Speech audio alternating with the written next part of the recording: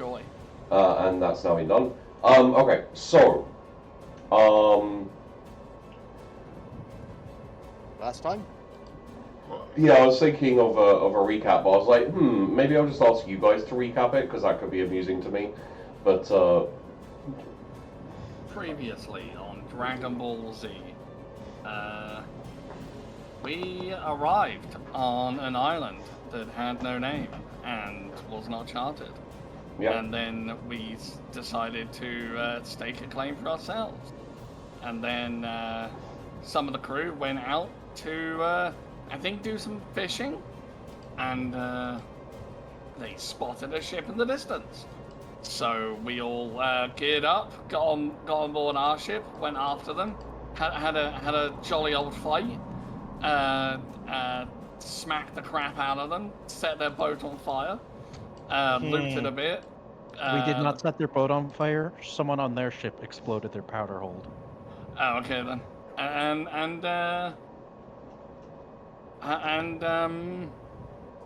then after realizing the captain was dead, we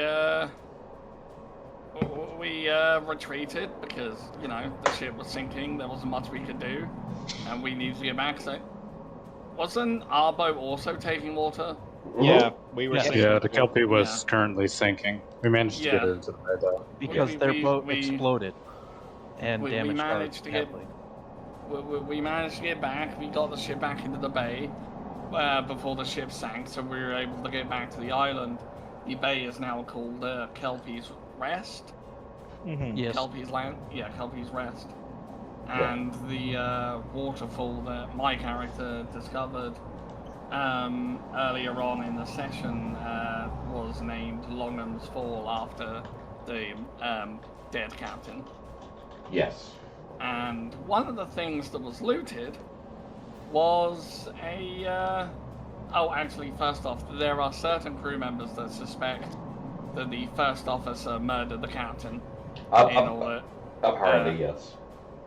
And one of the items that my character looted, because I rolled well, it was documents that showed that the captains of the pirate ships, or the privateer vessels, were to be taken in peacefully, but the rest, all the crews, us lot basically, were meant to be slaughtered. Basically, the captain was betraying us. Well, we don't. Wow, that's putting a lot. Yeah. Potentially. I the think captain he was actually screwed along with us. He just wasn't to be executed. Yeah. I mean, the captain did not know of it. I mean, it's possible. We don't know, but essentially, under the captain, who was an actual officer of the Albion Navy, to a degree, you were all privateers working for Albion, mostly against Castile in the area, until Castile and Albion signed a peace treaty, a truce, part of which the deal was to give up some of the privateers in the area who'd been a particular nuisance, or essentially Castile was like, we demand revenge on people who are disposable. And unfortunately, your crews were picked. And so Albion was like, yeah, don't kill the captains because they're nobles and they're important, but all those other people, fuck them. Okay, so Albion betrayed us, but the captain himself might not have known. Yeah. It's possible. I would just like to say, the two governments did not expect the raging Viking and the raging Irishman. That's true. That is true. Did not expect the Spanish Inquisition. No, they expected them to win. I feel Castile might have expected the Spanish Inquisition a little bit. A little bit.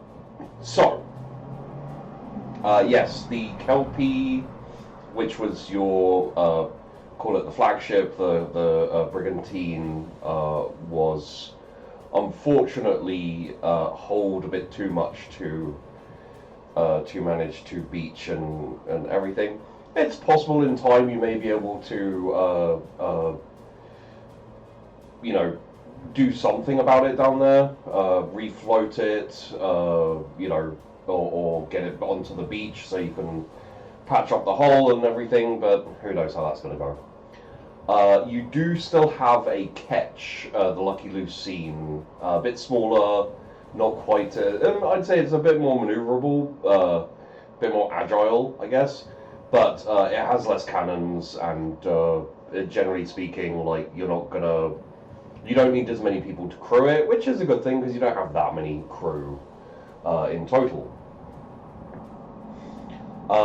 So I don't think I was I don't think I was exactly specific. I think you have about like 80 men left total, maybe 70. And we need 20 for the Lucky Lucine, right? You need about, I'd say 20 would allow you to sail it. If you're wanting to be fully ready for battle, etc., you want about 30 to 50 men.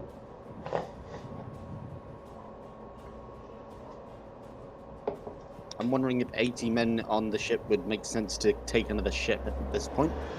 We can leave them back in the camp to actually start building and hunting. Yeah. So, I think, with all of that said, the first thing we should do is figure out where things, because essentially we haven't actually, for your characters and everything, we haven't got to the point where we're like, yes, this is what we're doing. So with that being the case, what I'm going to do is we're going to come back into the setting, the scene, in the morning, fairly early, after everyone has had a bit of I think there was a little bit of a party, not like a big happy party, but just kind of like some drinking and so on and so forth. As everyone is kind of slowly waking up and everything along those lines, the ship's master, the ship's master for the Kelpie essentially,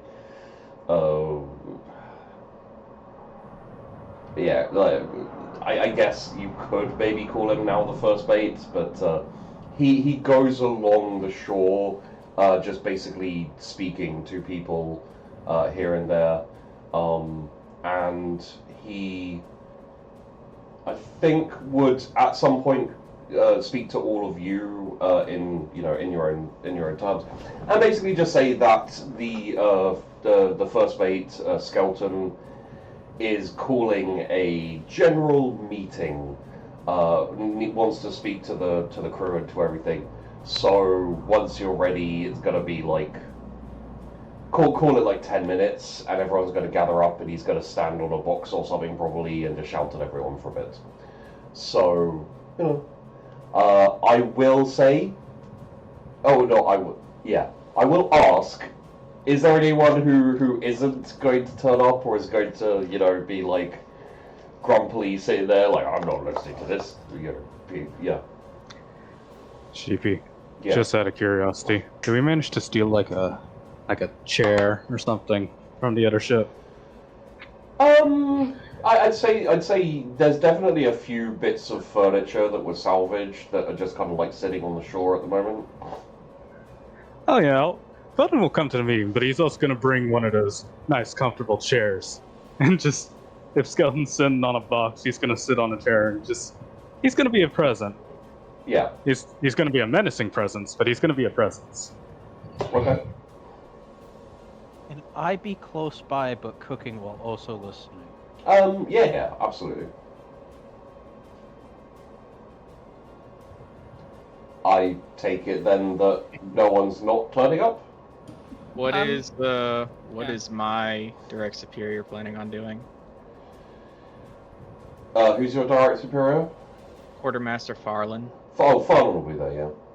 Yeah, I'll be near him. Okay.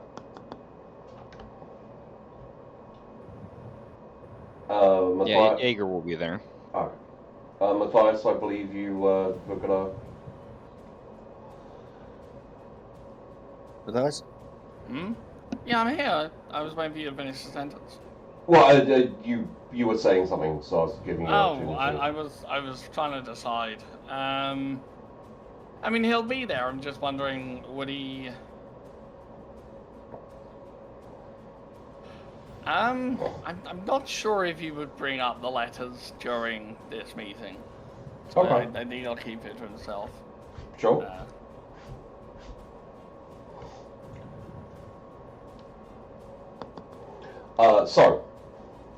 After a little while, everyone kind of gathers up. There's pirates. Oh, sorry. Then no one's a pirate. No one's a pirate. There are sailors sitting around on the beach. A few of them on whatever can be found. Like crates and whatnot. And Skeleton comes striding out of his tent and jumps up on a box and says,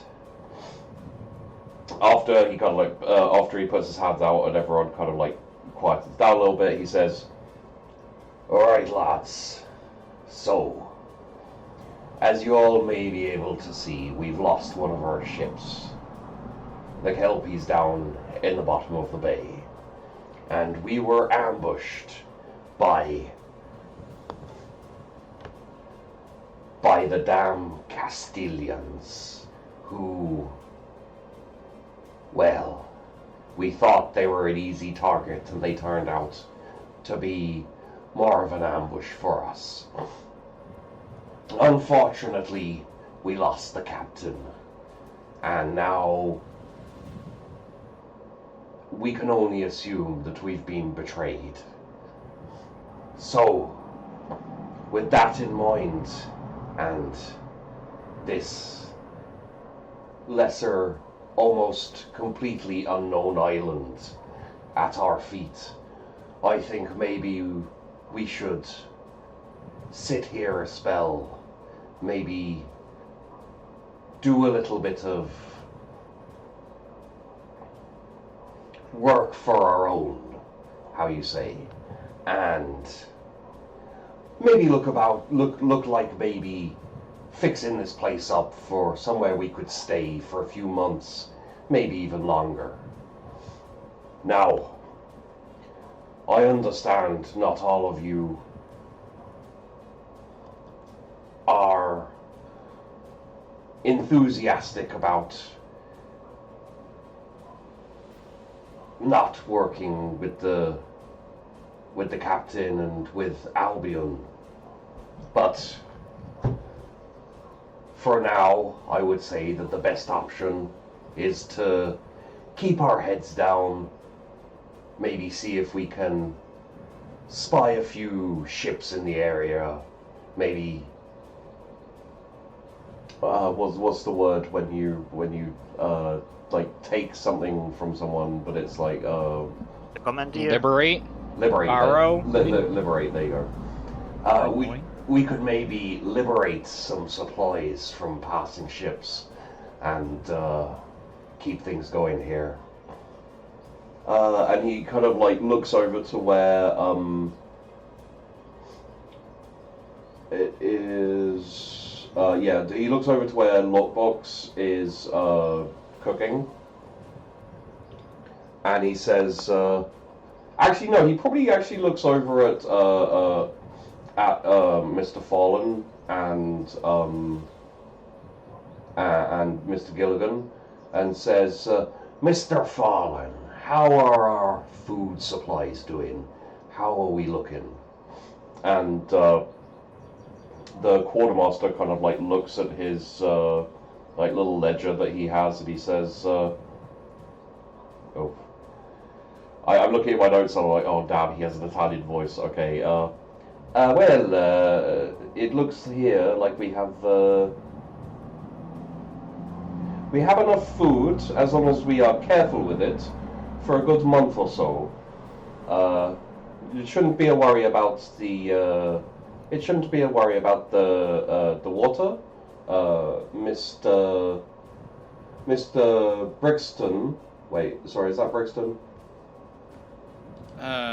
Yes, Brixton. Cool. Yeah. Mr. Brixton has found a waterfall with a fresh pool, a lake, enough. It's a bit of a walk, but we should be able to have people bringing fresh water to the beach pretty easily. So, not really something we need to worry about for a while.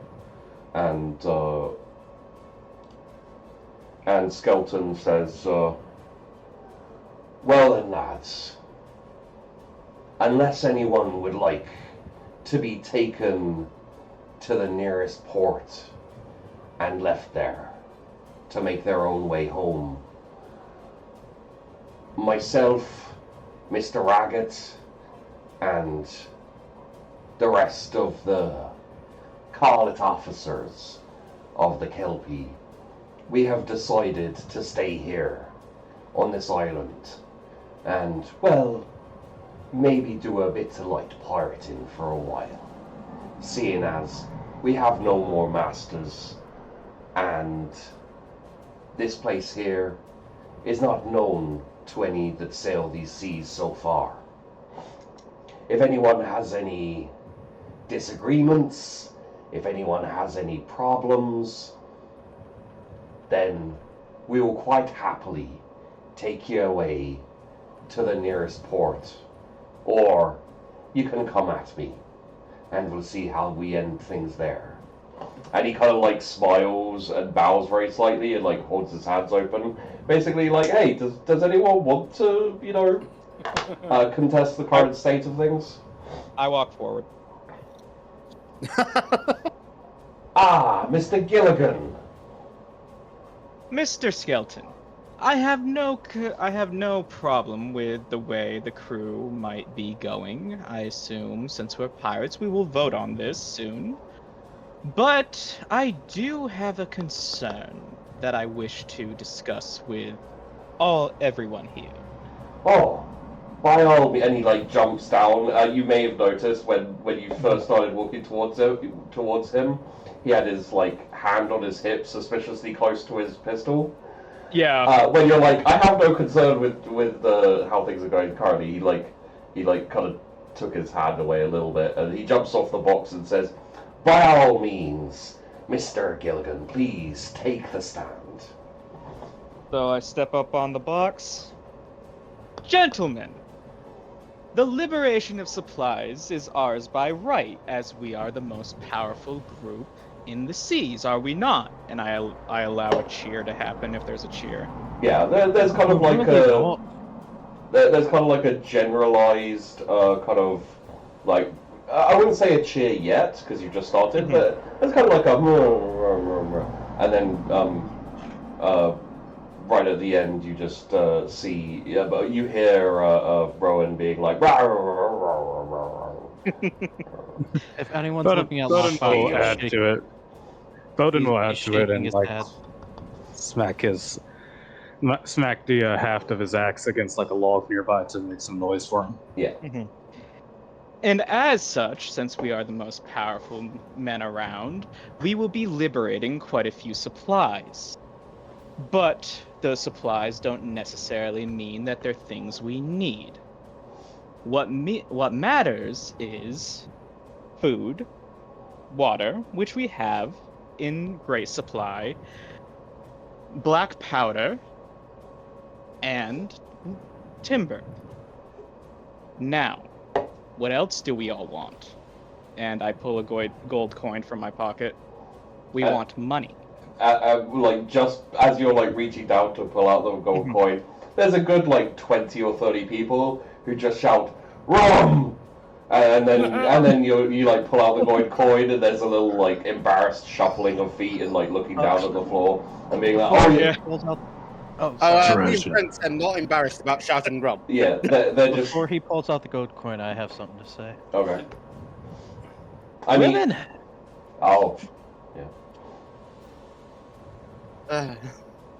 All good things, gentlemen.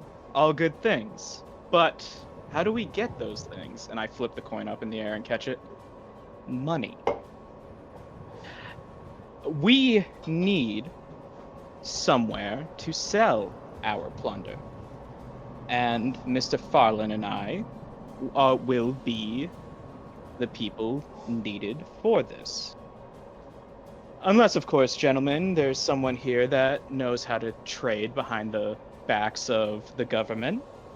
And I'll keep a challenging eye on anybody in the crew.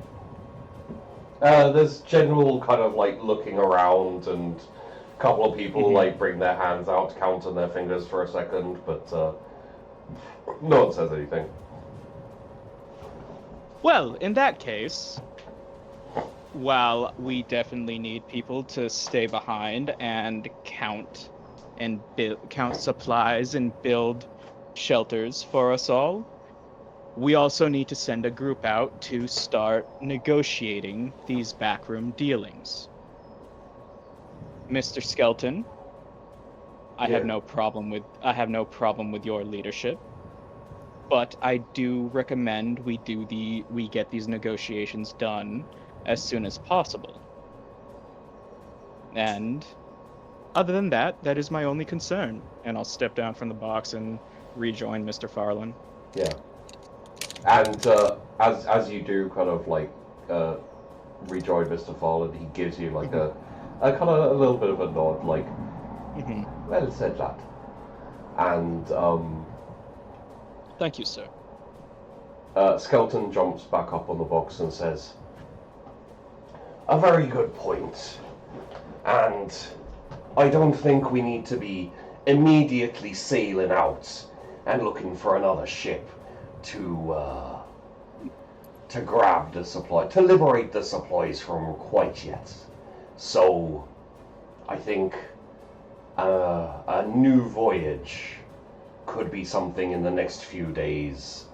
Get the lay of the land, and also have a look around and see if we can get any information about any very special ships in the area, supplies or whatnot, that we could maybe plan for the future with. However, I think the first item of business should be making this place a lot more like home. What do you say, lads? And there's kind of I wouldn't say it's necessarily enthusiastic, but there's kind of like a little bit of murmuring and an agreement. At this point, there is a bit of a kind of like I'd say maybe lowering of tension as Skelton says, well then, start making your own houses, your own things. There's a lot of trees around here, enough wood to get started, and we'll see what we can do in terms of making this place fit to be living in. And he says, get to work, lads, and in a few days we'll see about maybe setting off on, I want to say the Kelpie, but that's the one that the Lucky Lucine. Yeah. The Lucky Lucine. We'll be setting off on the Lucine to see about starting to make some contacts in these seas and having a little bit of a scout about. And he jumps off the box, and everyone kind of reasonably slowly just moves off about their business. If anyone's hungry, I finished cooking up the leftovers. And people will start. If you say that as people are starting to move off, then I'd say a good like 10 or 15 people actually peel off from the direction they were going in to whatever the hell they were going to do, and just start lining up to grab some probably breakfast. Yeah. Probably brunch. If we had a bit of a party, probably brunch. People probably didn't get up pretty early. Yeah, breakfast, lunch-ish.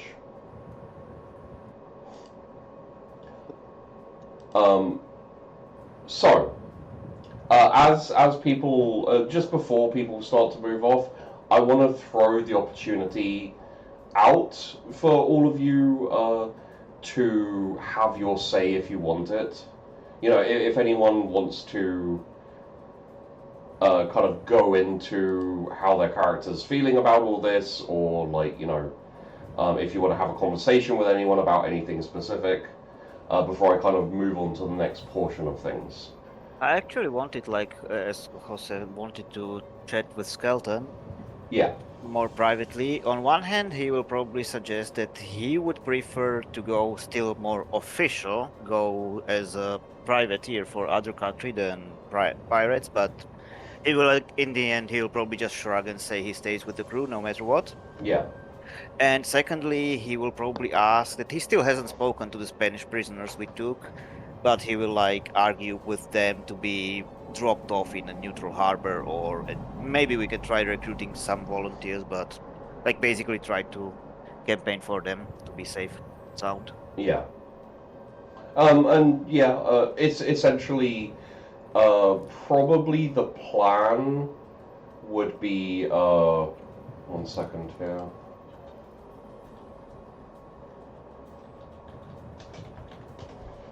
Let's have a look here.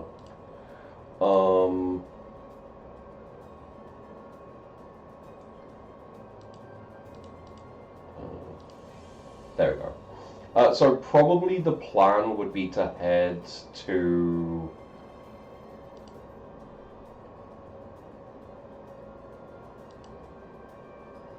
Let's have a look here. So I believe the purple like marker in the Atabean Sea was Veston. No, the green was Vest and the purple was Vodash. Vodash. Oh, Vodache. Yeah. Okay, that makes sense. So your closest ports would be, actually you're kind of close to all of them aside from the Veston. I may move the Veston, just purely because they're a little bit like out the way there. What would do? What's our color? Huh? The light blue. Light blue? Yeah, yeah. You guys are the light blue. Right in the middle. So just a little one there. And then just so there'll be a small little one you can see over to the east, kind of up there.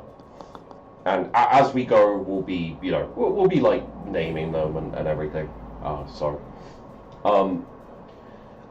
would say pretty much a bit of, you know, give or take a day or two, an equal distance between all of the places and your island here, which is kind of good news as well. It means like you'll pretty much be in the middle of shipping lanes, or able to hit the shipping lanes pretty comfortably for whoever. That's going to give you a good set of options. But yeah, I would say you could probably... I'd say the only place you wouldn't want to go to drop off the prisoners really would probably be the Albion forts, the outposts. So... Mm-hmm.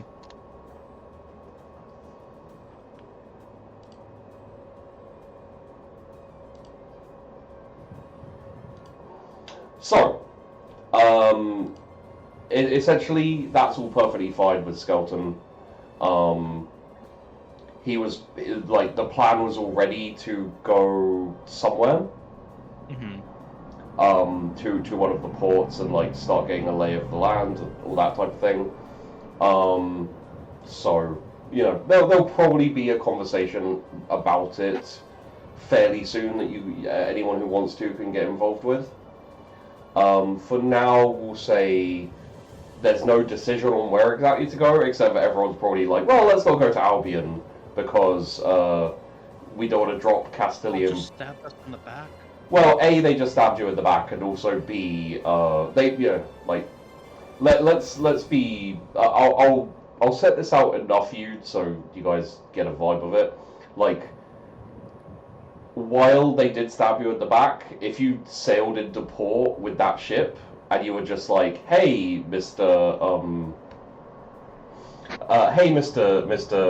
Harbor Master, here is a couple of coins, and also, we're just gonna wander in." Like, no one's gonna recognize your faces, and probably no one's gonna recognize your ship.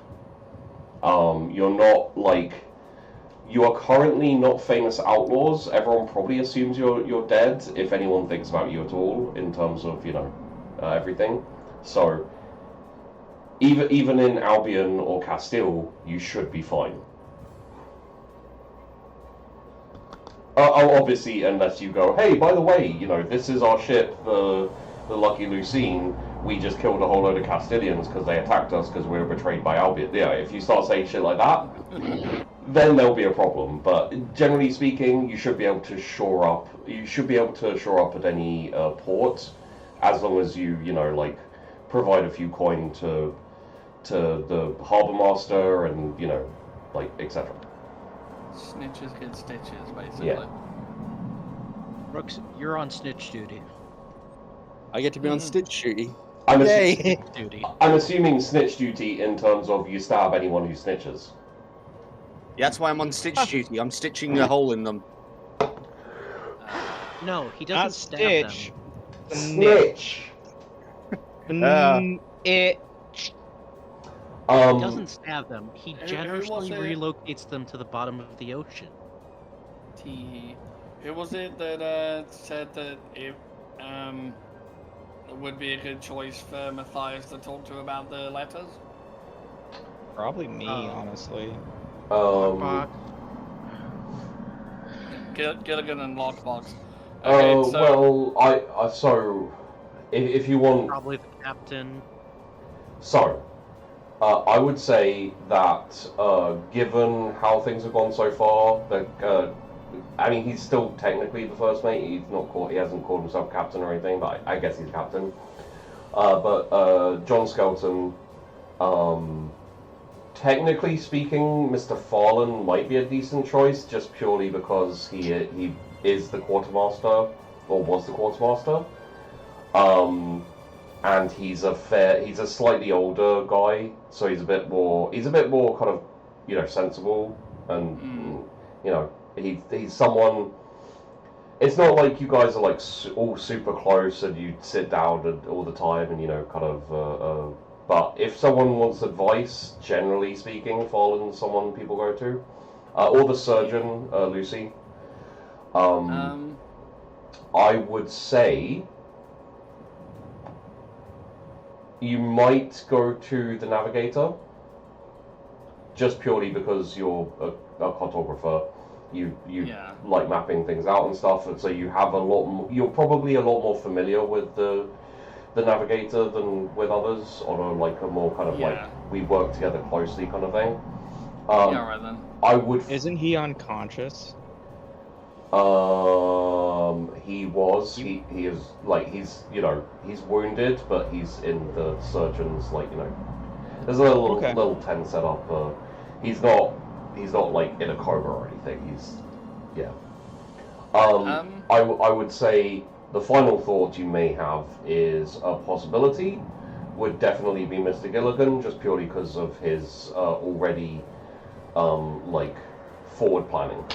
He stood up, he'd had a bit of a speech, and it kind of made sense. So yeah, I think he'll approach Gilligan. okay. And Lockbox too, if Lockbox wants to be with Gilligan at the time. I mean, Pardon? would Gilligan and Lockbox have anything to talk about? I mean, you stole my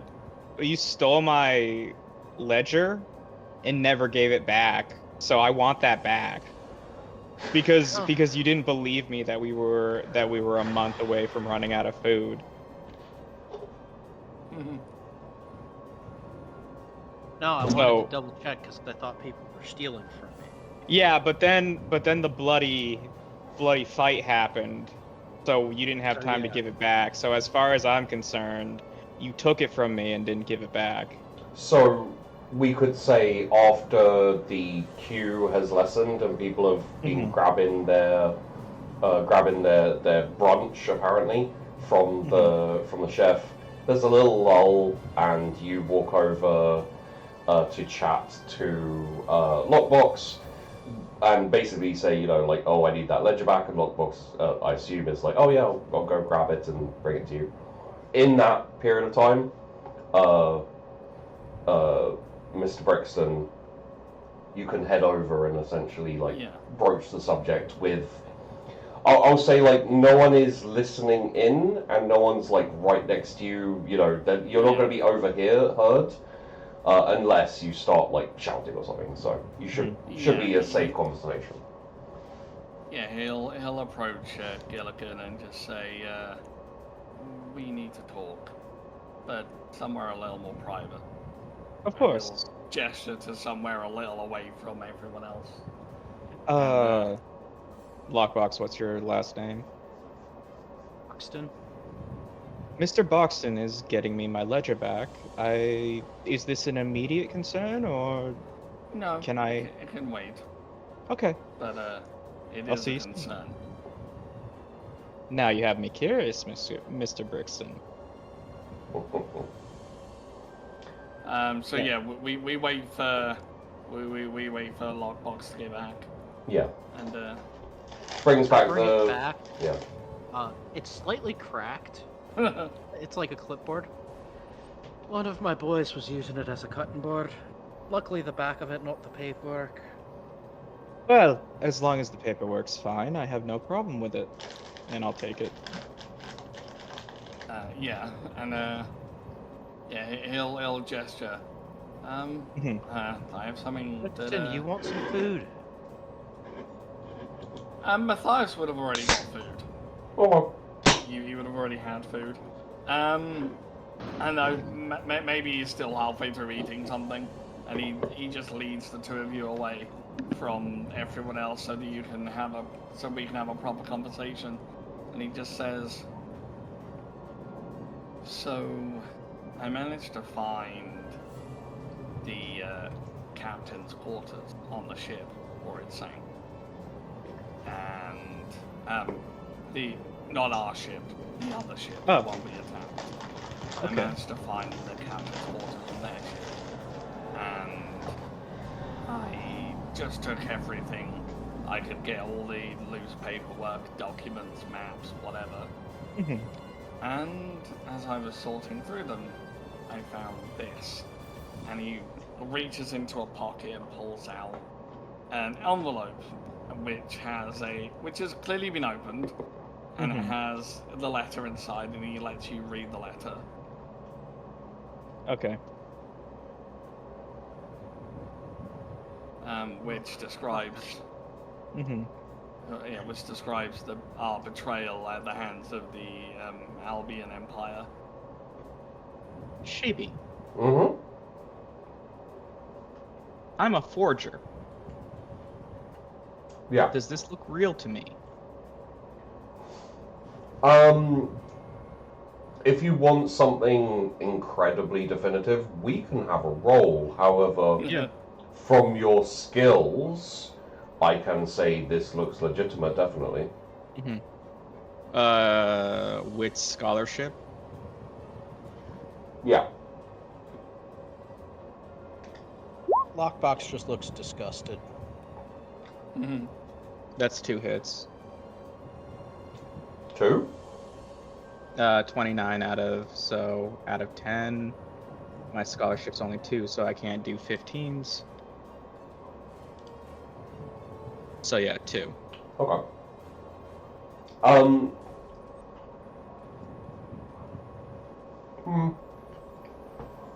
I mean, there's always a possibility that there's someone out there who is skilled enough to get past your eye. You know, basically like, oh, yeah. But yeah. As far as you can tell, this is a bona fide, legitimate document. Okay. I'll fold it up and put it back in the... Matthias will take it and put it back in his pocket. Yeah. Do you think the captain knew? That's what I'm wondering. I was wondering if perhaps we should investigate ourselves and look in the captain's quarters. If we're going to go investigating, we might want to bring Skelton or one of the other officers on. And Mr. Brixton, you and I had dinner with the captain. Do you really think he would betray us? He was loyal to Avalon, but he was also loyal to his crew. He did freeze during the battle. For 5 seconds, that's not much time. We've been in fights before. Sometimes it takes a bit to make a decision. Has the out of character, Sheepy? Has the captain ever frozen before? I mean, even then, it wasn't exactly a freeze per se. I mean, it was, but it's not like a freeze in kind of like fear or anything. It's more just like you could chalk it down to like inexperience or just like overthinking or whatever. Like he was never the type to just make a snap decision. He was always one to like think things through. So he wasn't great when something changed, so a new equation was thrown in, which is obviously why Skelton was the one who was basically like, fuck it, charge. Skelton as first mate has always been a lot more, not necessarily impulsive, but a lot more flexible and able to like adjust to a situation. So it could be that the captain froze because he was contemplating the right move, or it could be because the captain froze because he didn't want to attack a ship that he is supposed to be loyal to. Well, that's a bit... That doesn't make sense because we fired on them first. Agreed. I agree. Good point. But still, regardless, if we talk to Mr. Skelton, we should be able to look through his things. Yes, I'm hoping to verify this quietly and quickly, if possible, before bringing it to the rest of the crew.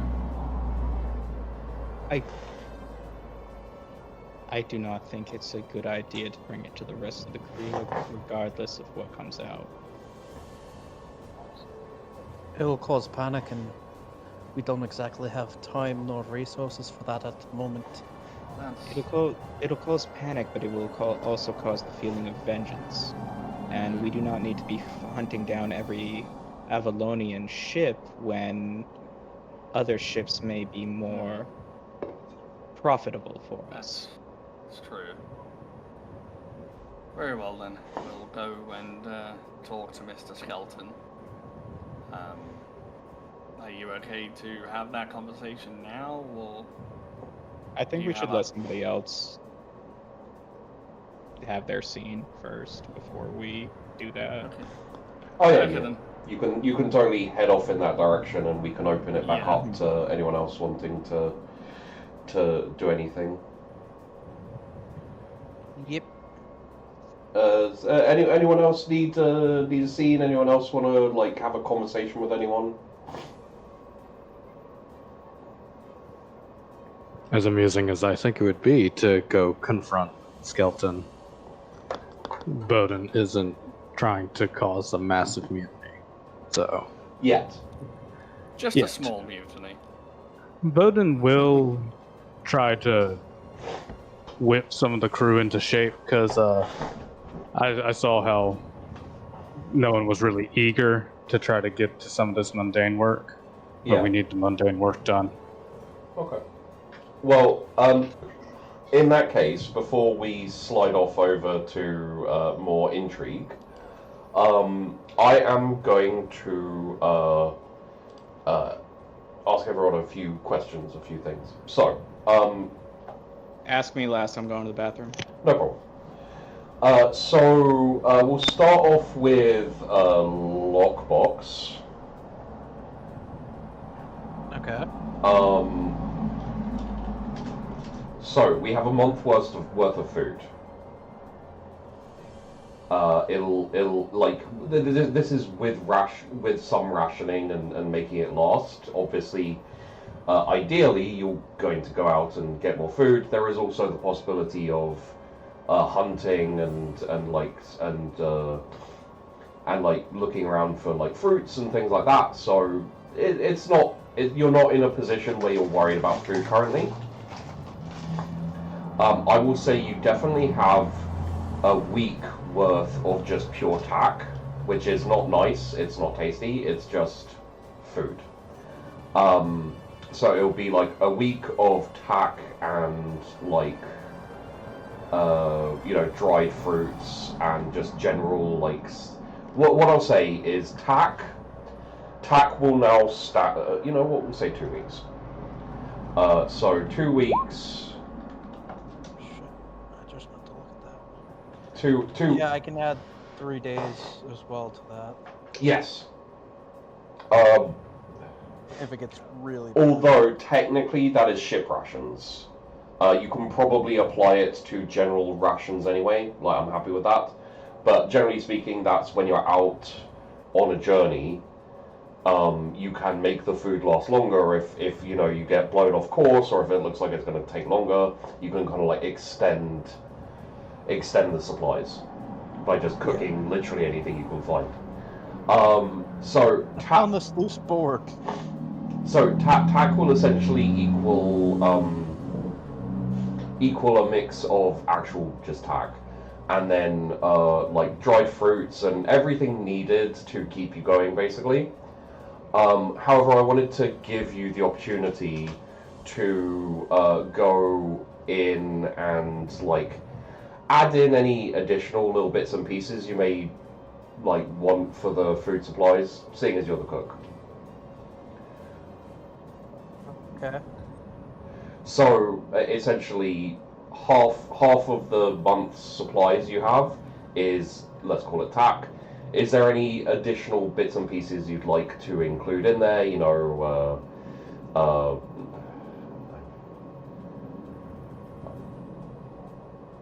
Probably out of fresh fruit at this point. There are trees, fruit, bananas, etc. on the. Yeah, but I mean, like, we don't have a stockpile of it anymore. No. Probably some chicken. Okay. I don't know if we'd have any beef. Maybe dried. Probably, yeah. Probably maybe like a sack or two of wheat that I managed to buy at the last port. Okay. We have all kinds of seasoning, because... Yeah. And I don't think rice. I don't think we have rice. Probably not, no. Yeah, I think that's all I can think of. Okay. Anyone else have any suggestions, maybe? Could we have wild rice because we're in the Americas and that's where we find wild rice? On this island, possibly up the north, but what I would say is if there is wild rice, you probably haven't found it yet. You haven't explored the island that much.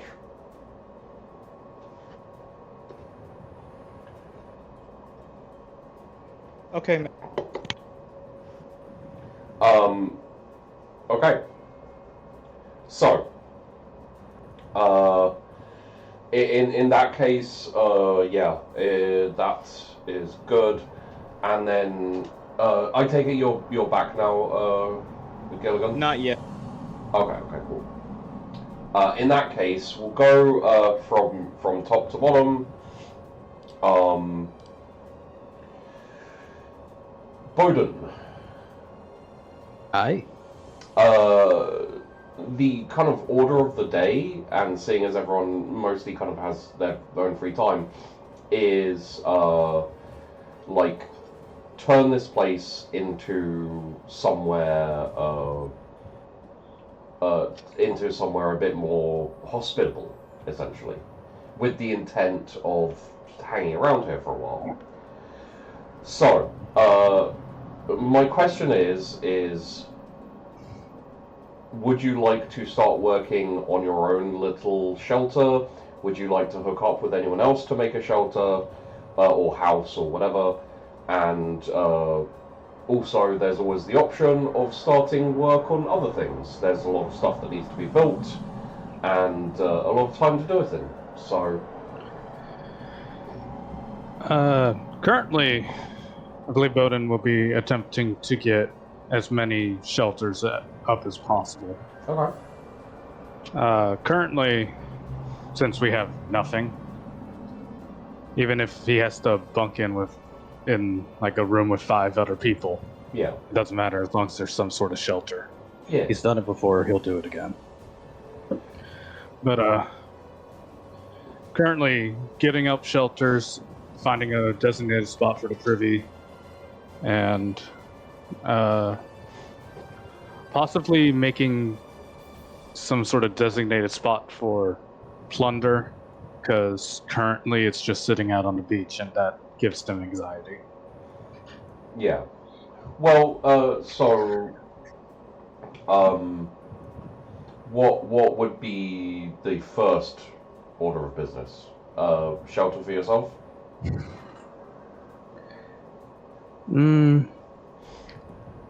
Yeah, probably my own shelter.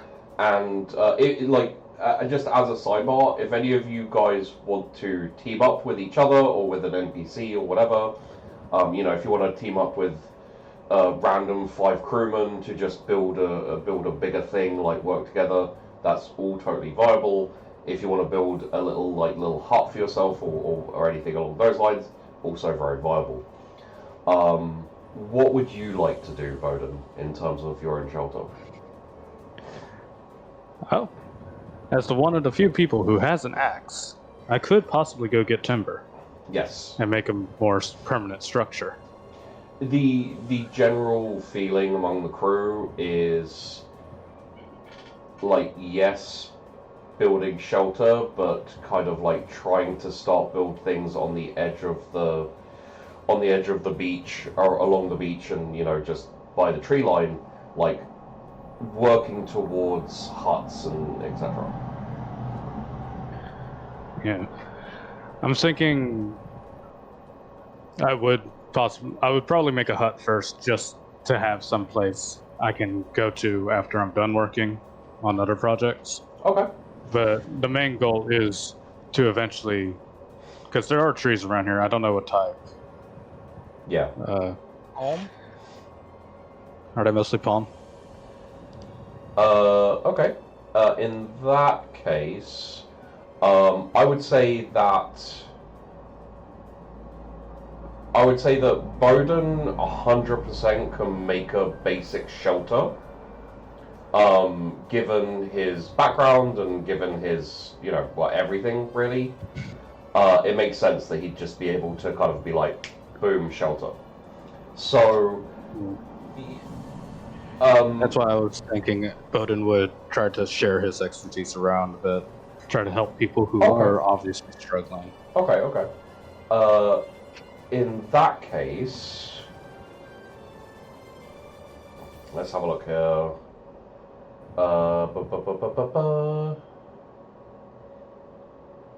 None of those really make sense to me.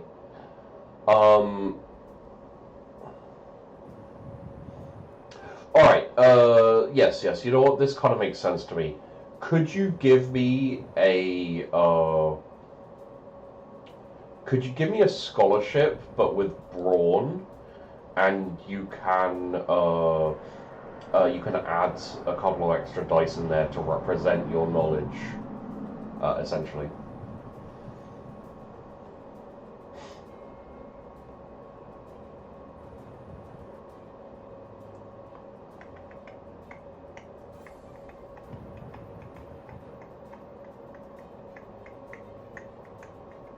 How many extra dice do you want me to add? 2. too.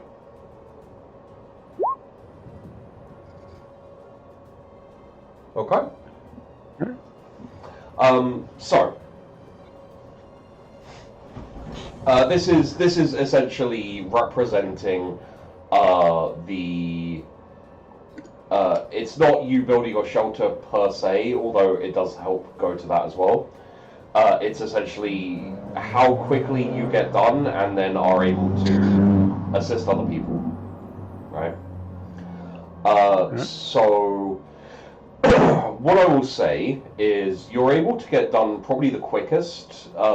It is nothing special, or as things stand, it's nothing special. It is a shelter. If it rains, you will not get that wet. If it's if it's nighttime, you're able to have a decent place to sleep, essentially. My question would be is you make very good progress cutting down the wood, and you realize you may be able to push a bit further. Currently speaking, when I say shelter, we're talking lean-tos. Yeah, essentially a semi-decent lean-to, enough space for you to live under, to sleep under, maybe have a bit of personal effects like a footlocker, and a sheet of something to lie on. If you'd like, you'd be able to add to help to everyone else's shelter building, because you got done so quickly and you can kind of go around and help people. However, if you'd like, you could also work on yours more and work on making it a bit more permanent and solid.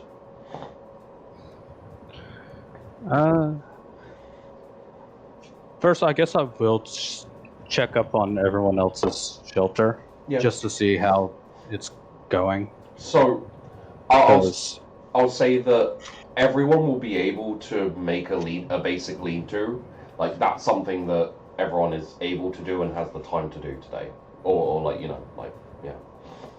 Okay. So if it looks like everyone's gonna have the ability to at least make a lean-to, yeah, Odin will then start setting back to his structure and making it more permanent. All right. In that case, with that roll, how about we upgrade the lean-to to an actual shelter? We're talking a structure, a building instead. All right. I have a shack. All right. Bowden shack. We will say, by the end of the day, you have a shack that is fully door. You've been able to kind of essentially lay a foundation of all of this is wood, by the way. Yeah. You're able to lay a foundation. You're able to put the walls up, put a decent roof on that's not going to leak too much, and you have enough space for essentially in the future you can actually have you'll be able to fit a bed. You'll be able to fit a chest of drawers, an actual chest to store stuff in, stuff like that. For now, it's pretty empty, but yeah.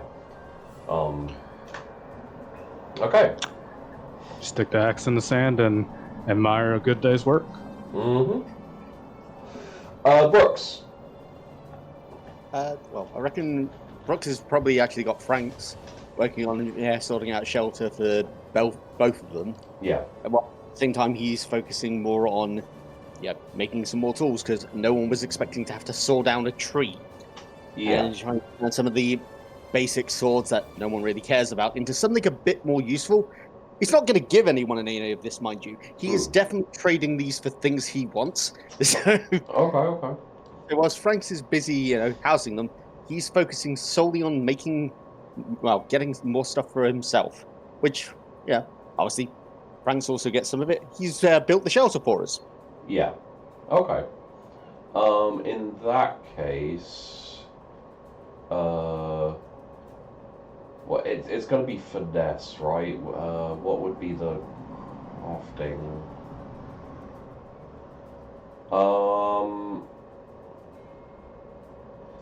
What I'll say is, like, I'm happy for you to be able to make, like anything basic and non-complicated. I was saying, Fancy, this is literally makeshift saws so people can actually saw wood. Yeah. Okay, I'd say that's definitely possible. If you want to make anything that will actually last, obviously we're gonna need some. Yeah, that's the long-term goals. Eventually, I want Yeah. to forge, but that ain't anytime soon. Yeah, you can definitely like. You could definitely, at the very least, throw together some basic like choppy axes kind of vibes, and maybe even like serrate some metal to get like a very basic saw. It's not gonna be like. It's not gonna be a great saw, and it'll probably break after a while, so it won't last. But it will be quicker than trying to saw, trying to like cut down just with a makeshift axe or whatever. So, in that case, I will say, roll me a finesse weaponry. That's weaponry. That's an interesting one. Well, finesse would be the crafting. Weaponry would be like, because there's Do I no. need to take any penalties for this? No.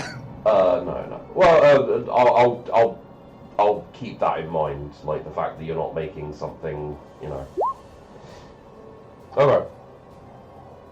Okay. It was mostly to see, like, if anything extra special was made or whatever. I would say, like, you're able to put together a decent whack of like makeshift tools. They'll last the next couple of days, slowly being used up or slowly breaking, because they're just not designed to last forever, and there's a lot of work that's going to be going on.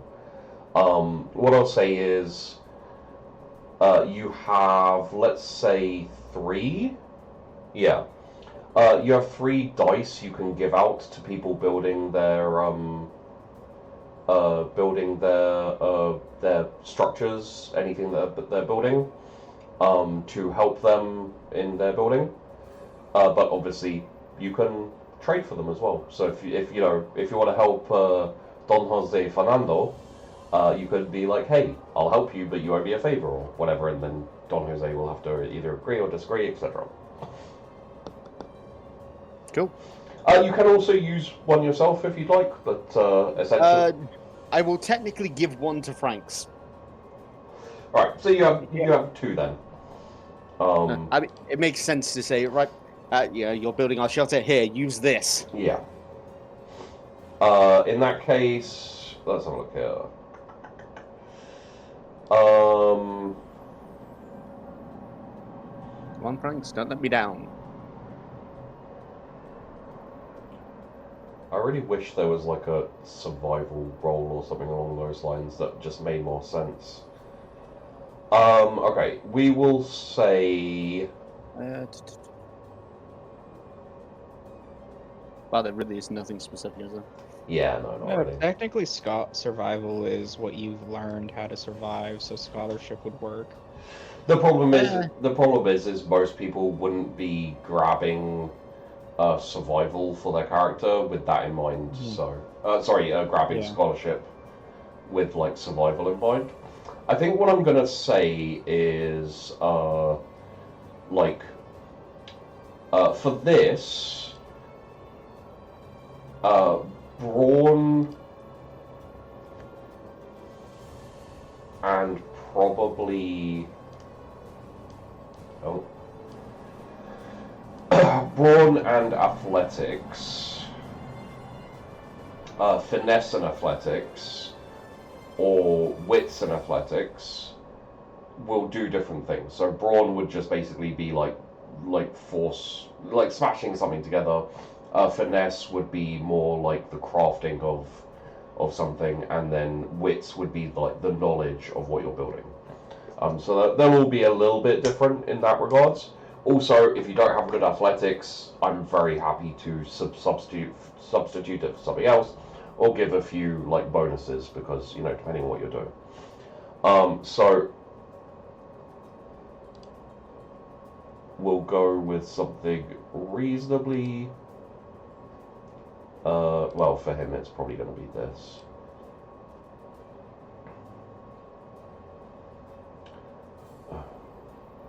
What does penalty mean? I think this is the first time I've rolled. So I think it takes type it in down- to take away your dice. Okay, so if you put -1, it will give you an extra dice. No, because what There's you also do a is you bonus put 1 right for after penalty, that. and then if you put 0, I see. There's a you- bonus comes up. Yeah. cool, we got. Okay. And did you include the extra dice I gave him? I did. Yes, I put it in bonus. Ah, cool. Okay. So that's brawn athletics.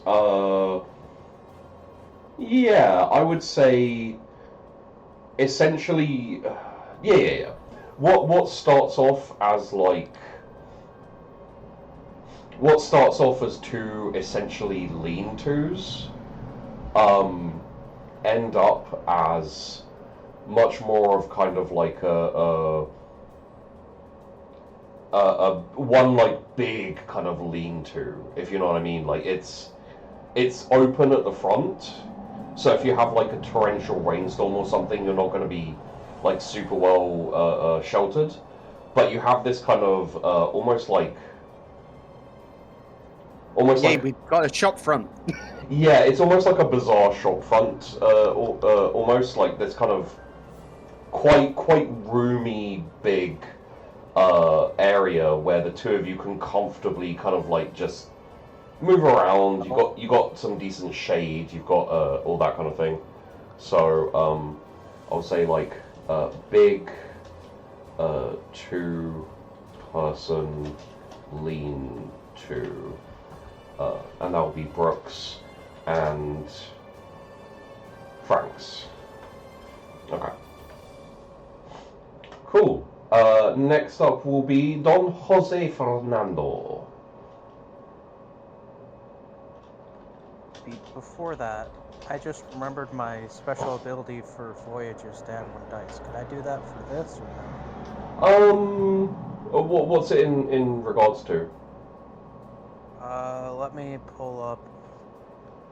Basically, I make something. Let's see, is it this? It just says, cook, give group bonus trait once during voyage.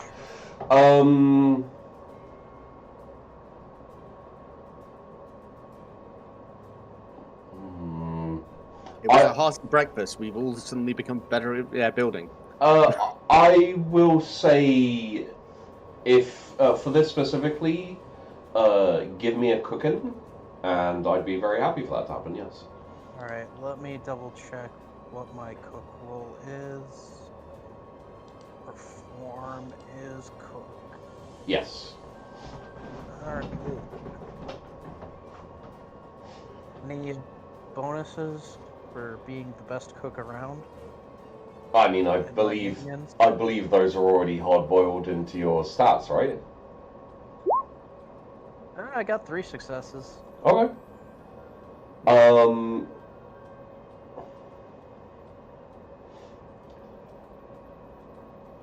Yeah. Okay. I would say it makes sense. Yes. With 3 successes. I'd say if it's brawn or finesse, then everyone can get a bonus dice.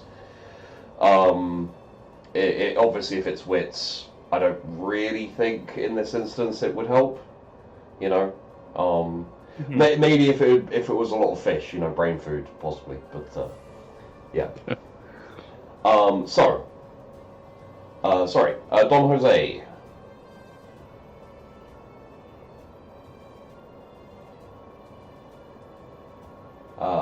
Odd. Oh, I have been muted again. Oh. Perfect. Okay. I'm listening now. Oh, you're up. Essentially, shelter, etc. What's your... You can gain an extra dice if you're willing to trade away your soul. Well, something worth it. No. You also get an extra +1 to brawn and finesse. Yeah. You're welcome. My interest is like the most rudimentary shelter I can get for myself. Like basically just throw a tarp over something. Basically just really a lean-to. A lean-to for now, okay. But I will like talk to Captain about storing the stuff that we salvage from Kelpie and stuff that can actually be like quickly spoilable. I mostly think about our gunpowder supplies, which definitely should not get wet. So I will actually try to like focus whatever efforts I still have to keep those safe and workable. Okay. This is a good point. So everyone can make a lean-to during the course of the day. In this instance, if you want to do some additional stuff, we'll have to see how you do with your lean-to. So if you could give me an either athletics brawn or athletics finesse or athletics wits, and I would say you can take two bonus dice, one for just the general, like, lean-to building, and one for the bonus dice you get from Lachlan. The wonderful food. So do I just write 2 in the penalty box because my No. athletics is non-existent? So you hit OK, and then it will say bonus, and then you'll put 2 in there.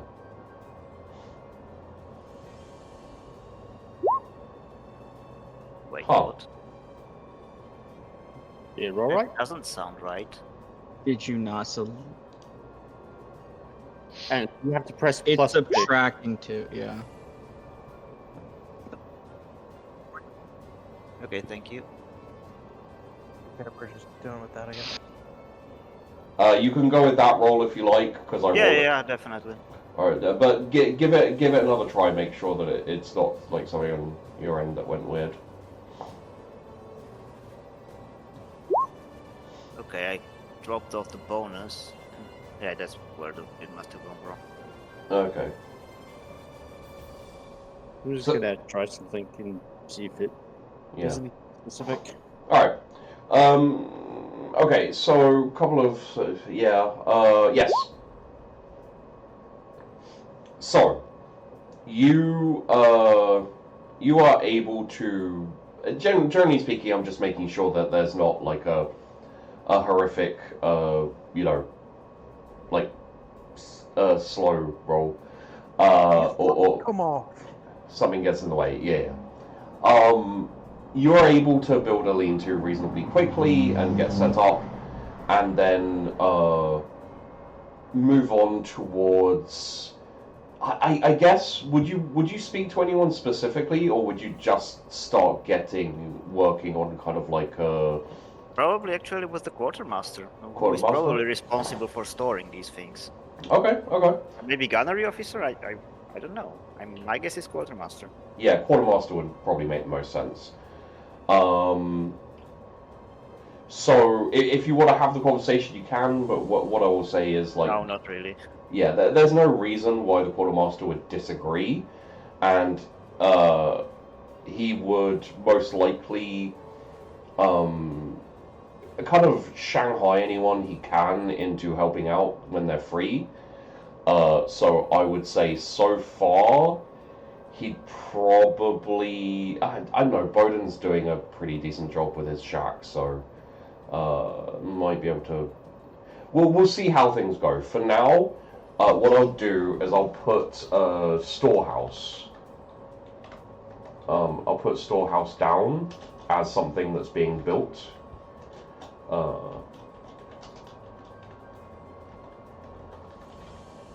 And we'll come back to it as we go.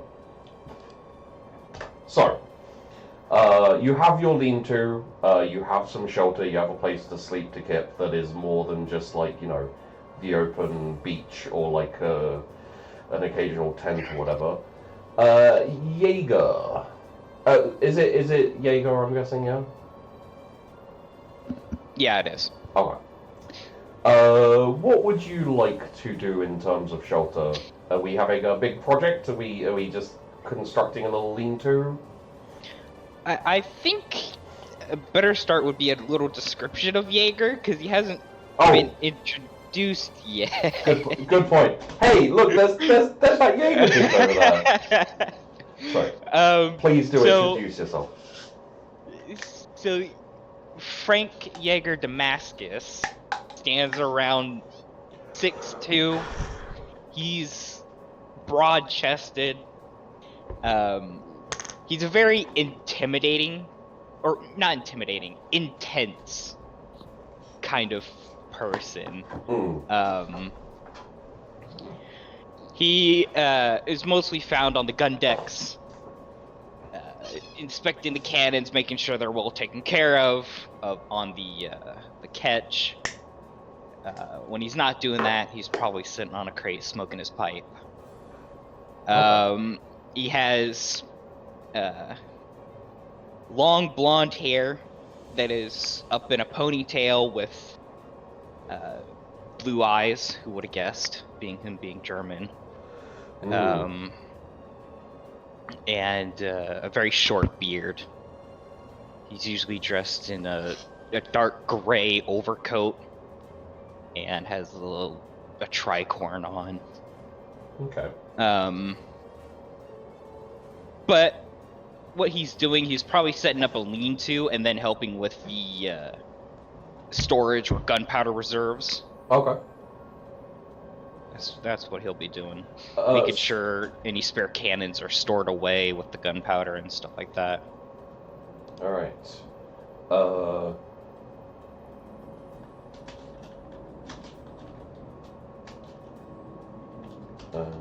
Yeah, you go.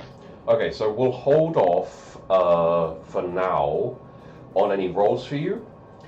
Just purely because you can put together a lean-to and like still have time for a to help out with the storehouse.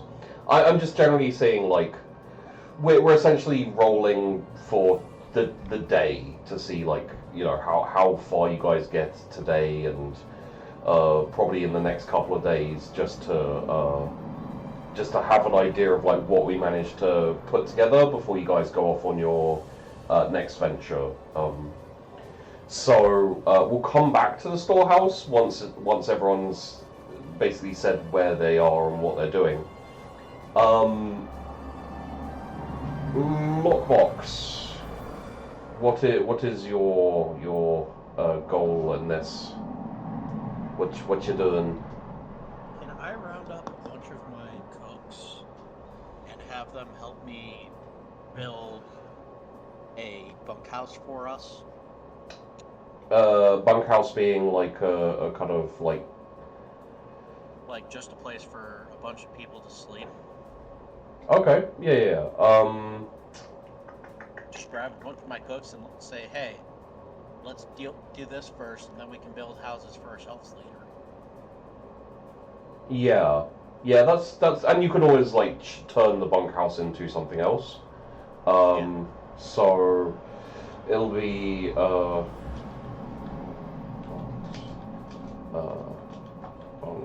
bunkhouse. Is this just like chefs, basically, the cooks? Yeah, that's all the people I'm grabbing. Okay. I'd say it'd probably be like 3, so probably 4 including you. Okay. I'll let you roll for them, I think. What should I roll? Let's have a look here. So, if you want, I'm just looking at your stats here. If you want, you could probably,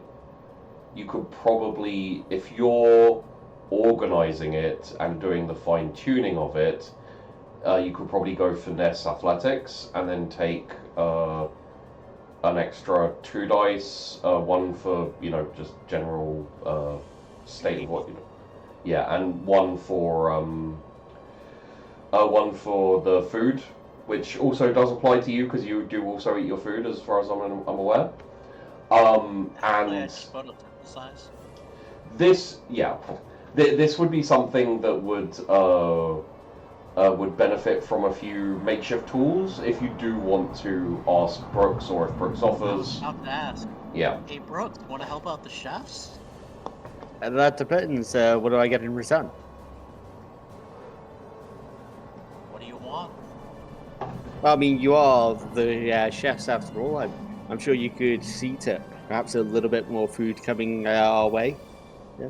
Nothing too much to be noticeable, but just enough to, help us As long get as by. it's not noticed, I can do that.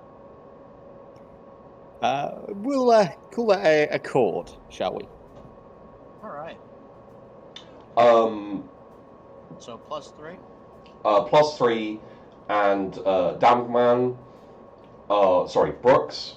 Yourself and Franks have a. We have slightly larger meals now. Well, what I'm going to say, like, the way this will work, because obviously, a deal has been made here, and as long as Lockbox lives up to it, it's probably not going to be an issue, but, you never know. You have one, let's call it, starvation block, while in the crew, etc., etc. So you essentially have like a little more wiggle room when it comes to low rations and like running out. Starvation checks. Good to know.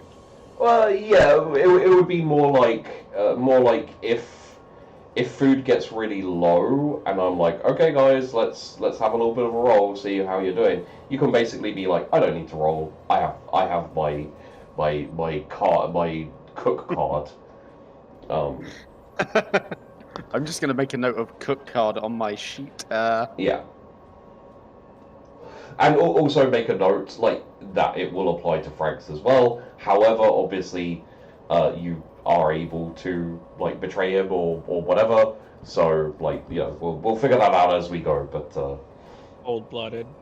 You can Yeah. have 2 cook cards if you take out Frank's. what I'm essentially counting this as is like you get a little extra food like on request, which means you can kind of prepare for a rainy day if you need or whatever, so you can kind of survive, or you have food supplies a little bit longer than what everyone else has. Who knows? Like later on, possibly Brooks will be like, "Hey, I'm a nice guy now," and you just share your food with everyone. But yeah. It's, I'm a filthy capitalist to the dead end. sorry, you did roll. I got 42.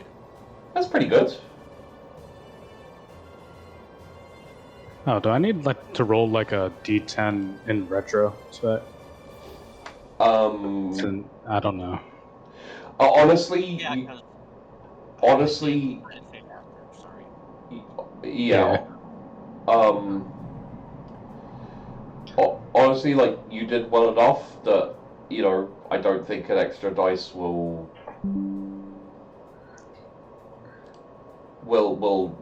play that much into it, if you know what I mean.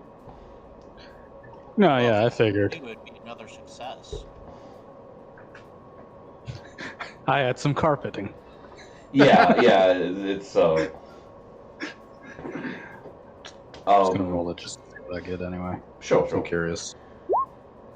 Would have been another 8. Okay, so there's the carpet. you add a window. You don't have any glass, but you put like a sheet in front of it. Nice. He has little shutters on it. Yeah. But I would say off that roll, Lockbox, you are essentially, I would say, about by the time it gets towards the end of the day today, you're about halfway through the bunkhouse. Yelling at these guys to get them in line. Yeah. Essentially, it's a bunkhouse that's gonna hold 4 people, and it's a lot more it's more complicated than just a standard lean-to or whatever. However, once it's built, it's going to be built. You know, like a lean-to is very, very temporary, and you know, like that's basically like I can sleep here while I do other things. So we will say 50% completed. You're getting there. And next up is Matthias, also known as Doozapindan. Sorry, I was doing something else.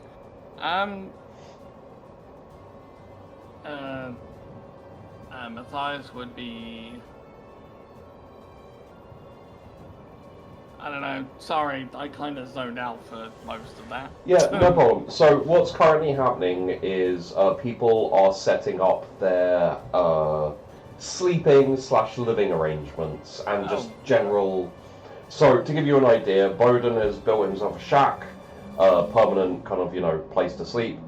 A couple of people have built lean-tos and are working on a storehouse. Lockbox is working on a bunkhouse for the cooks, along with the cooks. If you want, you can build a basic lean-to and then help or start another project, or you can work on something more permanent for yourself. He'd make a lean-to for now. Okay. And he would work on charting the island as thoroughly as possible. Okay. He'd also work on he managed to get maps from the cartographer's room on the other ship, right? It won't have anything on the island. Just FYI. Yeah, I know, but like, if there's any information they might have that he doesn't, he'll update his maps. The same with, like he'll update information and all sorts of things. Sure. Because, like currents on where storms are more common, that sort of thing. Like any information he has, he'll update his maps as thoroughly as possible. Okay. As well as charting the island. And, Alright. yeah, I think that's about all he'll be doing. In that case, could you please roll me? I'm gonna ask for a definitive choice here as well. Alright. Would you like to go over the maps, or would you like to map the island? Like, start mapping the island? Essentially, start mapping the island will mean going out and exploring and seeing what you can find, and, you know, mapping, going through the documents will give you more information on Castile in the area, and, you know, who knows exactly what it'll uncover, but yeah. I think he'll focus on mapping the island, because if there's, I don't know, if they find, say, a mine that has all that they could get, which they could then sell, or something like he doesn't know what they might find on the island. I know that's not likely, but yeah, like there's no way to know until he knows, so he's gonna focus on that first. What am I rolling? I'm just going to turn you up a little bit. Logbox is just a little bit low, FYI. I don't know if you moved away from your mic. No, I'm actually closer to it than before. Oh, okay. I may have to I'll just turn you up a lot then. Yeah, just suddenly make it quiet. I was making a joke about Minecraft. Okay. I wasn't that good at it. Okay. Alright.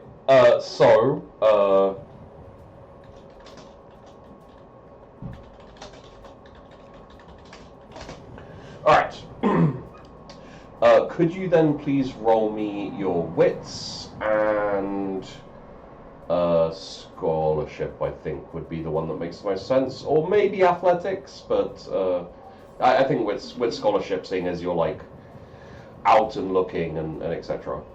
Yeah. Okay. I do believe you have an explorer background as well. I do, yeah, archaeologist and explorer. So I'd say, given that it's something you have done and do, take 2 bonus dice as well. What about Eagle Eyes? As long as you have a clear line of sight, you can see perfectly out to a distance 1 mile. If you use a risk that relies heavily on your keen vision. So yes, I would say currently, you have the hills to the northwest. You could go and stand on top of and see a long way around. However, the majority of the island is heavily forested, jungled. So Yeah. it, like generally speaking, just wandering around, like you can see really far if you look up into the sky, but Okay. mostly the trees are in the way otherwise.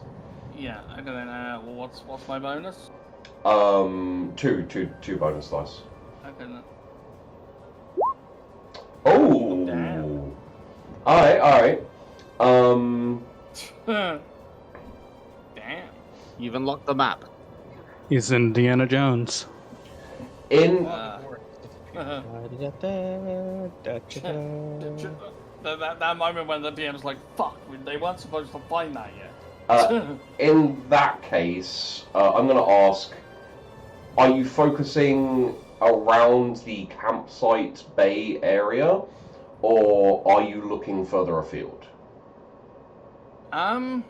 He's looking. I imagine his immediate. I mean, the way I would personally do it would be go all the way around the edge first, and then explore, then like further inland. All the way around the edge, and then okay. Yeah, Well, yeah. so it'll take you.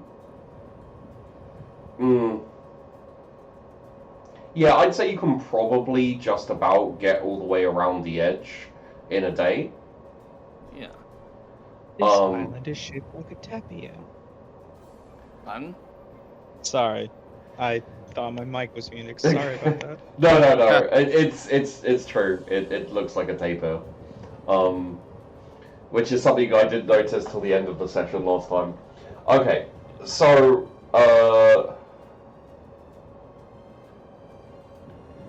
going around the island. Okay, so you find. What I will say is you don't have the time to investigate any of these things.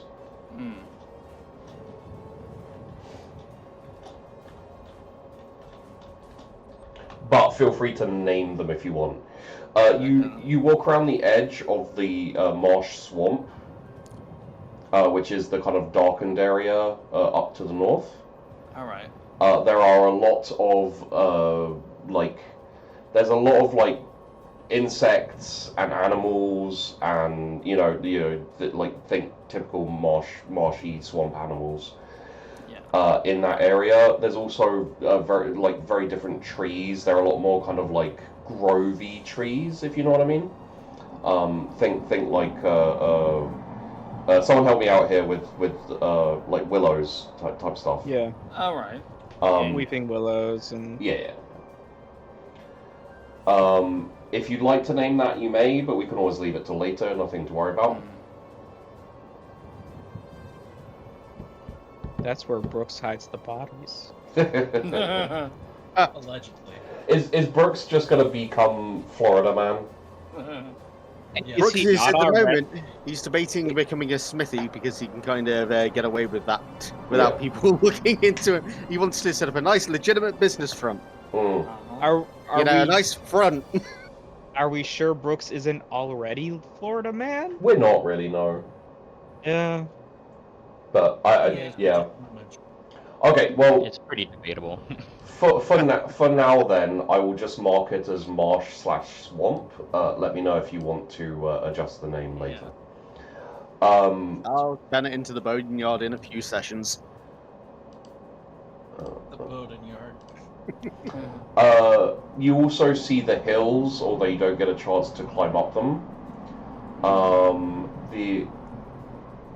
going around the edges also allows you to kind of see the island at the bottom there. Technically speaking, you knew it was there and everything, but it has a little bit of a beach. It has like some shards and outcroppings you see on the left and right. It has a few trees and things like that, but mostly it's reasonably bare. What it could be good for is a small, like, and I'll throw this out there as you're kind of looking, this is something that will pop into your mind, is it would either be a good lookout for, like, shipping in the area, especially to the southwest and east, or it could be a good little, like, place to fortify. If you ever get your hands on enough cannons and stuff, it would be a good area to, like, set up a kind of defensive fort to fall back to or whatever. Yeah, Very, need some concrete. very defensible. Yeah, you would need some proper, like, building materials or at least some good old stone. That's here, right? Yes. Okay. However, seeing as you rolled 2 10s, I will give you one more piece of information, which is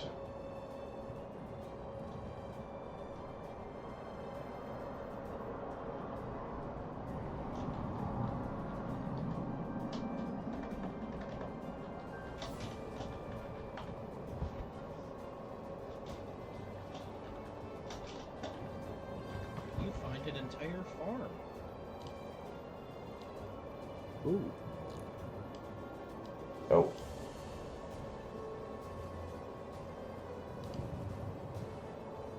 Underwater tunnel. Secret tunnel. So, as you're going around, and I'll just mark this as well here. You find a badger, a fox, a rabbit, a rat, and a bird.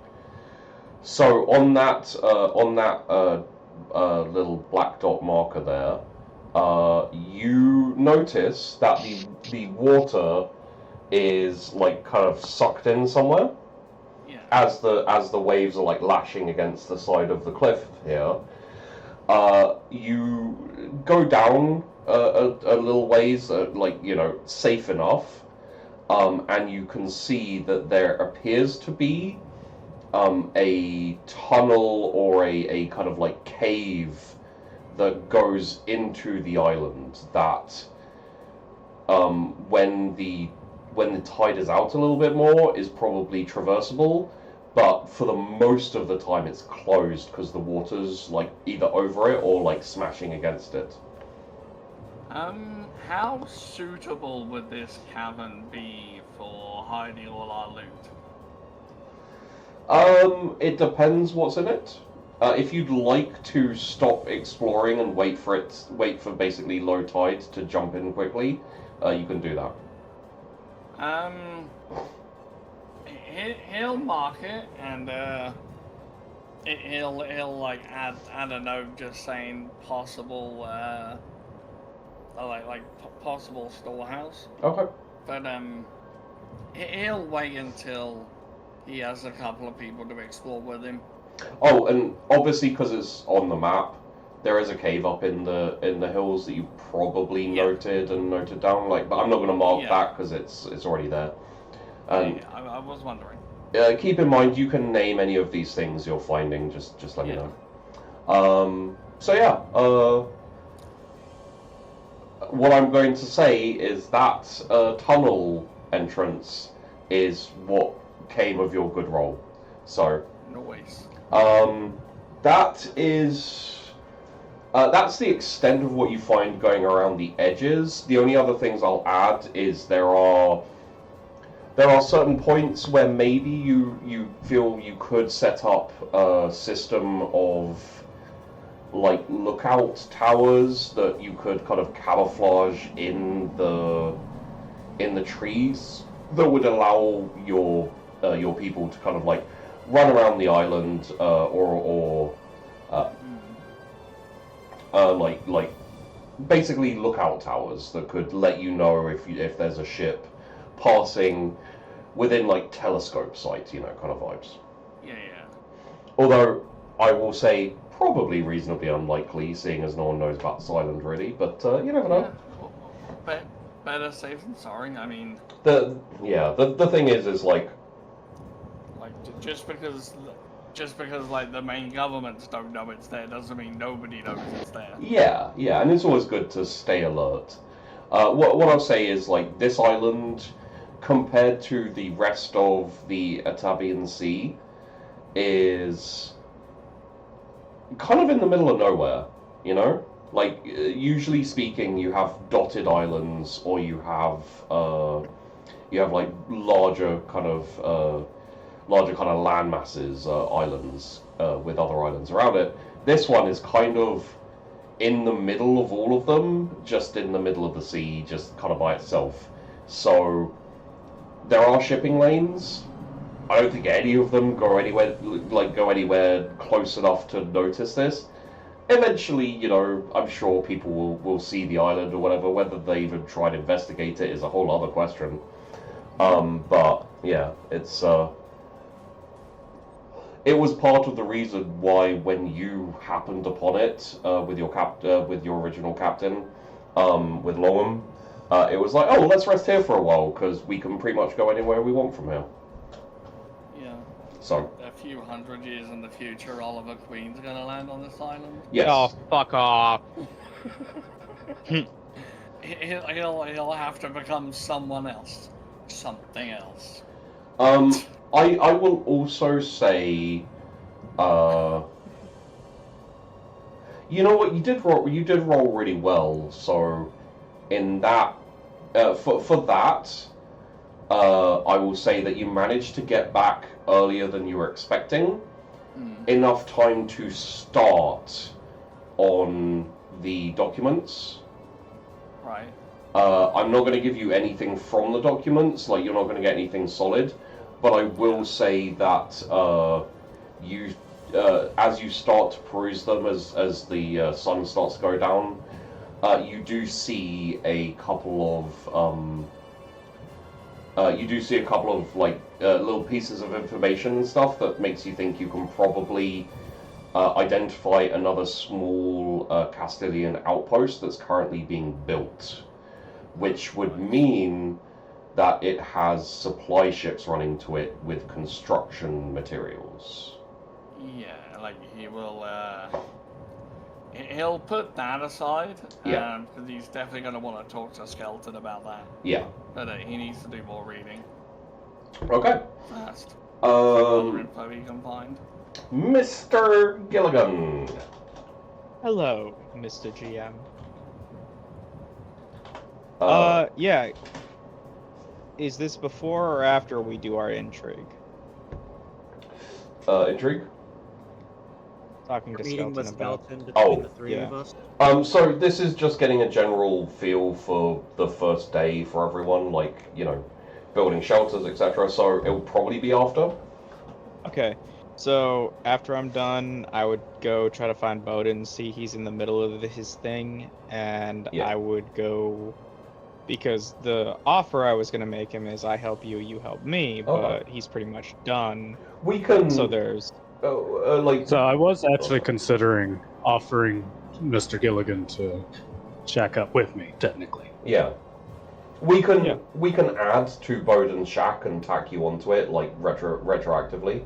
So if you want to, like, basically turn it into an equivalent of, like, a bunkhouse, like, instead of a shack, call it, like, a... Could we turn it into the equivalent of a vest and hunting lodge? Oh, yeah, 100%. It's Bowden's love shack. It's almost like he knew what I was thinking. Okay. Yeah. So, So, I'll add... 2-room... Yeah. If so, I was thinking Scholastic Scholarship Brawn for me. Yeah. Take and then take 2. What's your brawn already? Like, my Brawn is 3. okay. In that case, take 1 bonus for the take for the meal, and if you want to talk to Brooks about tools, you are aware that he has. I do not want to owe Brooks anything. That's fair. So the bonus for the food. Okay, so 22. Okay. I would say I'm definitely happy with you finishing up the basics of a Western hunting lodge. Okay. I'm It's gonna start sending pictures to Bowden. yeah. Can you also send one my way so I can see what we're working with here? Yeah. Oh boy, if- pictures. If you just throw it into the where is people being the heretic pit, the Patreon. Yeah. I'll see. Actually, we have the Flotsam and Jetsam campaign conversation. Probably best to throw it in there. So Okay. yeah. Although currently it is just Jack Black saluting me. Yeah. Oh, okay, yeah. So, what I would say is, obviously none of the trophies or any of the fripperies or fineries. It would be pretty much empty inside, and possibly for now you wouldn't have an actual door. It would either be like a plank that's kind of smashed against it, or it'd be like a sheet of tarp or something, just over the front. Yeah. So most of that would have been Bowden's work. Could Gilligan have added a breezeway on the side? Kind of like. Yeah, so for the kind of like the second image, it's like a lean-to where we could hide our stuff underneath. And since we already had basic tents, we could tarp it off. Yeah. I'd say Western hunting lodge with attachment. Mm-hmm. And I'm not talking about the attachment you both have to this hunting lodge already. We're gonna put a dragon head on the top of it. You just wait. Okay. Like an actual dragon, or like a carved dragon? Are there actual dragons, Sheepy? Because yes. Who knows? Maybe. That's like a dragon. It's going on my lodge. You've heard legends of dragons. You've never seen one, but they probably exist, right? Yeah, the old skalds Here would be tell dragons. the old skalds would tell us of Sigmund, the Slayer of Dragons. So they definitely existed. Okay. And it's probably bigger than the house. So It would become the house. Yeah. Turn it into a boat. Hollowed out dragon skull is a boat.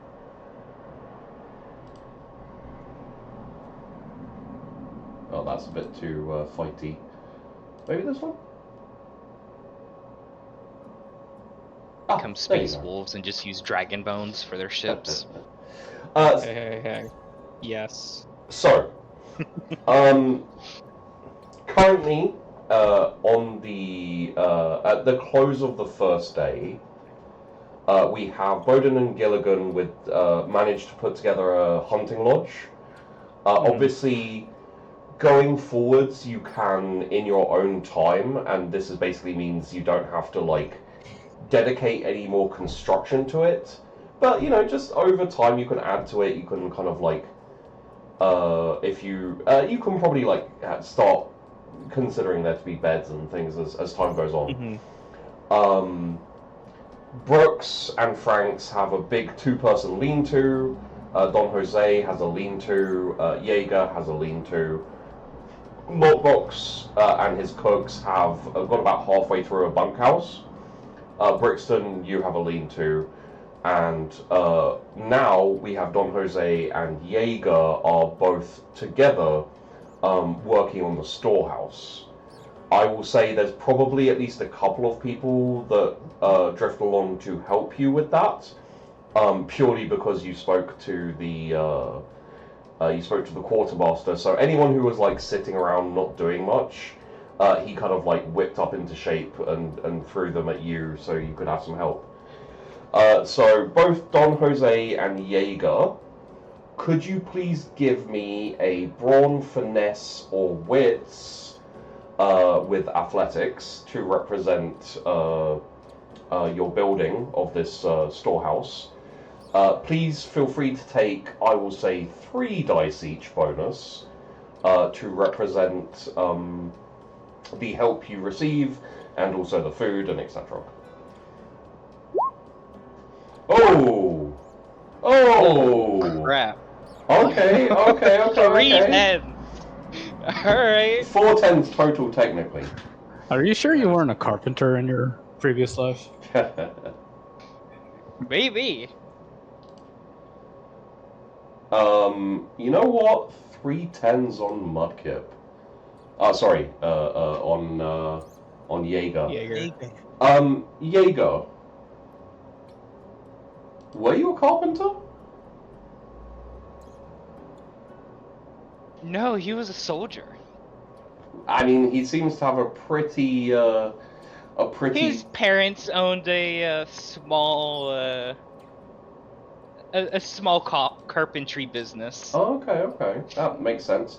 As a soldier, you could have been an engineer. Yeah. A sapper. Yeah. He's probably a sapper. Why don't you add an advantage to your character? Carpentry background.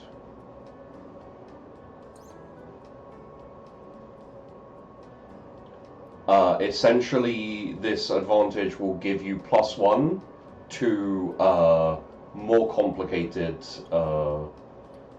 +1 to more complicated buildings, and essentially you have enough knowledge that you can, if you're making like a lean-to or a very basic like shaky temporary shack, you can just build them.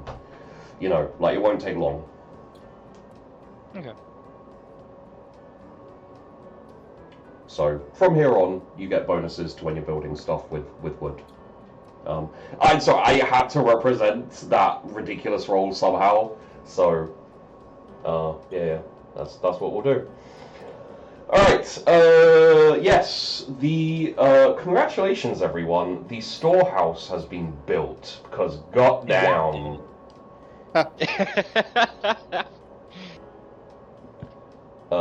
So.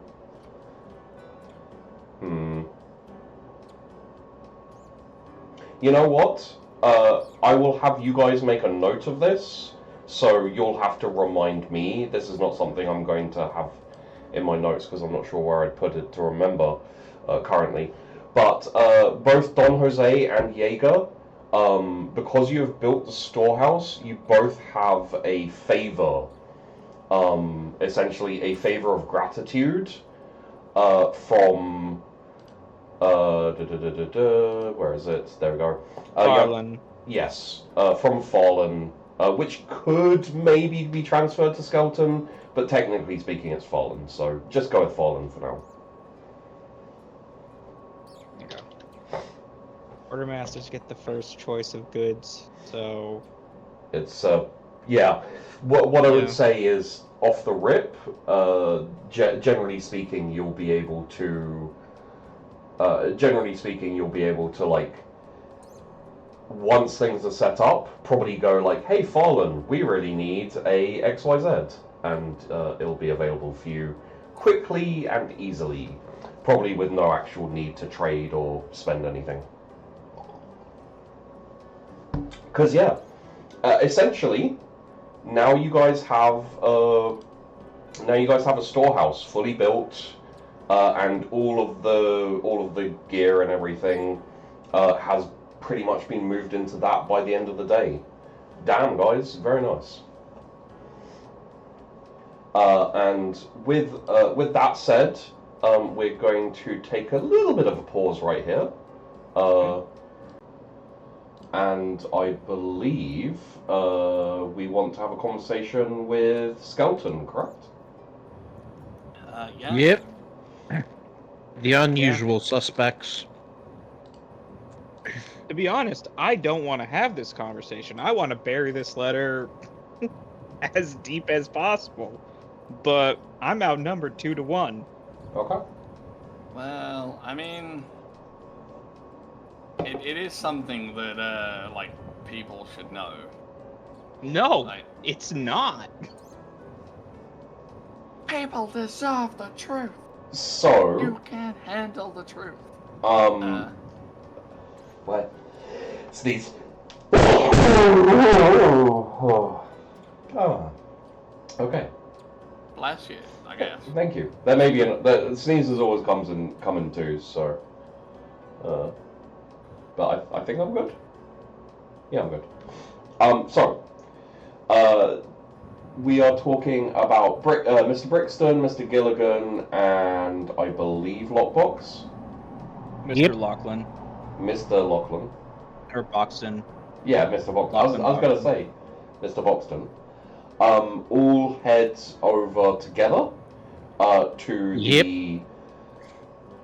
Essentially, Skeleton has a couple of lads who have already created their lean-tos, helping him to build a slightly more permanent shack, let's call it. It's nothing special, but it'll be enough. It'll be better than the tent he currently has. A lot of you either have very basic tents, like very, very basic stuff, or now you have your lean-tos, etc. So, how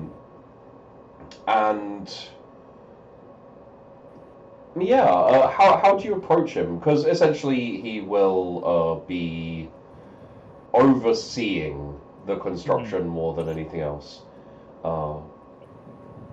Yeah.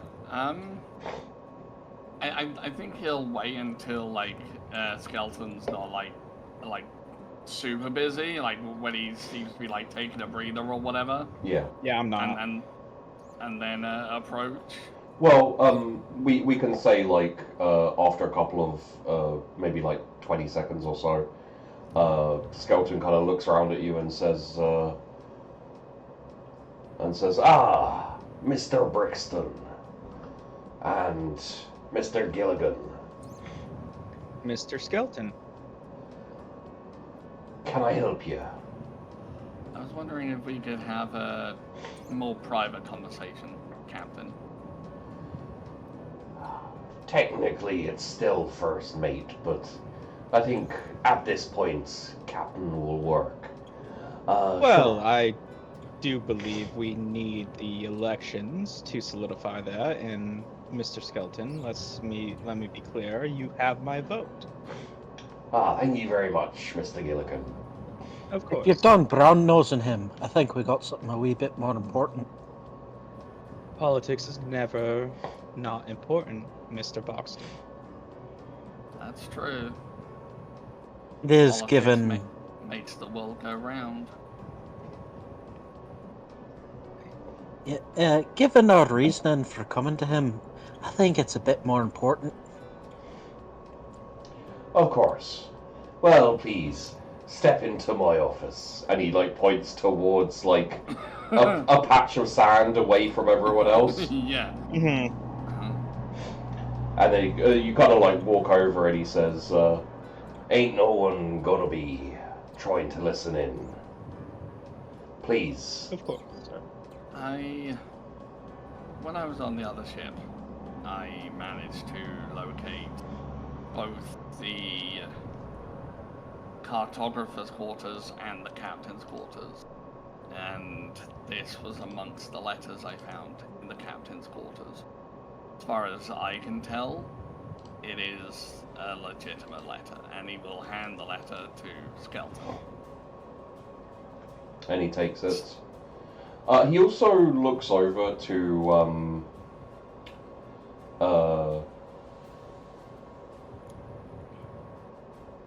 also looks over to Mr. Gilligan, and he says, "Not to doubt your instincts, Mr. Brixton, but Mr. Gilligan, what are your thoughts?" I've only taken a quick peek of it. I would have to do a more thorough investigation, but it seems legitimate, to say the least. All right, then. And he kind of opens up the letter and has a look at it. you could see like his finger tracing along it and like his lips moving as he's trying to like sound out the words. I'm going to say, and Lachlan, just to clarify, it says this, and repeat the actual wording of the letter. Okay, yeah. Mr. Gilligan, I know how to read. You never told me that. I apologize, my good man. And You have not seen me writing in my journal every other day. I saw your chicken scratch on my ledger. Not appreciated, Mr. Lachlan. Or Boxton. Call me Lockbox, you stuck-up prude. I believe it was respectful to call you Mr. Boxton, but if you so insist. It's What about me looks respectful? Just because you do not look respectful does not mean you do not earn respect. Lockbox.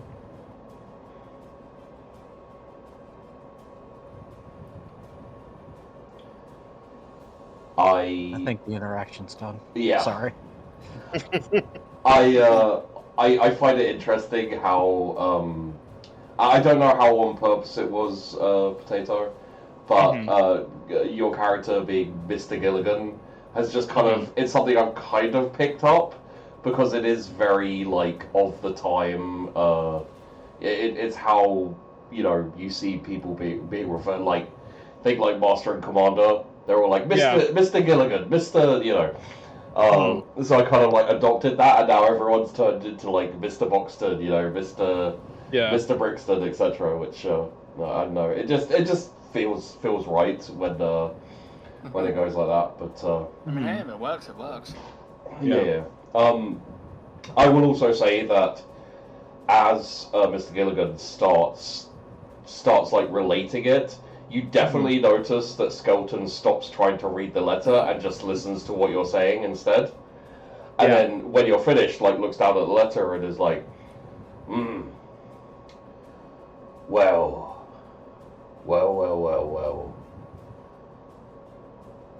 I can't say I'm surprised, really. But it is a different thing to have it confirmed. You've had suspicions before? I think anyone who's been ambushed by what looks like a merchant ship would be suspicious about how that suddenly happened. Don't you, Mr. Brixton? It's a fair point. My concern is, or I suppose not really a concern, more just a question is, did the captain know? I doubt Does it. it? And I would ask, does it even matter if the captain is dead?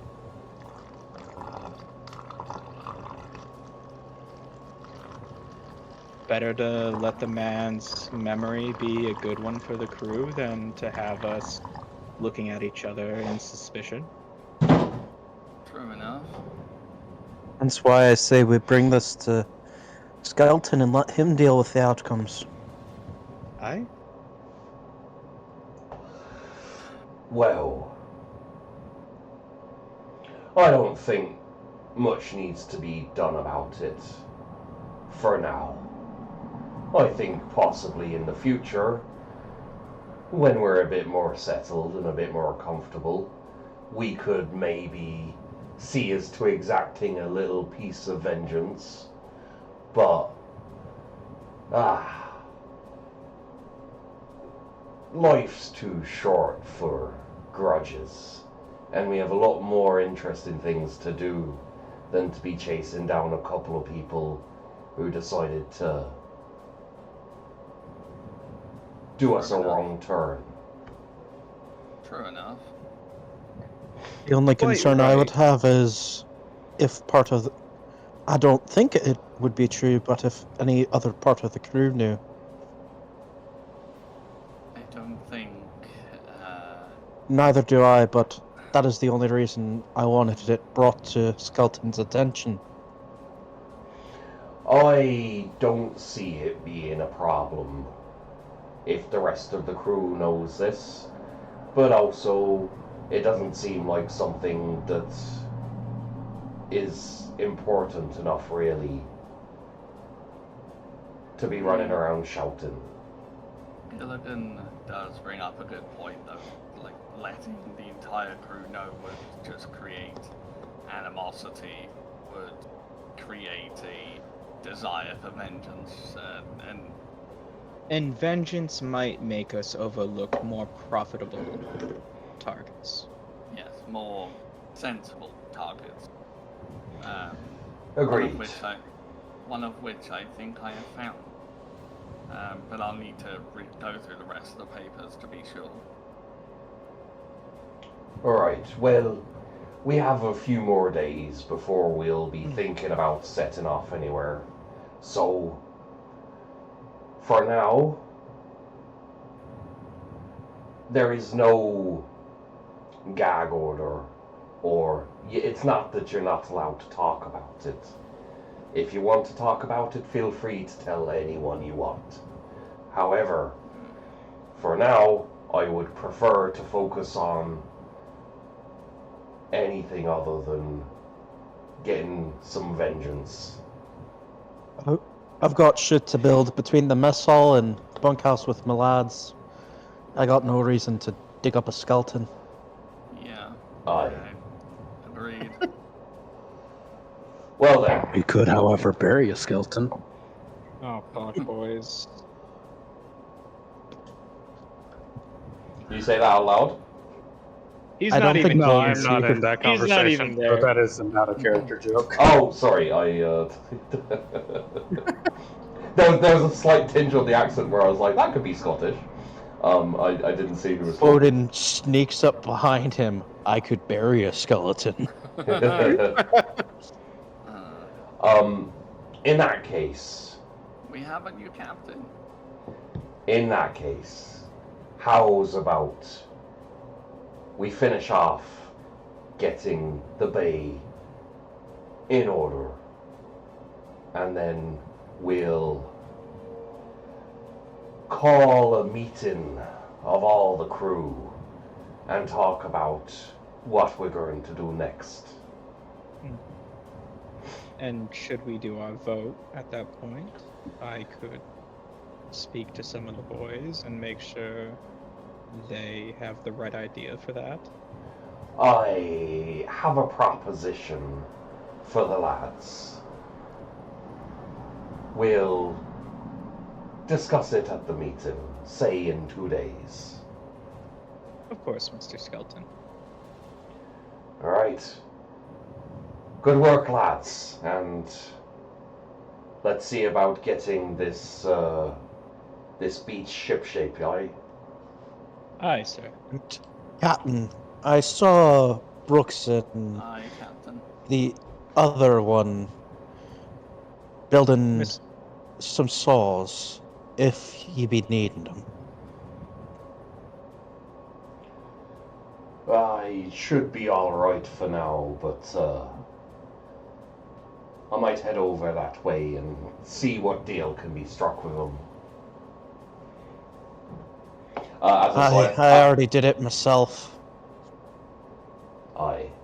As a sidebar, like, that's not happening. He's not making a deal with Brooks currently. Yeah, because it's not Probably for the smart to make best. deals with Brooks. Hey, there's nothing that ever goes wrong with deals with Brooks. Bullshit. That we know of yet. Yeah. Basically a deal with the devil. We'll see. Yeah. Well, Yeah. if he tries to screw over the chef, he'll suddenly find himself not having good food. Well, he got a pretty good deal with the chef, you know, we'll see. Or the chef will slip something in his gruel.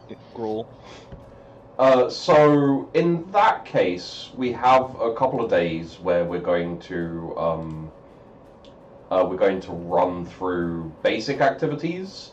If any of you want specific interactions with each other or any NPCs or anything, do let me know. So to highlight currently, just as a reminder, we have Bowden and Gilligan with the Veston Hunting Lodge. Brooks has a big lean-to. Don Jose and Jaeger both have lean-tos, along with Brixton. And Lockbox is currently 50% of the way through building the bunkhouse for the cooks, the chefs. Along with a fully stocked now storehouse. So we'll do 2 more days of preparations and anything that you really want to... Like, keep in mind, this is very open.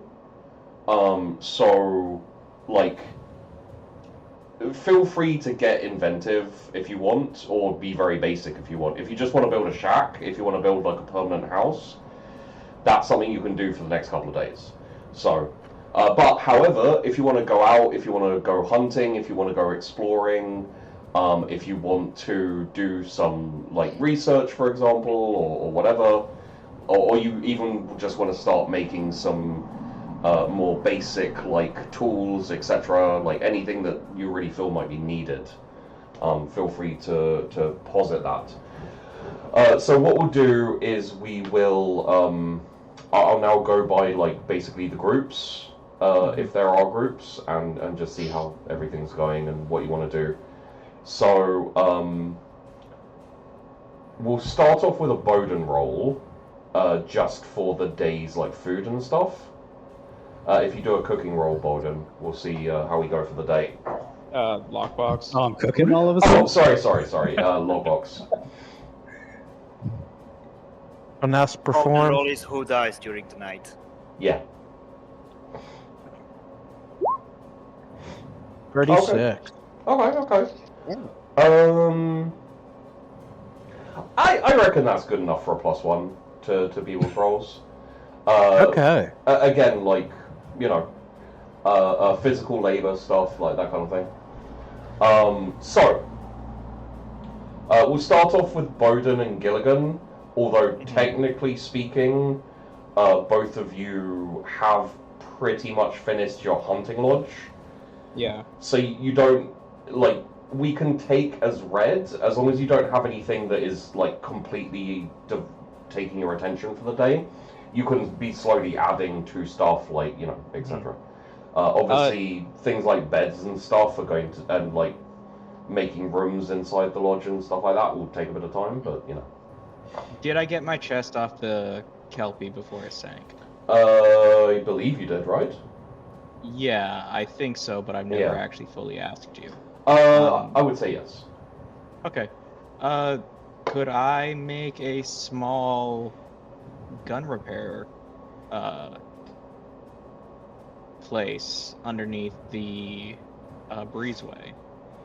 I would say yes, but it would probably take up, like, the majority of that area. Depending on if you want to use it for other things. Well, it's up to Bowden. It's a shared space, so... Yeah.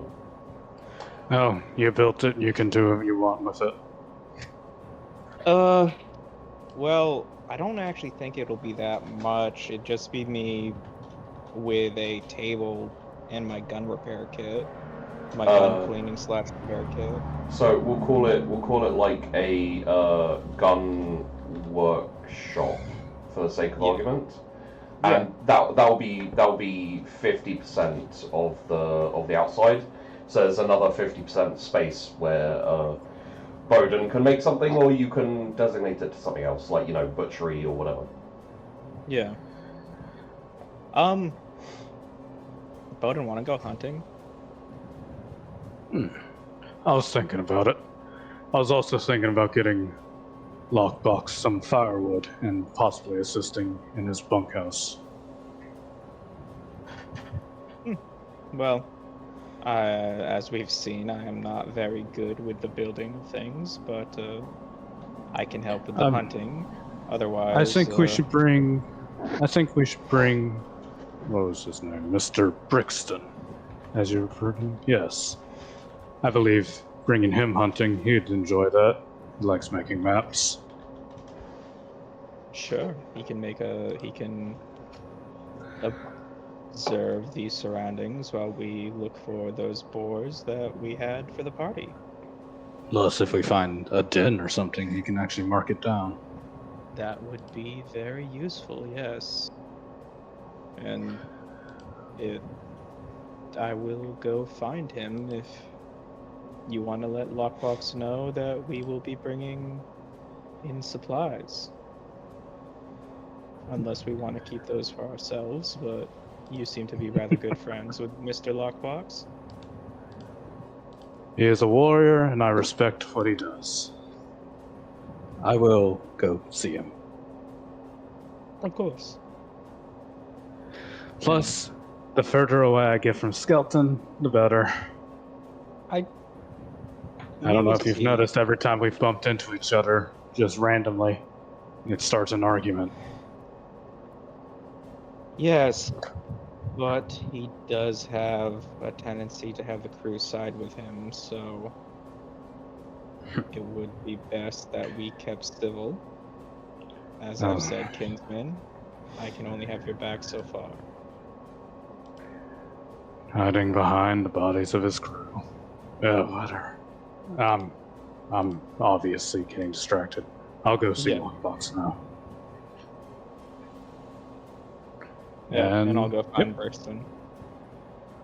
Okay, so who's doing what? I'm going to Lockbox, letting him know that we will be going hunting, and I'll possibly bring in some firewood as well. Okay.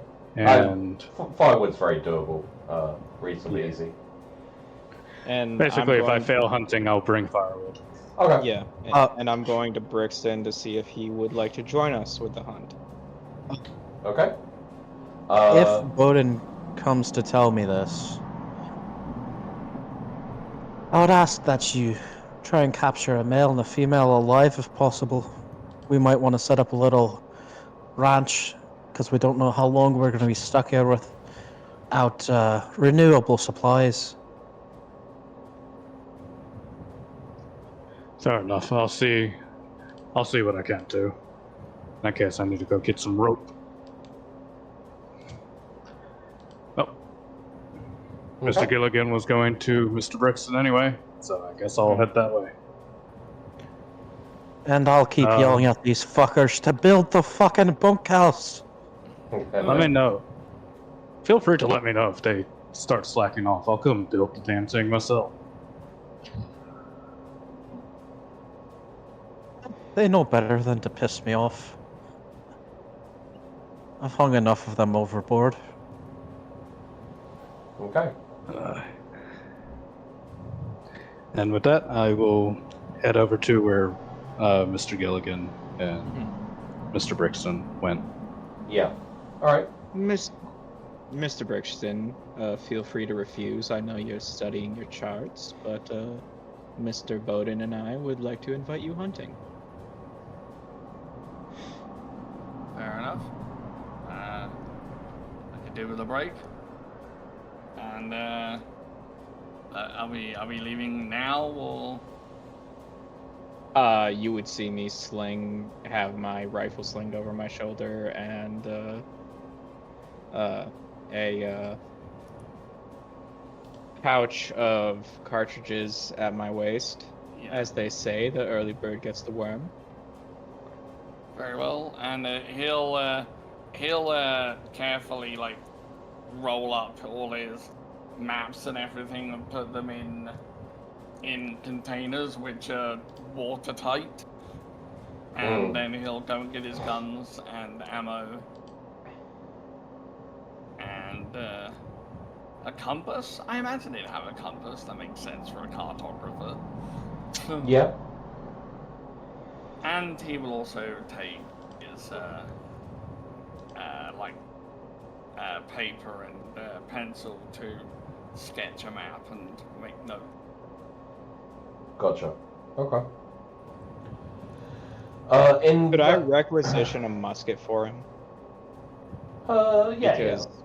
Because a pistol will not be that helpful when hunting. Yeah, I'd say easily enough. I'm not sure whether you guys would have a bow. I feel like at this point that would probably be considered fairly obsolete. Mm-hmm. But I'm the only one who would use a bow. Well, I was gonna say at the same time, I could see it being useful for like trying to set sails on fire and stuff like that. So I'd be very happy for there to be a few kind of like just generic bows available. But crossbows were historically used for hunting for a very long time. yeah. I didn't make mention that I knew. Go ahead. Are you want to? So, in that case, we have Bowden, Gilligan, and Brixton. Yep. Yeah. Okay. I will say that Brixton, seeing as you have been around the island, well, you've been exploring the island a couple of times so far. You can probably specify what type of thing you'd like to go after, and Brixton can probably take you to the area where he saw them last, or like a more likely area to run into them. So I would say give that a +2 to the hunt, +2 dice. Okay. If you want to be directly involved in the hunting, Brixton, let me know. My assumption would be more of a guide / helping, as opposed to... Yeah, he's not a hunter, so he wouldn't take charge there. Okay. In that case, on the island, and we're not going to get like specific with areas and stuff or anything like that, at least yet. Obviously, there's a crap ton of fish and animals in the sea. We're talking more hunting, so you have a few different breeds of monkeys in the trees and dotted around the island. You have a fair number of birds. We're talking like pelicans, flamingos, and a few like other like smaller little birds and stuff. But they do come and go because it is an island. There are also things along the lines of like some shrews and some rabbits and etc. The other main things you will find on the island would be mongoose. There are at least one herd of wild goat / sheep that have been noticed. Anteaters and small deers. Along with some boars. Yeah. Okay. Or like call them wild pigs, because boars sounds a bit more, yeah. Yeah. Did Bowden tell us Lockbox was looking for breeding pairs? Yes, I would have mentioned Lockbox's request. Yeah. Yeah, and Matthias will also stress that like we need to be careful with how much we kill of each type of animal. Yeah. Because we have no idea what the population is. And if we overhunt, obviously that means we no longer have food. If we are looking for breeding pairs to domesticate, we should be looking for families with children that we can kill the parents and take the children, as it will be easier to domesticate the young than it will be to the fully grown. And I just want to say very quickly, that is going to be the first short out of context. I'm just going to throw Please, up on... yes, it's all I want in life. Yeah. I just want to throw that up as a short on the extras channel, where it's like, we take a family, kill the parents, and take the children. We raise them as our own. Yeah, the young ones are easier to tame. Yeah. I will say Bowden probably got... Oh, sorry. I just want to add in, because it's notable for Potato. That is revenge, Perto, for all the times you've gone like AO about all of my dodgy comments. Oh, but Sheepy, you need 2 more of me commenting like that for me to even get close to your dodgy comments. Oh, absolutely. But still. That's fair. I knew I was setting myself up for that as I was Yeah, saying yeah. it. I decided to do it anyway. But none of this context will be in the clip. It'll just going to be out of context, so it's fine. That's fair. I mean, no context just makes it so much better. So. Yeah. Yeah. Okay. So. Yeah. All I was going to say is Bowden was kind of visibly excited when he started mentioning boars or wild pigs. Okay. Well, I mean, that's how we domesticated them back home. We would take the young and kill the old because you can't really train the old. Yep.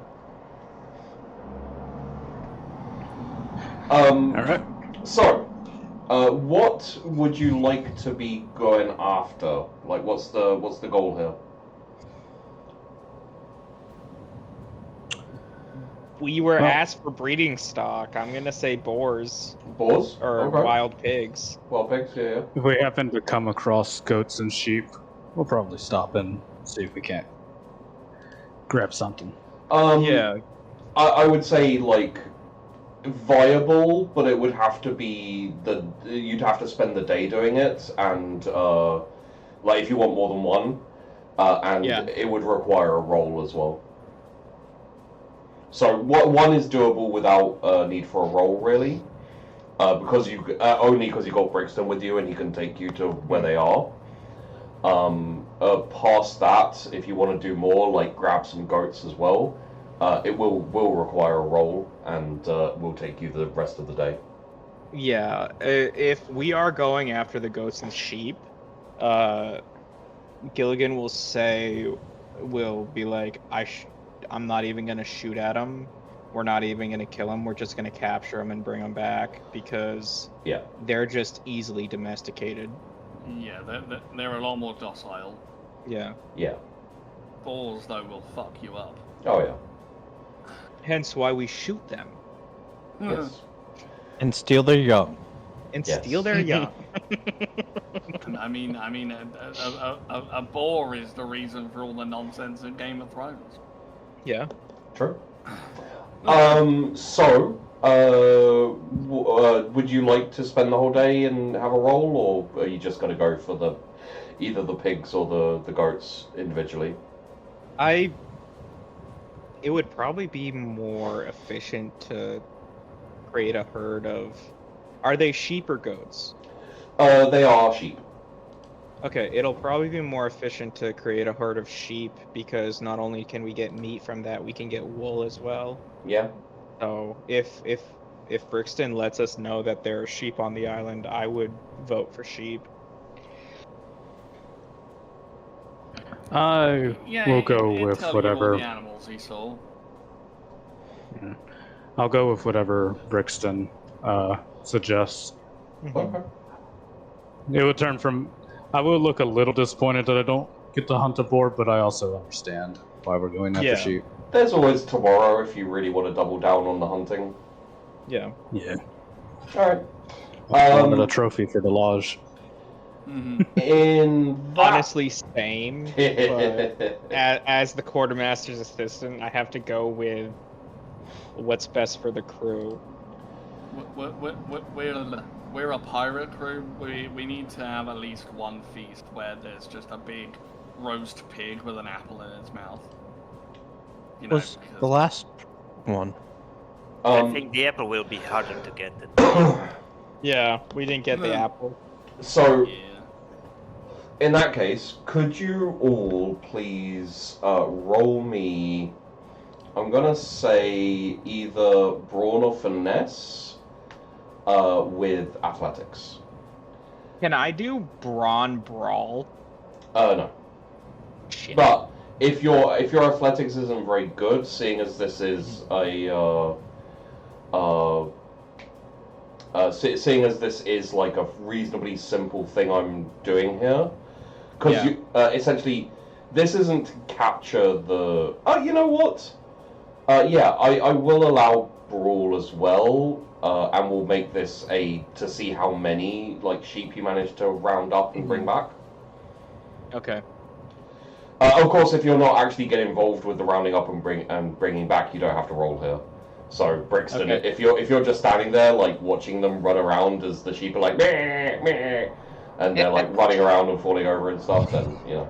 I have cousins in I'll try to France. help. Yeah, I have cousins in France who actually raise sheeps, and they're the most dope animals. Oh yeah. I literally sat down in the pasture and started singing, and they all just came and laid down next to me as they listened to me Aw. sing. Now, let's be clear, they have no sense of music because I sing off key, but Do I add my bonus for being large to this?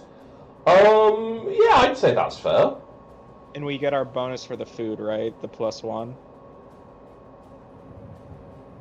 Yes. Okay. Alright. Bowden just has like a sheep on each arm. Maybe not. Gilligan actually did better than me. That's a 38, sheepy. I don't get any bonus or penalty, right? Actually, I have 3 in brawl. What is my lowest? I'm gonna re-roll that too. Okay. Oh yeah, I have 3 in as well. I should So re-roll one of my ones.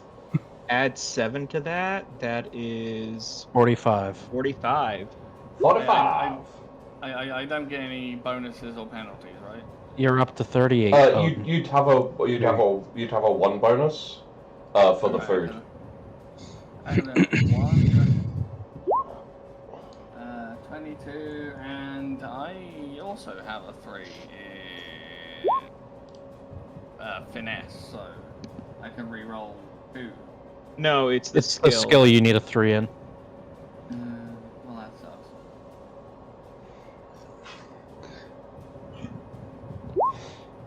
And it really needs to remember that rule at some point. That's 22 then. I'm kind of helpful. I thought that was a roll, but I didn't want to just make it up. Yeah, no, the rule is if you have 3 in a skill, you can re-roll 1 dice. If you have 4 in a skill, 15 counts as 2 hits, so you do it by 15 and 15, and I forget what 5 dice means. Or 5 points in a I skill. think then if you roll 1, like if you roll a 10 on the dice, you can roll again. Yeah, 10s explode. You're right. So I also threw in the patron Flotsam section my vision of what actually happens when you guys come upon these sheep, which is I won't like play it on the video, but the audio will be there. Like a guy is just standing there, and there's a whole lot of sheep just stood there, and he bars at them, and they all bar back. It is. What do you want? Bowden's heart wasn't in. Yeah. Bowden's heart wasn't in this hunt because it wasn't the prey he wanted. Yeah. Yeah. He Well- shouts at the sheep, and they all bar back. It's kind of Okay. Yeah. So. I'll say What's Gilligan's happening heart with wasn't- Bowden? Yeah. Gilligan's heart wasn't in it either, but like it's that sense of responsibility towards the crew. Bowden's yelling at the sheep, expecting them to run at him, and they're just Yes. buying back. He's yelling at the sheep. It's like that meme of the mum screaming at the kid, "Why can't you be normal?" And this kid just screams back. So I would say a little bit more time spent, and it'll be fine, essentially. So if you're happy to just do a couple of trips back and forth, you should be able to get like a good herd kind of prepared. I will also ask for a conglomerate roll. I'm not sure conglomerate is the right word, but I wanted to use it. Could I get a brawn or finesse and athletics, please? From all of us, I assume then? Yes, this is essentially part of the expedition. We'll be building call it like a ranch, basically. Like a pen to hold the sheep in. Can I do scholarship brawn for building? Yes, given that it's a collaborative effort, yes. And obviously you can add the bonus one from... Yeah, for Braun. And if you want... I was gonna ask, I assume my large size doesn't actually help with this or not. Not really, no. Oh, damn. Oh my goodness! I might not need to. It's a 40 with 3 10s. Yeah. Are we looking at another carpenter? Yeah, looks like it. Well, I think specifically maybe just fence builder and like... Yeah. I know You make nothing... a really nice post. I know nothing about architecture, but goddamn, can I pen in some sheep? Yeah. So Somehow makes the first electric fence. So Sheepy, since it was the 2 Vestin that helped with this primarily, can we have the sheep pen close to our hut? I'd say so, yeah. Okay, cool. And the last time Vikings on Sheepy's show had sheeps, they all died. God damn it, Sheepy, you better not kill off my sheep. They're adorable. No, I meant the Vestins. Oh shit. We're about to die. Wait. I have backup characters. Spoilers. Do I need to start playing the Wendigo music again? Yeah. More spoilers. So, sheep pen near hunting lodge. This will be, let's call it a... Okay, so Brixton, give me, seeing as you like exploded all over the place there, give me a number. So wrong. I mean, there's been worse. Give me a number of how many like sheep this can hold. Like, how big do you want to make it? I was wondering if the 10s could mean that I pick like really good spots for like the sheep pen to be starting to build, like somewhere where the grass would be particularly good for the sheep to eat or something. I don't know. I don't know. I don't know what a good number is. I'd say like maybe. You could, given your rolls, you could probably go higher. You could probably take it to like 30, 40. So. Yeah, and then a few dozen, like 36. Okay. We'll call it 40, match the roll. Yeah, why not? Yeah, okay. Makes sense. It's a little bit away from camp. It's like there's plenty of shade, so they're not in the sun if it's a sunny day. Yeah. And they have cover if it's raining. Essentially, it is in a good position by the Veston Hunting Lodge, and my assumption will be is that the general day-to-day caring when you're there will be done by the 2 Veston bros. I'm gonna tell everybody right now, if any of you try to kill my sheep before they're meant to be slaughtered, I will shoot you. Fair. Yeah. Does that mean you're naming the sheep? Yeah. Lamb chop, mutton chop, other names for sheep-based foods. Mint delight. Yeah, I can't wait for the sheep fucker jokes to come out. And one that's particularly plump and almost ready for slaughter, we're gonna name it Skeleton. Sorry, what was that? There will be a sheep that I will not kill, and it will be named Batman. Man. I'm gonna have to leave this camp. It turns out that I have standards. No, I don't believe that. You watch True, Batman. I mean, you watch Batwoman unironically, Doozer. I don't want to hear it. Okay. So we'll consider that to take the majority of the day. What I will tell you guys on an update so far is we have Gilligan, you have a gun workshop that takes up 50% of your attachment to your hunting lodge. Hunting lodge is built. We also have a storehouse with 12 out of 40 cap. So essentially you've got space for a lot more supplies and stuff. The storehouse was nicely built, so... obviously you can improve it, you can expand it, or you can make a new one, etc. But for now. You also have a sheep pen that's near the hunting lodge with a 40 sheep cap and 12 sheep currently. Nice. And we can make it larger if need be.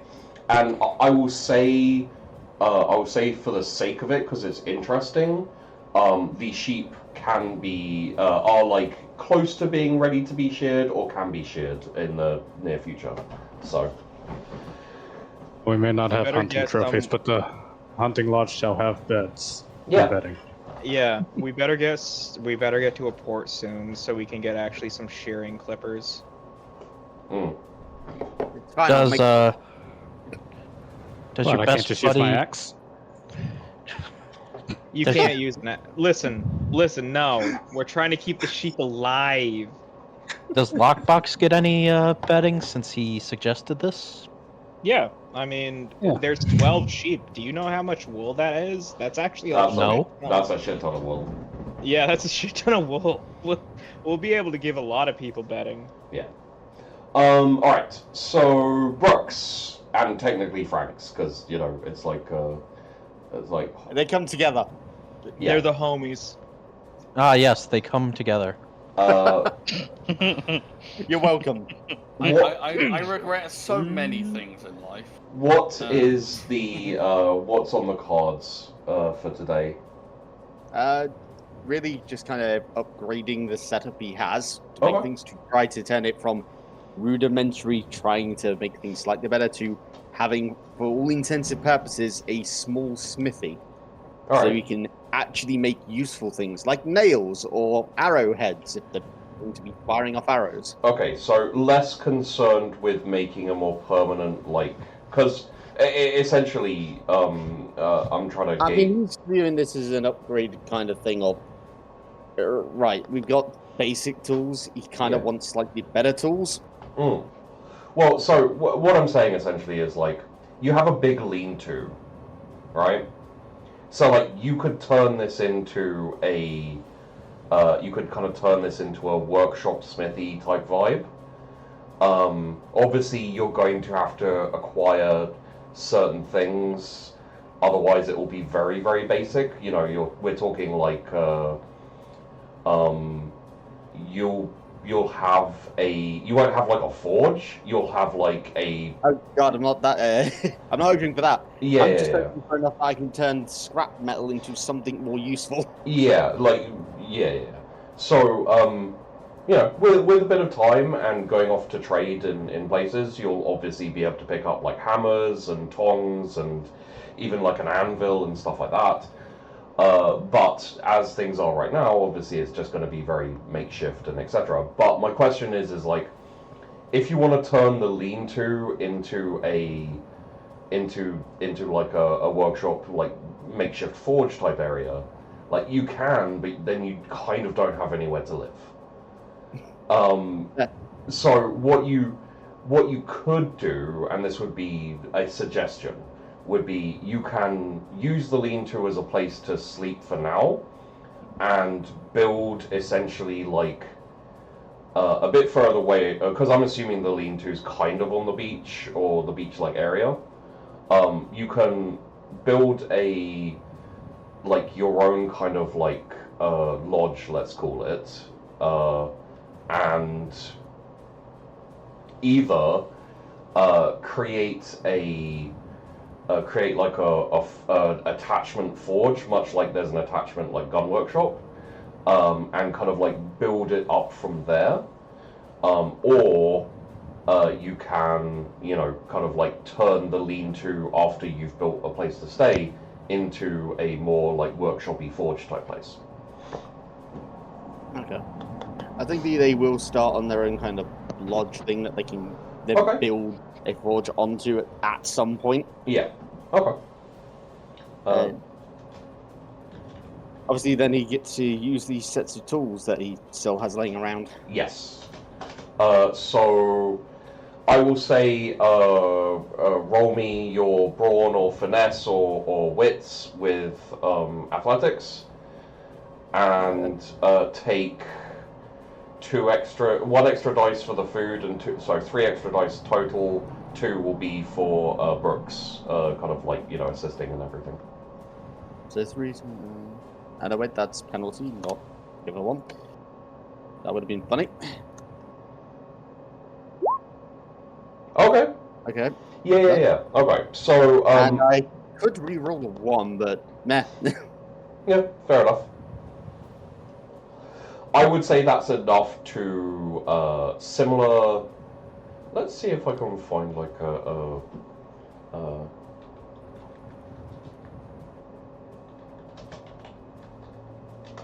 Jesus Christ. Oh, you saw the total? Yeah, I just looked. I have a lot of, strangely, brawn athletics tends to be rather good for me. Damn. Who'd have thought? You could re-roll that 1.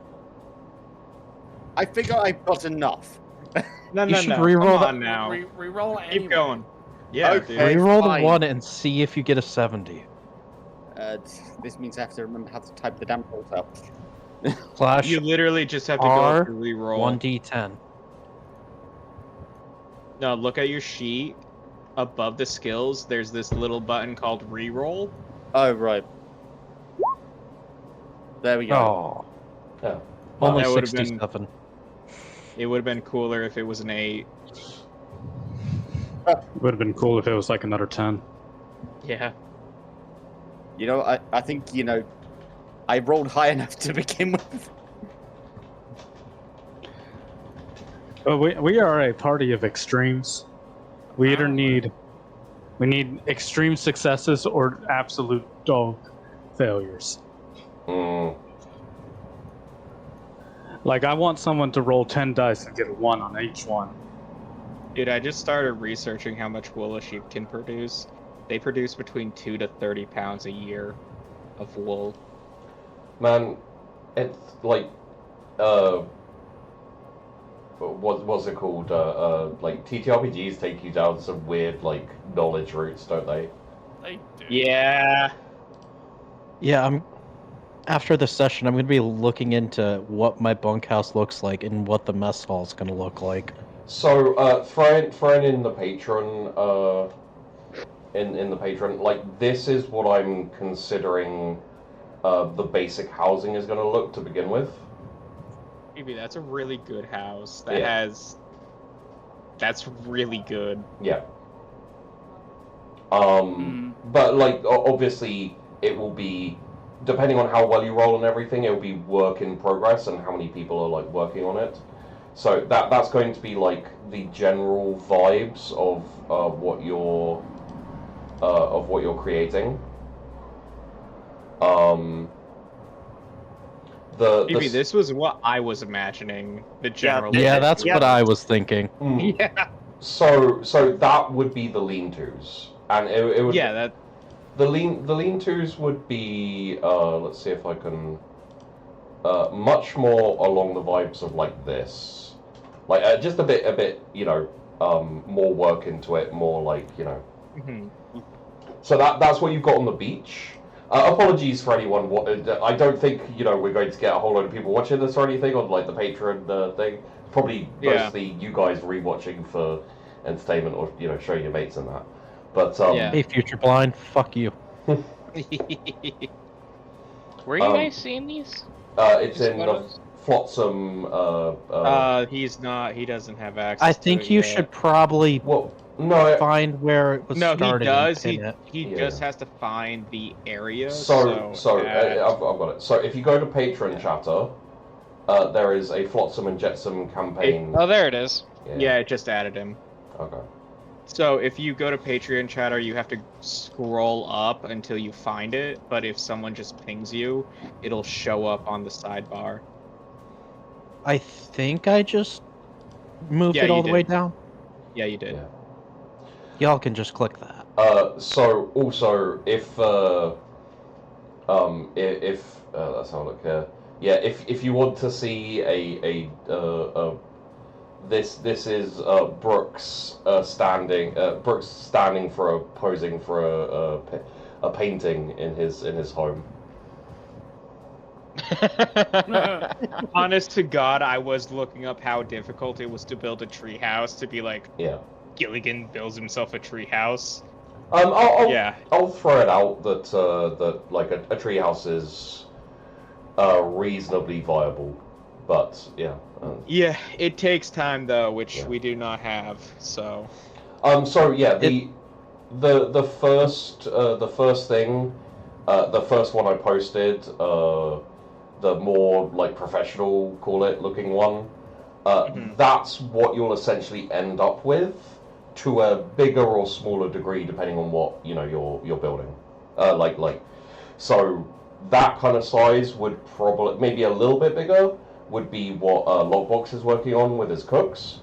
It'd probably be a little bit smaller, but that's essentially what you have made, Brooks. And going by your roles, like, obviously more work to do on it, but you have a lodging, a hut, for both of you. And probably a little bit of extra space if you want to, like, let someone else crash there, but... okay, so that is all done. I need to adjust this to say space, because currently it sounds like the gun workshop is only 50% done. It's completely done, it's just taking 50% space. Don Jose Fernando, I'm going to remind you that you may be muted, because you were last time. I'm not now. Okay. Basically, I have 3 ideas, Okay. and I will discuss them. I'm not sure who is my boss, probably the ship's master or just the captain. Yeah. One thing is that if we still have injured, if the doctor does not require some infirmary for them so that they don't catch cold and die when they are injured. Yeah. But I'm in no way a builder. Or I can talk to the captain and see if I can go into Lucky Lucine and see, using the salvage from the Kelpie, if we can make it any better. Like, I assume Kelpie was not in combat, so it doesn't need any repairs, but I can see if I can... You mean the Lucky Lucine? Yeah, our I was current about ship. to say, Kelpie's at the bottom of the bay. Yeah, but we still have salvage from it, so if I can grab something from it to make it better. Okay. Or if not, then I will just try to improve my lean-to into, like, actual housing. Alright. I would say the shipmaster, who is Jack Raggett, he'd definitely be interested in gathering a bunch of people together to... essentially, he suggests that making a... call it like a common house, but it's not really a common house. It would be more of like a mixture of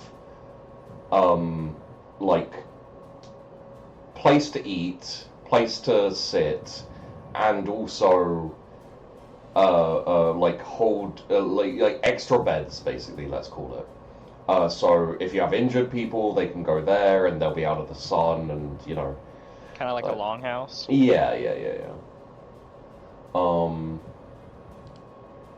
So if anyone not already involved in something else, you'll probably hear a shout across the beach for anyone who's interested in trying to help building this. So, Jaeger or I think actually it's probably just Jaeger would be the other option at the moment. I think Lockbox, like, you would hear the shout Lockbox, but I'm assuming you want to finish off your... I got my own shit. Yeah, your bunkhouse.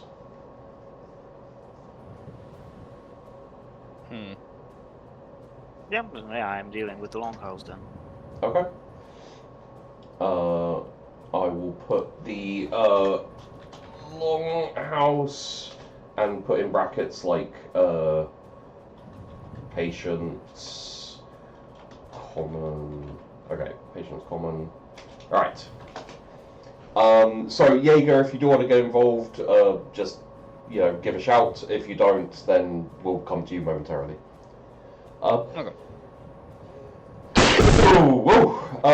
Could I please from you, Don Jose Fernando Gonzalez Montilla de Alhambra.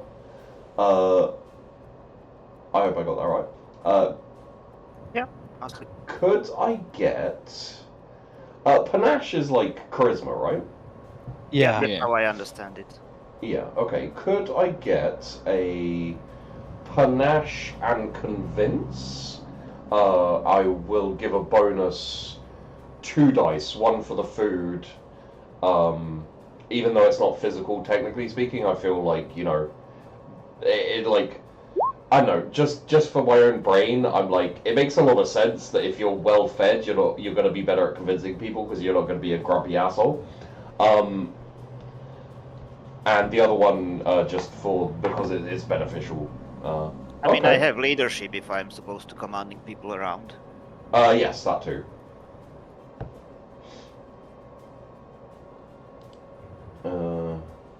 Yes. Okay. I would say that's a pretty good roll, actually. I would say that through the course of the day, as people finish off their little projects, like you convince a good like 5 to 6 people immediately, and you have a group of just kind of, you know, generic sailors. They've got their lean-tos already from the day before, and everyone is convinced reasonably quickly that this is a pretty decent project to be working on. I'll take this, unless you'd like to do a more like leadership specific role. I'll take this to be also you kind of directing the work and everything. So you won't have to roll again for the construction. This is essentially Yeah, this is fine. Yeah, okay, cool. In that case, as time goes on, you probably get another like 5 to 10 people turning up throughout the day to help. And as there are so many people working on it, and like people are chipping in, like cutting down a tree, etc., like bringing it over to be like cut down and added in. I'm going to say definitely by the end of the day, you've managed to create what you desire. Now, the details of this will be important. For the longhouse, kind of like a place to store injured people, and also as like a bit of a common room where people can sleep if they don't have, you know, like anywhere to crash, or they just, you know, need a proper night's rest in something that has a roof. You roll pretty well. So would you like to prioritize quality or space? I would say we are still kinda in a rush to get any roof, so I would prioritize space for now. Okay. In that case, let's say... I mean, maybe there is a good question that how many homeless or injured do we have? But nah, I think in general I would say I will prioritize space to get under roof anything that needs a roof. Yeah. And then we can sort out the details. Okay. Well, let's say that it has a patient...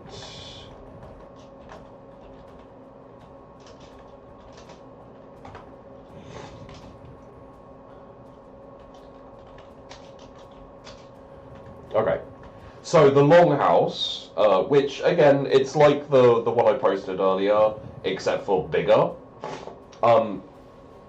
It has a patient cap of 10, so you can have 10 people wounded or recovering from like sickness and things like that, in a reasonably comfortable, like, you know, in a reasonably comfortable thing. I'm kind of also going to semi-assume that one of the priorities would be, once the sheep are sheared, that a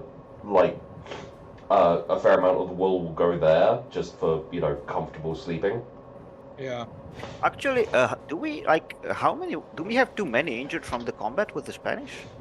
You have probably around about 7 or 8, yeah. Like properly injured. Hope they get thrown right in there. Yeah. Also, you have an additional cap of like space for 20 people, but we're talking like essentially you can throw 20 people in there and they'll be comfortable and they'll be able to lie down and they'll be able to sleep. But that's not it's not, comfortable as in they will not lie on one another. Yeah. It's not ideal, but it's doable. And what I'll say is, as we go forwards, a lot of these buildings you'll also be able to adapt as you go. So, like the longhouse, if you finally get to the point where you build like a very specific place for the wounded or for people who are sick or recovering, like a sick house, you can then adapt this longhouse into something else as well. So it could be turned into a storehouse and etc. And I'll take into account the like patient person cap, and like so you could adjust things based on that. So this later on you could turn this into a tavern, into a storehouse, like anything. Yeah, I'm expecting that pirates will require some drinking coal. Oh yeah, definitely. I just remember, didn't we have like prisoners too from the Castilian ship? Yes. Currently, they are essentially being kept guard.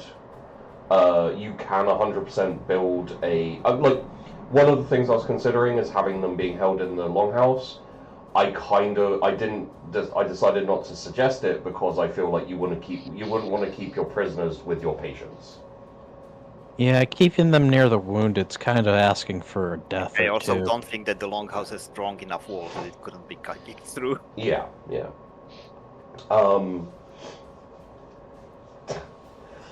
So I saw Doozer say the show is actually a prequel to One Piece.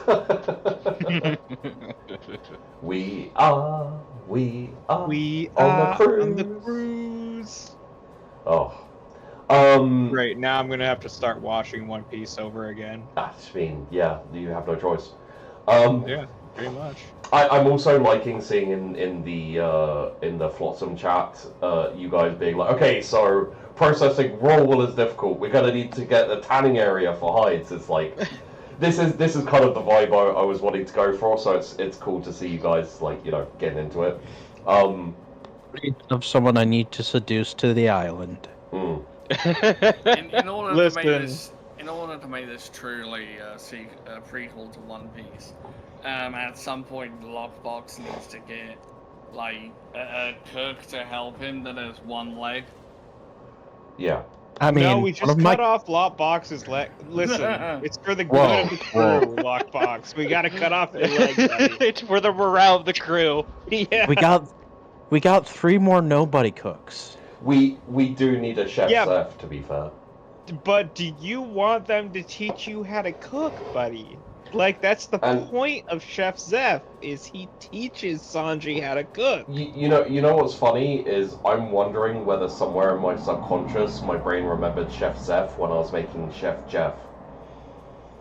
If you've watched the QT. I thought you did say Jeff for a second. I was like, what? No, Chef Jeff was an NPC from the QT. I don't remember you had like a female cook that turned into a monster. Yeah, that bitch. Leviathan. Oh, to be fair, she wasn't a cook. She was a lunch lady. Lunch lady, yeah. And she was like, and you have to pay for your meals, and I'm like, I'm sorry, paid for meals for the low income people was passed in the 1970s. Hey man, look, I'm not American. I don't know these things. I'm allowed to be ignorant. I do have to say about the Chef Zeph guy. Yeah. If this is a prequel, then I'm the one teaching him. Mm-hmm. Yeah. No, Chef depends Zeph. how much of a prequel it is. Yeah, I guess. But One Piece nerdery aside, and I will also say there is a D&D RIP like custom One Piece TTRPG, like a nice semi-official like thing. I did consider suggesting doing a One Piece game, but I was like, I would have done it. yeah. Yeah. 100%. I felt like there aren't enough people who were like One Piece maniacs, and it would just be like me and Perto being like, "Yay!" and everyone else being like, "Okay, I guess." You realize that if we were to do a One Piece thing, it would just be a speed run of how fast I can join the Straw Hat crew, right? Oh, you know that I wouldn't do it during the Straw Hat era. I'd probably do it. No. Okay, it'd be a speed run of joining the Roger crew or Whitebeard's crew. I was Literally. I was gonna say I'd probably do it maybe Rock's era or even before, so it was like, you know, completely separated. Damn. But yes, we will not be doing One Piece. Don't worry. Oh well, I don't know. Like maybe in the future it could be fun. I mean, it kind of already is. I don't think One Piece is quite as quite the same. But well, I'm more User, I'm specifically looking to thinking start of... a whorehouse on this island. This is definitely not a One Piece game. Oh. Well, I see. I wasn't the thinking of only one idea thinking of- that. Yeah. I was just more thinking of the idea of having like an island community, like in One Piece. This just reminds me of the Cove from Assassin's Creed Black Flag. Yeah. Yeah. So what I will throw out for you, Don, would be I think feel free to note it down again. Like when you guys have things like favors and stuff, note it down in your character sheet and remind, you know, when you want to call it in, just remind me. Yeah, I'm personally cramming it into the bio part Yeah. of the character sheet. So I would say for you currently, you probably have a callable in favor with Jack Raggett and with the surgeon Lawrence Lucy. What the nature of that is, we'll decide as time goes on. But you know, essentially, you got a couple of like that was a big move there, and you've basically created the first proper public house on the island, pretty much. So. Oh shit, there's morality on the island. We gotta burn that shit down. Morality? I said nothing Yeah. about morality. Taking care of our wounded? What is this? Without charging them exorbitant fees? They will work for us. If they die, they don't work for us. That's simple. Also, I believe it's... They die. I believe it's exorbitant. True, it is exorbitant. I apologize. I have misspoken. I just... exorbital sounds like it's like orbiting the island or something. I was Obviously, trying he to meant I was absorbent. trying to mix exorbitant with extortion. Yeah.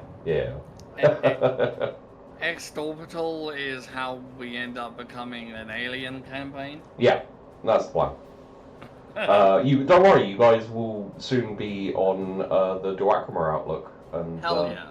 We're gonna find sunshine. Yeah. I mean, if you want to find sunshine, you should go to space, really, right? Yeah.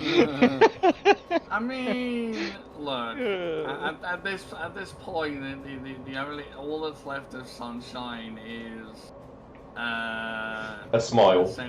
Yeah. All that's left of sunshine is. We find one of sphere those on a wall. crystals. That's it. We just find a single crystal and red mist. Guys, what are you talking about? Sunshine obviously didn't die. Yeah, I Yeah. also understand she's fine. Yeah.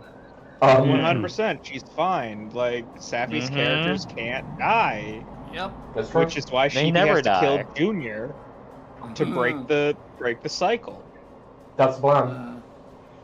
Nah, So, I think Nay's gonna die next session. that's also the plan, yep.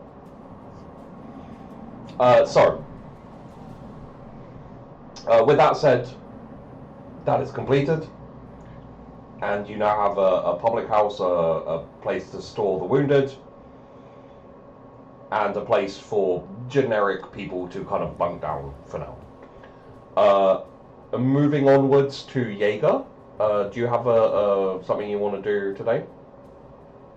Well, It doesn't seem like we need an infirmary quite just yet, because we have a little place in with the longhouse. Yeah. I'd say that's a good stopgap for now. I think he kind of wants to start up a woodworking shop. Okay. But he wants to put it as an addition to his little house. So he's going to move into the woods a little bit. Okay. Off the beach, and just going to start setting himself up a permanent residence. Right. Okay. On this prime real estate. So Prime real estate. Dude, seriously though, this would cost like hundreds of thousands of dollars to live where we're living right now. Yeah. If not millions. A veritable paradise.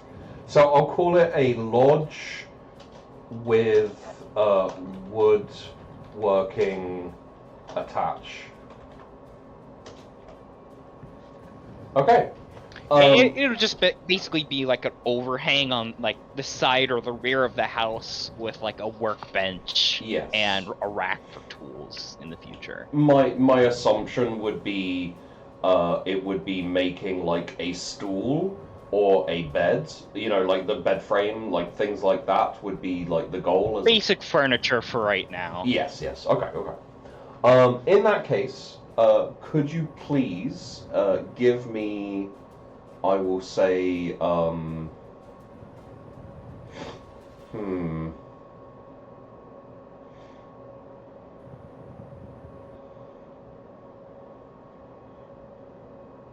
You know what? What I'm going to say here is, wait, one sec. Is your... okay, so if we go all... okay, so if we click all, then I can see all of this. Alright, cool. So... having a look at the best way to do this...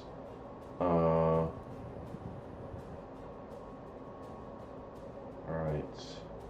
Okay. So what I'm going to say is...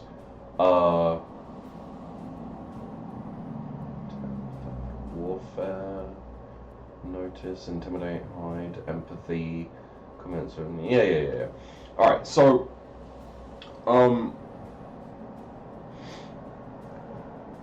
for now... and I don't believe anyone is probably going to be using perform very often, right? Well, that depends on if if this character dies and I do my other character. Right, but I seem to be doing that every single in-game day. Perform? Yeah, that's my cooking. Oh, it's your cooking, right. Okay, so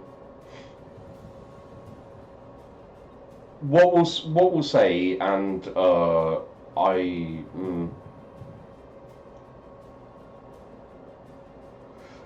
if we if you swap your scholarship points with your perform, we'll have your scholarship be cooking, because I don't think you're going to use scholarship for anything else really. That's for logbox. I feel like I had this conversation with you during the first session. Yeah. We're adjusting on the fly here a little bit. So perform will now be essentially all of our construction stuff that we're doing currently. So if you don't have any points in it, which I imagine most of you won't, I would say, depending... you know what? Let's just say everyone go to two dots in perform. We all go to 2 dots and perform? Yeah. Okay. I guess unless you already had 3. Yeah, and unless you had 3 or something, you know, like etc. And that will... I don't think anyone had many points in perform aside from lockbox, just because, you know. Yeah. And this will represent our building, our carpentry, our kind of crafting stuff, like going forward for now. Bro, I'm gonna break dance with this. Well, you'd have to, you'd have to Invent it. You'd have to go back to 0 because you can't, That's fair. But seeing as no one's really going to be using perform, we can use perform as our like crafting, building, etc. role for now. So I don't have to keep saying like, oh, do athletics or oh, I guess scholarship maybe. Since scholarship is already 2 dots for me, can I just keep using scholarship For what? for building? Well, just put 2 dots in perform. Okay. Because otherwise, when people are doing like building or people are like, I'll be like, do perform, and then Yeah, I assume scholarship for building is when you actually need to plan something, like actually yes, draw. that would be like architecture, basically. Okay. Unless you're lockbox, you can't do that. Yes.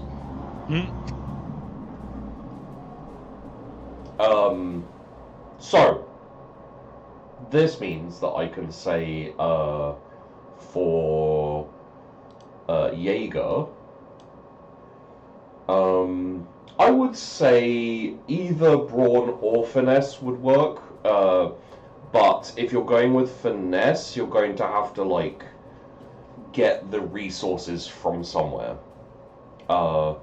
I would say, honestly, at this point, it kind of feels like, with the things that have been built, I'm going to need you to convince a couple of people to help you getting the resources to build, or use brawn. So essentially, it will be brawn and perform, with a few bonus dice, obviously, or you can use finesse and perform. But you'll need to convince people to help you first getting the like woods and the etc. So it's down to you how you want to approach it. Do you want me just? Because I thought about just approaching Bowden and asking him if he can cut down a couple trees for me, clear out some space for the hut. You could. That may delay you a day. Like you could definitely build up the wood supply piles for the day.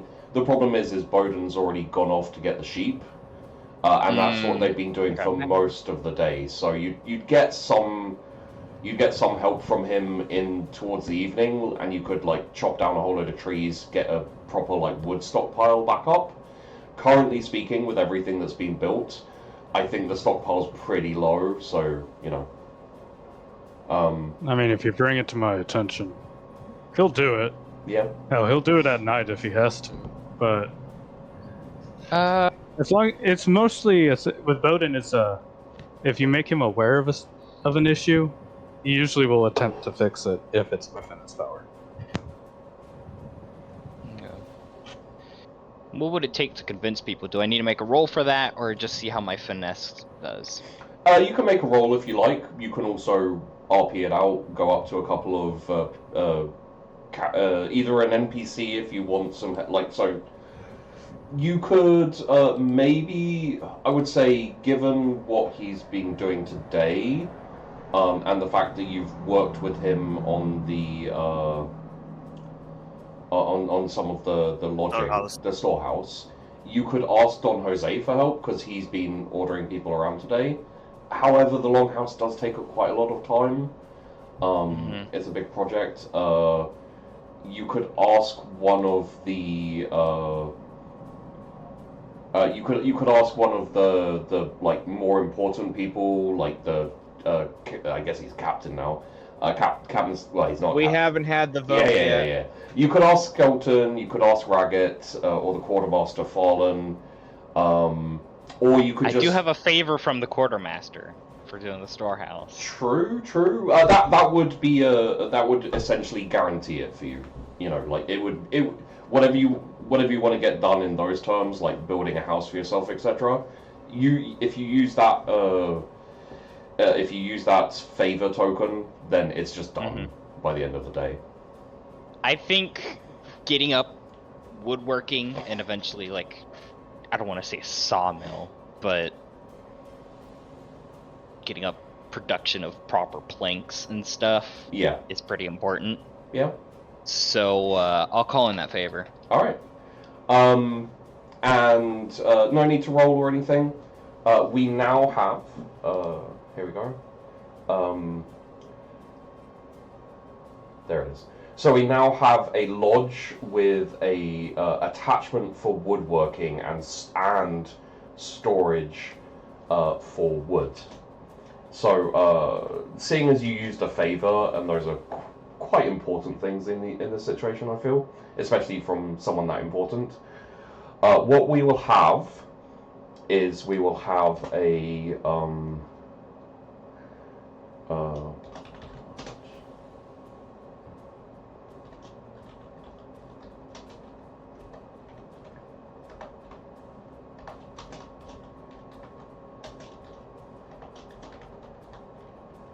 okay, and that will be a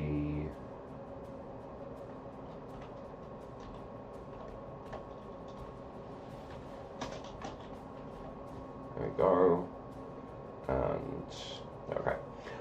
So we now have Jaeger has out on the edge of the jungle, woods, trees, a reasonably sized lodge for one person with an attachment on the side where you have very, very, very basic things for a woodworking. I would say you probably don't have tools, but you have the setup whereby you can bring logs in, and if you have tools, you can start like sanding them down and etc. etc. You also have out by the Jaeger Lodge a small covered decently enough to stop rain being a problem wood storage with 50 cap. So you have capacity of 50 nearby you for wood. Nice. Which is like a separate storage. Essentially, this has become call it like the wood cutting, the logging area. There's a lot of trees around this area. It's a bit thicker. It's a bit more like big sturdy trees. And we will say, given everything and given the favor, let's say 25 out of 50 wood storage currently. Now, obviously, going forward, you can always cut down your own trees, especially if it's something very basic. So, if you just want to build like a chair, we don't really need to do a roll for that.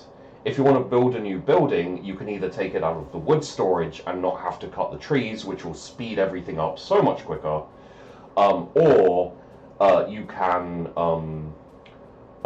like do it the normal way where you get the trees first, you cut them down, then you bring them over, you start building. That will take longer and take you longer in the day. Also, now if you want, you can go and cut down some trees for the day and fill up the wood storage. So there you go. Nice. And yes, that is an extremely good use of your day, Jaeger. Well done. Because essentially, as time goes on, you'll be able to. You know what? Honestly, I know. So let's have a look here. I would say.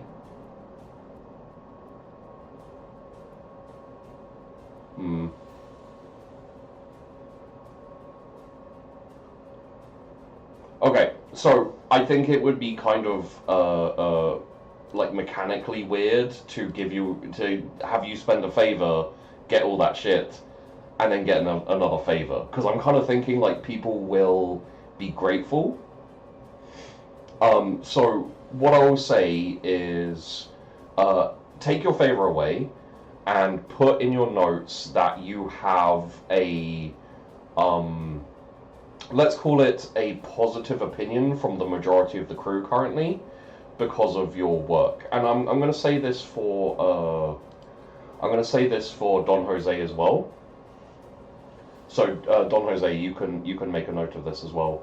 Essentially, if there is an instance where there is a need for opinions to be important, you can essentially make a note of it, and that will either add dice to a convince roll or whatever, or add a little more support to your cause.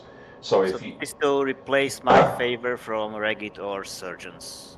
Do I no, understand? you because of the effect of the longhouse, and you didn't call in any favors, you still keep that favor, but just additionally, like Okay. this is not as big or not as important.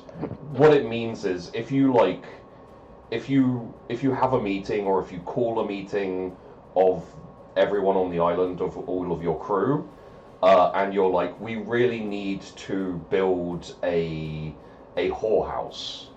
There's going to be a fair number of people who are like, I don't really think that's important right now. You can then say, Sheepy, I'm calling in like my favorable like opinion, and essentially more people will join in like supporting you.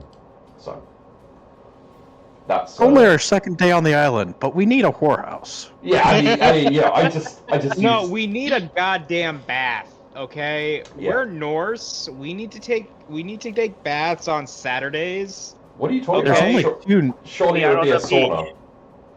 There are No, only two Norse. literal baths. We need to wash our hair. We need to wash our bodies, and the English women need to make sure we're sexy as hell.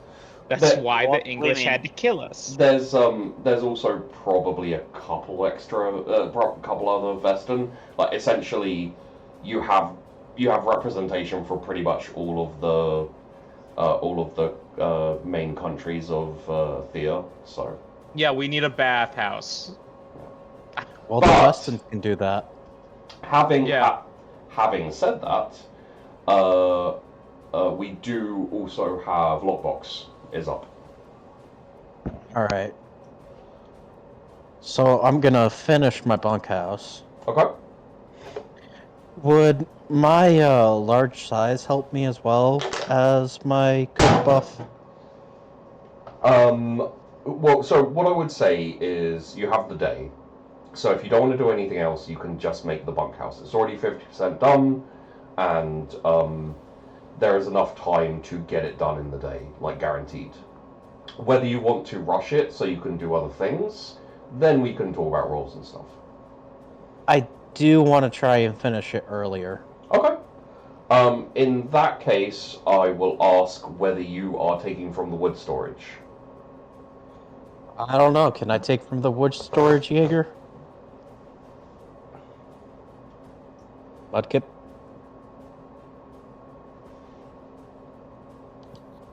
Jaeger, you about? Might not be about momentarily, so essentially the wood storage is something that everyone... Oh, there we go. Jaeger, hey. Apologies. Yes, go ahead. Okay, yes, you can. Okay, then. Alright. I can't really do much without tools, so go right Yeah. ahead. I would say Okay. you're probably going to take it down by about 5, so down to about 20 out of 50. Sheepy, do you want me to keep track of the wood storage, or are you I- handling that? I have it here, but what I'm planning on doing is adding a Google Doc where I can add all this stuff in so you guys can keep track of it too. Oh, okay. So, I know I got a +1 from my food, a +1 from the wood storage. Yep. Do I get a +1 from my size?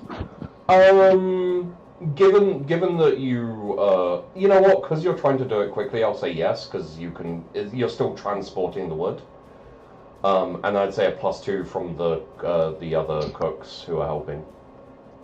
So, +5 in total. +5 in total, yes. 58. Okay. Damn, for how many dice you rolled, that isn't as high as I was expecting it to be. It's still good. Yeah, definitely finish it, and I'd say you finish it. You finish it about half the by about half the way through the day, so like early afternoon. If you want to start another project or if you want to do something else, then you've got the time basically. I would like to drag my cooks into building an actual kitchen since we're going to be here a while. In the bunkhouse or Probably attached. attached? Okay. With kitchen attached. Okay. Are you taking from the wood storage?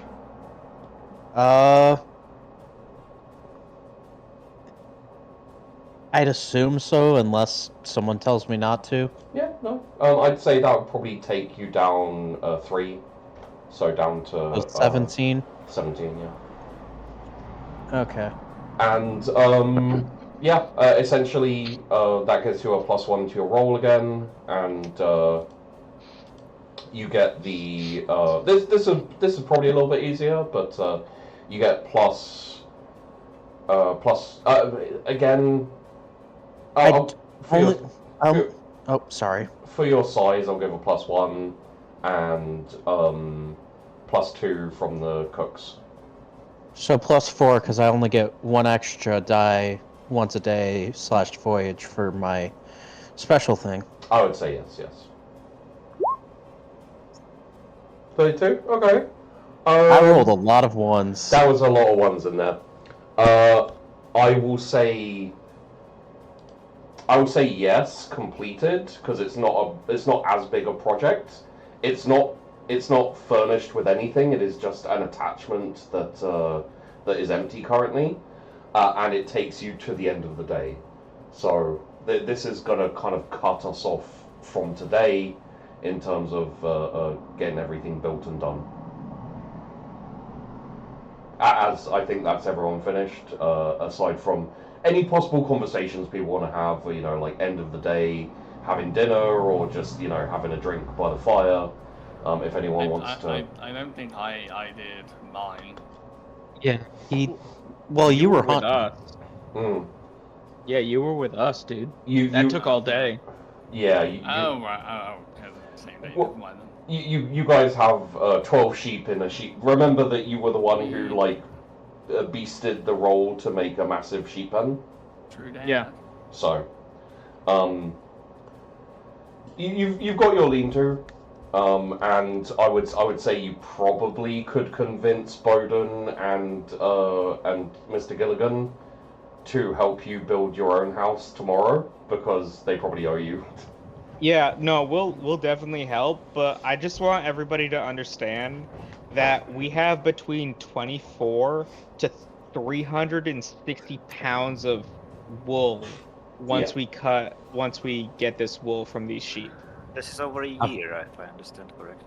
Yeah, but Yeah. Sheepy said they were about to be snipped. They were about ready. snipped. Yeah, So- but you don't shave sheep once a year. Listen, they were just barely domesticated, which means they haven't been shaved. If we're going down that line, they wouldn't have had as much wool on them as a conventional sheep. Oh, damn man, do you want me to fly to England? I'll fight you. I'll physically fight you. Shut up. 24 to 360 pounds we have. Well, I'm there's willing not to- much we can do with that without shears. Unless we want to try using swords to shear sheep. No, I will kill you. I'm just I saying. offered my axe. I think Have I could slam it off them with my shillelagh. No, we're going to port soon. We're gonna buy some goddamn. God damn it, you people. It's fine. We're just gonna shave the sheep. It's a sheep. It's the sheep. We're gonna buy some clippers, sheep clippers. We're gonna clip the sheep, and we're gonna profit. Like, this isn't even question mark profit. Oh, we're This is starting literally YouTube channels now. this is literally shear sheep, collect wool, ship out to port, profit. Like, we have literal profit. So Yes. I'm starting to feel like, because of the number of references we've been giving, I need to add an additional scene to this overlay to the recording, which is just the Flotsam and Jetsam campaign conversation, because I just added in a little context for the Kelpie's landing sheep Oh my god, they're Yeah. beautiful. I love it. I was just gonna say, at some point, all of a sudden, a couple of the sheep turn into dice, and a Yeah. legend is born. So Essentially, for anyone watching, if anyone does watch, it's just a sheep, the picture of a sheep, but they are ridiculously overwooled. Like it just looks like basically a peach, pretty much. Big old cotton ball. Yeah, They're beautiful. Yeah, that's absolutely unhealthy beautiful. for sheep. yeah. That Yeah, sheep's no, they will overheating. overheat. They will overheat and die. I've like I have gone way too deep into sheep and how to mean, take care of yo. sheep. Lore hard. He's gone way too deep into sheep, huh? Yeah. Oh, is that where we're going with this, huh? Another Vestin sheep fucker. And the sheep fuckers joke start. No, I figured I should be the one to Sheepy, say I the will talk to since I some was people during dinner tonight, to like get their idea of who they're voting for captain. Yeah. And if they're against Skelton, I will attempt to convince them that Skelton should be given a chance. Okay. Give me a how they are. Give me a wits notice, I mean, please. there's also the Wait. argument. No, sorry, wit? wait. Wits empathy, please. There's also can it the wits argument empathy? that. Sorry. Wits empathy, yeah. Okay. There's That's a also 42. the argument that voting against Skeleton would just create chaos if people start trying to vie for the captain position. Quite literally, I'm trying to stop a civil war. Yeah, basically. So, just purely because I felt it was, I'm assuming you're not just running around saying vote for Skeleton, like regardless. No, you're we're doing it very. He's You're posting low. flyers all over the You're- longhouse. You're testing the wind, as it were. Yeah, very much. So that's why I went with empathy, because you're basically like feeling people out. Yeah. I would say, like, if people are either reasonably apathetic as to who's in charge currently, the general sense is like everyone is working together decently at the moment, and everyone is building shelters and starting to build more permanent homes. There's definitely a feeling already of like, let's settle down here because things are going like, there's decent food, there's fruit in the trees, there's fresh water, and this is a very nice bay, which is sheltered and protectable and like fairly easily protected. There's already been talk of possibly setting up very basic cannon defenses at the lip of the tapir, basically. I fucking love that. Can we rename the island the Tapir? I mean, like, it also kind of looks like a dinosaur, like with the ridge. A little on the bit, head. but it's cuter if it's a tapir. Yeah. It does look like a taper. And 100% unintended, I promise. Like, I only saw it. I think someone else saw it towards the end of the first session. No, that should be our code for this island. The tapir. The tapir. But yes. Like, yeah, we'll ship your product from the tapir. Essentially, people are either in favor of Skeleton, given and like it's the nature of people that you can't really tell where things were going, but given that the captain did hesitate and Skeleton at least made a choice, people are fairly happy with, like, even though it may not have been the best choice, people were happy that the choice was made, basically. Okay, if I get that sense, can I at least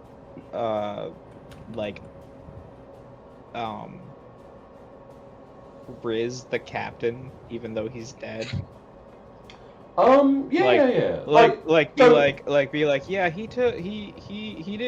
He wasn't frozen, like he was just trying to make an intelligent decision. Yeah. And like sometimes So you're that takes a saying little bit of Skeleton time. didn't make an intelligent decision? I didn't say that. Don't twist my words. I'd say it's debatable, really. Like Skelton made an instinctual decision, Yeah. and guess what? We won in the end. yeah, He just wanted to make a tactical decision, which takes a bit of time to decide on. yeah. Yeah. And you definitely get the feeling like there are a few people who were critical of the captain or just like more kind of like not as sad that he's gone, just purely because there's that vibe of like some people did think he froze or like panicked or whatever, and you're able to kind of like you're not forceful about it. You're still trying to be subtle, but you just kind of like ease the opinion a little bit, like grease those wheels. And I would say like you're able to poll the people, as it were, and it feels like people. No one's really going to object aside from maybe a couple. And at least one of those, I think we know who that is. If Skelton was elected captain. Yeah. But essentially, the majority of people will either be okay with it or happy. So. Yeah. Okay. Well, then in that case, the people who were talking shit about the captain are on the grudge list. Gotcha. Open the big book of grudges. Yeah, pretty much. That's it. You're going on my list. Yeah. Do you Okay. approach Jaeger at all? Yeah, he'll approach Jaeger. Let's be clear, it's not like, who are you voting for? It's very much so, yeah, things have been going pretty okay now, but like they weren't that great to begin with. How are you feeling? Like, how are you feeling? Are you okay? The captain's dead. Are you okay with that? Like, what are you... Do I need to talk to you about that? Do I need to counsel you? Just, like, stuff like that.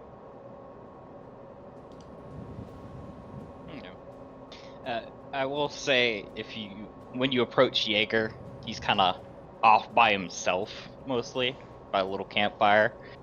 But the general kind of feel you get from him is that he doesn't really care all that much about that. You guys keep going for a second. I just need to capture. He's pretty neutral. He's not against, but he's not for. Well, Mr. Jaeger, what's your actual last name? His last name is Damascus, but everybody calls him Jaeger. Yeah, well, I am a gentleman. Well, Mr. Damascus, I understand the feeling of neutrality for this, but we all must come together in these trying times. There is nothing wrong with neutrality. I feel like I fall that way myself, but we must at least keep the peace for these times.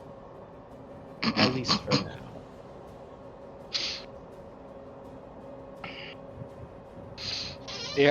Gilligan, I see your point. I have no need to... Why'd I go Russian? German accents are hard. Guten Tag, mein Freund. Yeah, es ist good. Just for things like the go za and stuff like that. You simply go to... Ja, es ist gut, mein Freund. Just something like that. I'll do my best, but don't hold it against me. I'm not gonna hold it against you. Yeah, Gilligan, I have no need for any kind of conflict or to raise trouble here. If... I want to say skeleton. Skeleton. Skeleton. Damn it, I just did. is the only choice, then I will vote for him. He. I have no qualms with him personally. Ah, yes, you'll vote for him if he's the only choice. Well, I have not heard anybody else wanting to be captain. So, I do believe he is the only choice.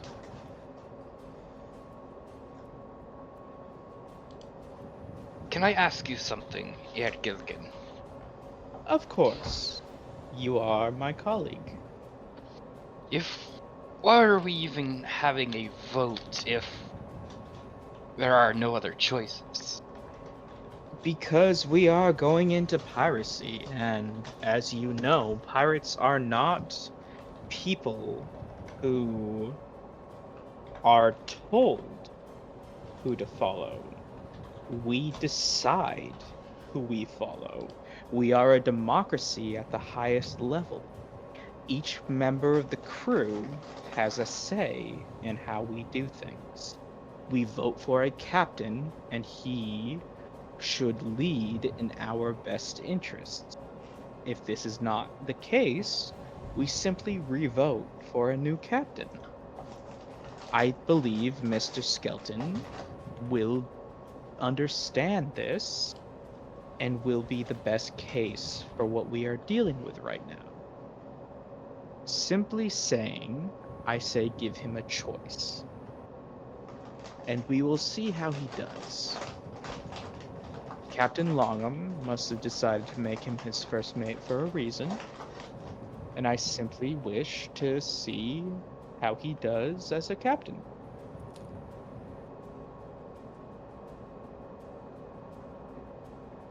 I see. Very well. When the choice arises, I will have no qualms with Skelton taking the helm. And of course, if he fails, I will be right with you to vote him out. But I do not believe he will fail.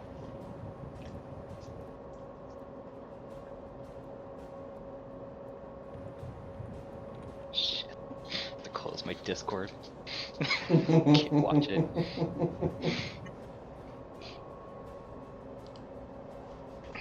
Jaeger doesn't say much after that. He kind of just stares into the fire, eating whatever lockbox just decided to make tonight. Yeah, and Gilligan has finished his food. He's returned his plates and whatnot, and he's really just Lockbox was. Oh, sorry. and he's really just walking around talking to people, making sure that they're okay with the decision that has been going on, to convince them that it's okay to not be okay with how things are going. We will definitely drop you off at a safe port, and you'll be able to get home. Like, it's very much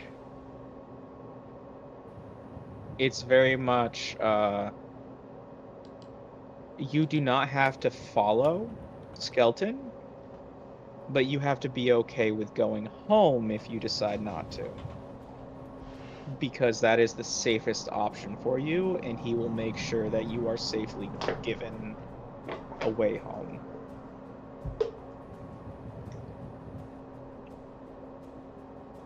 As I was going to say, Lockbox was busy today, so all you get is the everlasting stew.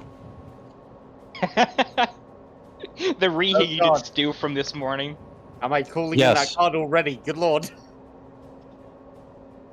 He was busy. He has a pot of everlasting stew he brings everywhere. Dude, everlasting stew is actually pretty good. I would make it myself if I could turn the stove on for 24/7 and not be afraid of burning down my house. Yep. That would cost so much money, though, like your bills. I would say we also have new lore meta, where Skelton is actually just Danny DeVito. Okay, yes. he has 100% of my vote if he's just Danny DeVito. Yeah. How Yeah. could you not vote for Danny DeVito? If you don't vote for Miss- Danny DeVito, you're a monster. If Perto / Mr. Gilligan is done, Lockbox will make an announcement. Okay. Okay. Since we're staying here a while, I need help setting up a stove. Whoever takes time out of their day to bring me rocks that would help build it, and build it well, I'll give you the best cut of meat from whatever we have next.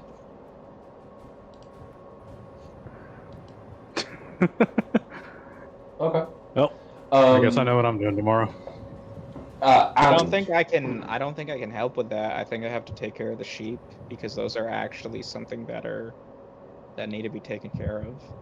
So, with that said, we're gonna hit the night. We're going to morning up, and we're going to do our last day before you decide to set off. But in the evening, there's going to be a gathering, a bit of drinking, and a bit of a chat about like where you're going forward. So, I'm going to quick run this a little bit. In terms of the last day before, tomorrow when you're going to set off on a voyage. Yeah. What I will say is, at this point, everyone is going to be building essentially like basic shelter for everyone. So all of the crew will have a place to sleep, even if that's just a lean-to. That's just going to be the general order of the day. So you'll all be involved in that to some degree. I'm also going to give everyone like let's call it an action for the day. The action for the day will be like doing something, whether it's gathering supplies, whether it's tending to anything. Like tending to the sheep won't have to be an action. That can be something we assume you do through part of your day, or is done collectively. Should I roll another cooking roll? I would say, given that you are a chef, I'll allow a generic like daily +1 to an action, like physical action, for the day, because that's pretty simple. If you'd like to cook something very specific up to like you'd also need the ingredients and everything. But I think going forwards, if you have something very specific you want to prepare for or cook for, like I'm very happy to do rolls for those type of things. I assume we're just going down the list now again? Yes. So it'll essentially be Bowden and Gilligan, Brooks, Don Jose, Jaeger, Lockbox, then Brixton. I think Bowden and Gilligan are actually going to be doing two different things today. Yeah. So we'll go Bowden first. Bowden has been enticed by a cut of meat, so he's going to help out Lockbox with his stove. Okay. Since that probably won't take all day, technically, he'll also increase the wood supply. Okay. We'll have the helping with the stove be like an assist, basically. So give me a brawn and athletics, please, and feel free to take a +1 for the food. Sweet. Any other bonuses for the fact that I'm the only one with an axe, like an actual axe? I would say probably not. Like there are. The stove would be more rock than wood. Well, but no, he's just filling up the wood as like his action. Oh, okay. Yeah, I'm filling up the wood as the action. I'm assisting. All right, I misunderstood that. Sorry. Yeah. Yeah, fine. All right. Well, Let's see how Bowden cuts wood. Oh damn! Pretty Yeah, good. that's about right. Alright, Alright, 45. 44. 46. Well, Oh if no, you've taken because you away one, re-rolled then the one. that's- Yeah, got you. Okay, Yeah, you have the difference. I didn't realize it was a re-roll. I thought you forgot to add your bonus. Okay, so that's pretty damn good. We will take the wood back up to... Yeah, I think 35 makes sense. Especially as you're kind of like spending your day on it in between helping with the stove. So make sure we have wood for the fire. You know first. what? It's a good roll, but I don't want to go OTT with with someone cutting wood, etc. I'll say 30. So 30 out of 50. It's a good. When you consider that the bunkhouse and the kitchen attachment was like 7, that's a lot of wood. That's a lot of nuts. Okay, next up would be Gilligan. I know Bowden wanted a trophy for the lodge. So I'm going to look for the biggest, meanest boar. Okay. And I am going to hit it with a .79 caliber round. Okay. Where are you? So, I don't think we need a roll for the actual kill. Okay. But would you like to roll a, let's call it a,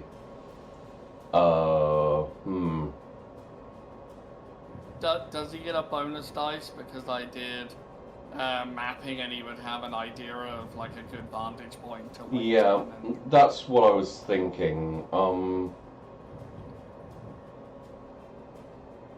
Got your back, bro. Yeah, thank okay. you, Matthias. Matthias, could you quickly give me a wits scholarship, please? Okay, we're about to see how much of it I have your back. Yeah. This. I think it'll be fine. I get a 1 bonus for the food, right? No, not on this one. Oh, I don't have any bonus? Okay. Okay, not bad. So, Mr. Gilligan, could you give me a wits notice with 2 bonus? Okay. That is the wrong... There we go. Does he get another bonus from the cooking? I'll allow it, but it's yeah. So plus plus 3. Plus 3, yeah. That is Nice. 46. That's a pretty good roll. That boar Yeah. is fucked. Okay. I'm going to throw out the option for give me a sec here. If you would like, you get the impression there might be other options aside from a boar. If you want something a bit more, let's call it aggressive, over your longhouse. Okay, well, what are we talking about? We are talking about when he was near the swamp, he saw a few crocodiles. Oh, we're gonna... I actually would like... Do we have any, like, leather worker? Anything like that? in camp?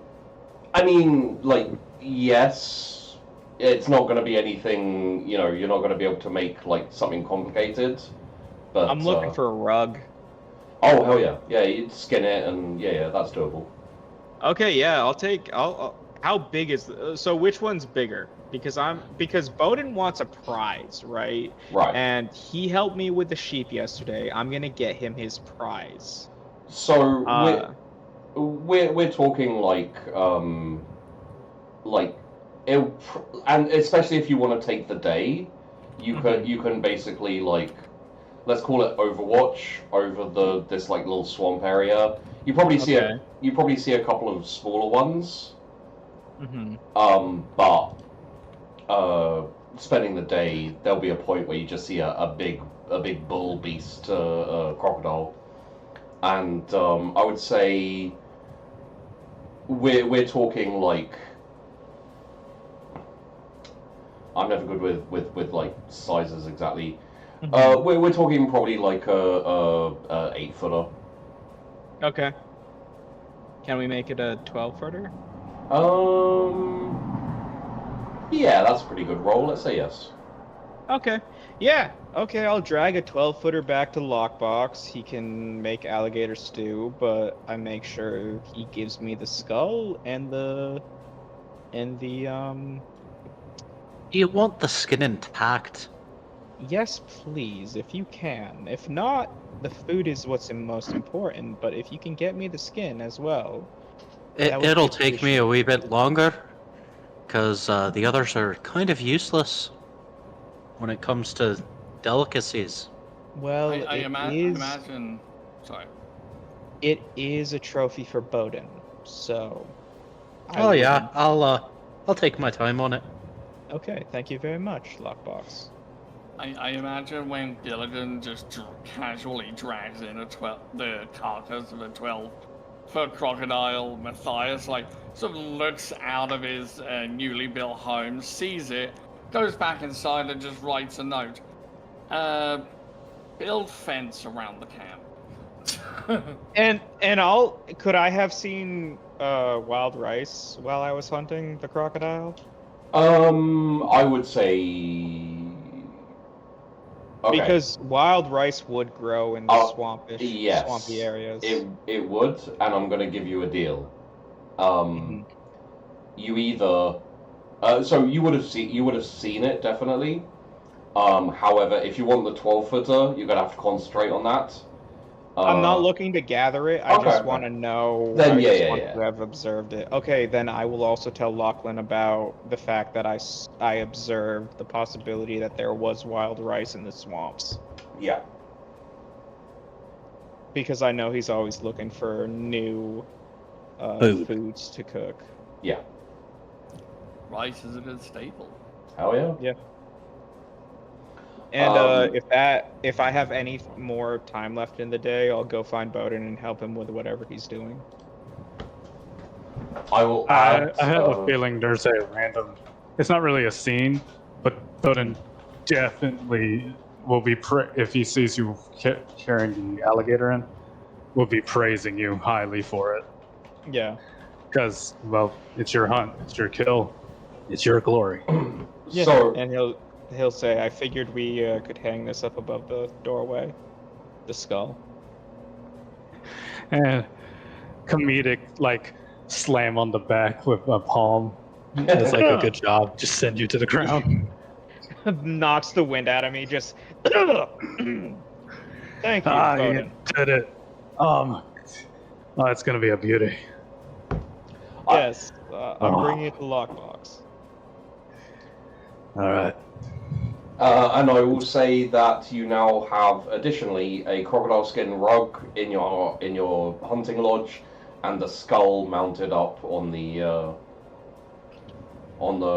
front of your lodge. Nice. I was going to say I feel weirdly loved as Bowden, and now I feel mildly threatened. So Brooks, you have anything up for today? I'm gonna set up the workshop. Now I've got this place kind of set, so that way I can start fixing up more tools, because inevitably it's going to be needed. Yeah. I don't know whether or not he'd bother trying to make any tools specifically to help build the large oven that we want to construct. But if he's got some time, he might throw something together that would kind of help towards that. A chisel. I'd say probably more along the line, chisel's fairly difficult, unless it's a very makeshift chisel. Could be a kind of thing that works for a little bit, then you throw it away. That's all I would need to make bricks for the thing. Yeah. No, it's not. Bricks require So- clay. Yeah, so what you will be making is more of a like a stone, like essentially makeshift oven. Kind of like a Yeah, that's all I'm kitchen. going for. Yeah. Honestly, you don't really need tools for making like bricks. I would say something along the lines of like a shovel could help, like a Yeah. kind of very basic shovel for like digging up the right rocks and etc. Yeah. But yeah. I mean, I think we've probably got shovels somewhere, but Okay. if So- for some reason we haven't, I suppose I can make one of those whilst I'm at this. Pirate And ship all- does not have a shovel. And honestly, we find have treasure. we have carpenters. There's probably clay on this island. We can make bricks. As long- Yes. As long as we can find the clay, we can sunbake the bricks. You can have like a pizza oven. You can have a stone oven. The mortar and pestle is what would be difficult to produce. Yeah. Yeah, I assume I have at least one At least one. mortar and pestle to Yeah. grind stuff up. Either you or the surgeon would, so I'd say there's definitely one available. So when I say mortar, I'm talking about the composition that sticks bricks together, Yeah. not the stone bowl that you take a pestle and pound things in. Yeah. Yeah, I misunderstood that. Mortar would definitely be something that would be more On that difficult. Spanish construction fleet. But Um, also, if you look at what I just posted in Patreon chatter, Yeah. that does look like it might have been made out of a solid piece of stone. So if we can find something that large, no, it wasn't. But like, you could carve, if we get a boulder, you could carve that out of a solid piece of stone. If someone gets me a boulder and can help me do that, they will get the best piece of me. I Already certainly on it. think you're going to struggle to find a bit of stone large enough that you can move to make the oven out of in its entirety. Especially on an island. But we I mean, have there is this a cave. Yeah, but we're What- on an what- island. what we you're- have this. What you're probably looking at right now would be something along these lines, except for without the like obvious crafted metals stuff. Yeah. Yeah. So yeah. You're looking at like very basic stone with a like hold opening and the ability to kind of like set a fire inside it and kind of like cook food in that oven. Like very, very, very doable, and it's something that will be done today essentially. Like later on, you may want to be thinking about, other things. But of course, the additional thing is this is all building blocks. This is all a skeleton. Yeah. Like Skeleton? this is all a skeleton for the future. And the thing is like once you guys get out there, once you get a lay of the land, and you start going out on outings, you're going to be able to find out about certain ships. And even if you don't find exact, you don't have to necessarily find the Spanish supply construction ship. If you do, great.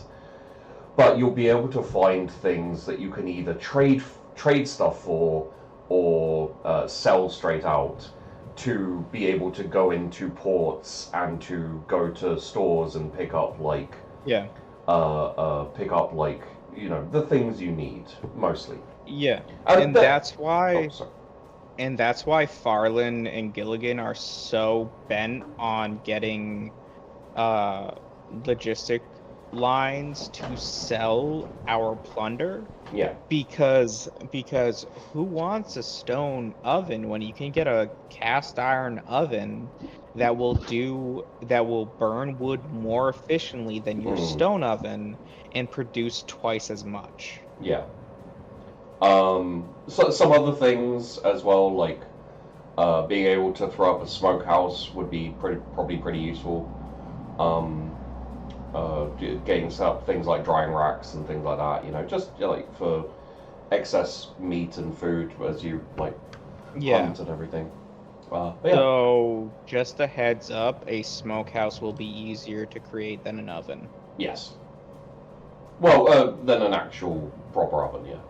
Yeah, than an actual proper smokehouses can be completely wooden. Native Americans made them before pilgrims came over to the Americas. Like, smoking meat is an ancient tradition that can be done with the very minimum resources required. I don't. Yeah. Donate technology. I don't think anyone really. Yeah. Okay. So, moving on from that, Brooks, you have your workshop essentially attached and onto your lodgings and like ready. Obviously, you're going to need to start gathering up tools, and you'll need to start making ways to like. Again, moving from my basic maintenance things to actually useful to produce stuff. Yeah. Eventually, you'll be able to start producing stuff. I'd say it, at a stretch, you could maybe start making the balls for pistols and etc. just by, but I'd say dodgy. Like you'd want to avoid it until you had a more refined like.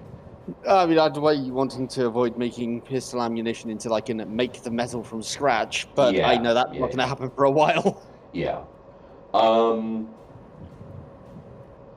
I would say, Don Jose, if you want, you can just fully make a lodgings, like a hut for you, like proper. Yeah, I'm tempted, but if this is the last day before we set sail, then I have to at least run through the ship and check if it is actually like if there is nothing damaged, nothing that needs replacing, or no supplies that need replenishing. Okay. And if I am also like the midshipman, I will probably need to familiarize myself with the actual sails and everything. Yeah. No, the ship itself is fine. Like it wasn't involved in the fight, so.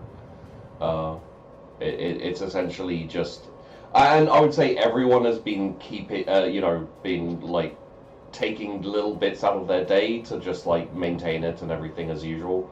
So the ship itself is ready to go, and I'd say you can definitely familiarize yourself with it more. But it's just mostly it's a little smaller. This is really like a pre-start check. Like basically, if you like take a look in your car, if you see if you have the tires pressured and everything, so nothing much. Then otherwise I will just try to make my lean-to into something more permanent. Yeah. Okay. Again, the same kind of vibes as I put up for the others. You get yourselves a proper kind of hut that you can jump in and out of, and if you want to expand it or add on things, in the future. That's perfectly viable.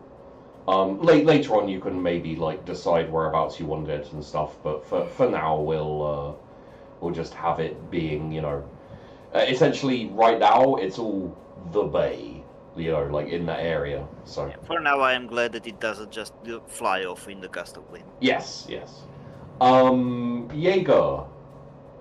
what are you up to today? I've been thinking about that.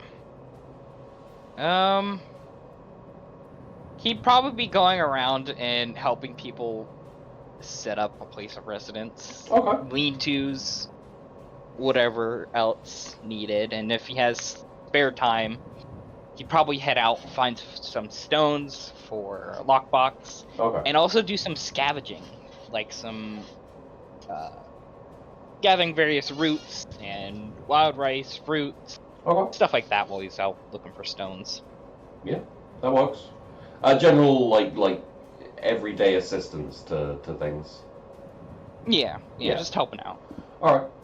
What I will say then is, aside from just the general assistance, like I will consider more lodgings/huts than lean-tos are being built with like more people helping.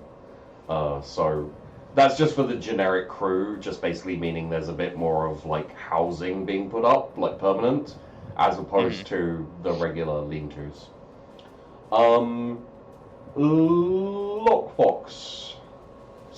The oven and general like kitchen like build up. Yeah. Okay. I probably also want to like dig a small hole to see if there's like water beneath us in case, because I'm thinking of making like an underground basement as a primitive freezer. Yeah. I'd say, like, obviously you're not on the sand. You can dig down and you can like kind of go down a fair ways and there's no like immediate water pouring out everywhere. Yeah.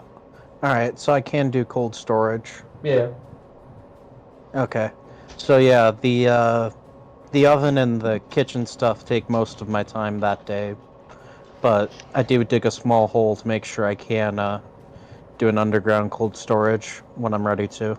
All right. Should I roll anything? No, I don't think so. It's nothing that's overly working or like too much extra. Finally, Braxton. Matthias is going to spend this last day finishing with going through the paper, giving the captain the information that he's gathered. Okay. And once all that's finished, he's gonna go, if he has enough time in the day, he will go and explore the cave. Because that's the only part of the island he hasn't actually had a good look at yet. Has he found the cave yet, or are we talking about? He knows it's there on top of the hills. He just never got a chance to get a good look at it. So. Okay. Secret tunnel. Gonna look at the cave. I thought you couldn't find it because you walked on the outside of the tunnel. You walked on the outside of the. He spotted it, but he didn't go near it. Oh, Yeah. okay.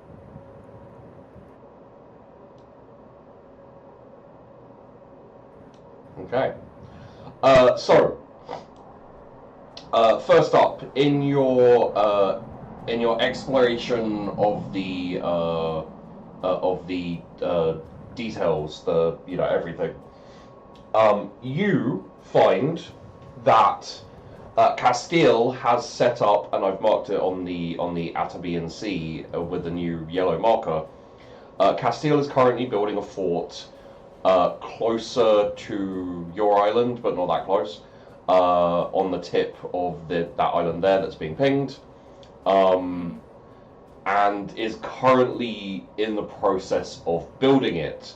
This is requiring quite a lot of resources to be shipped out from the old world, from Thea, from Castile there.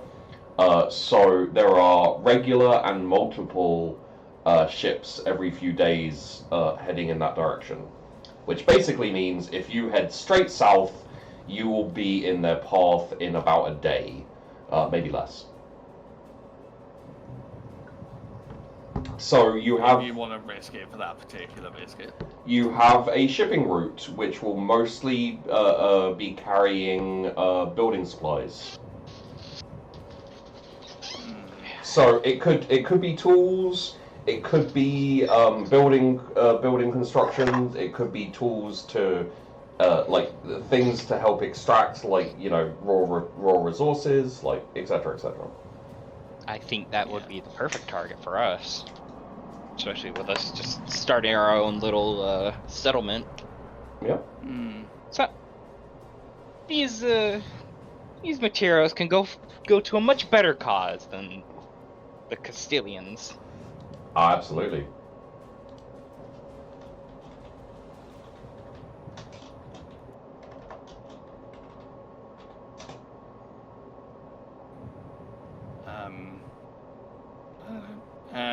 Yeah. What? Does he have enough time to explore the cave? Yes.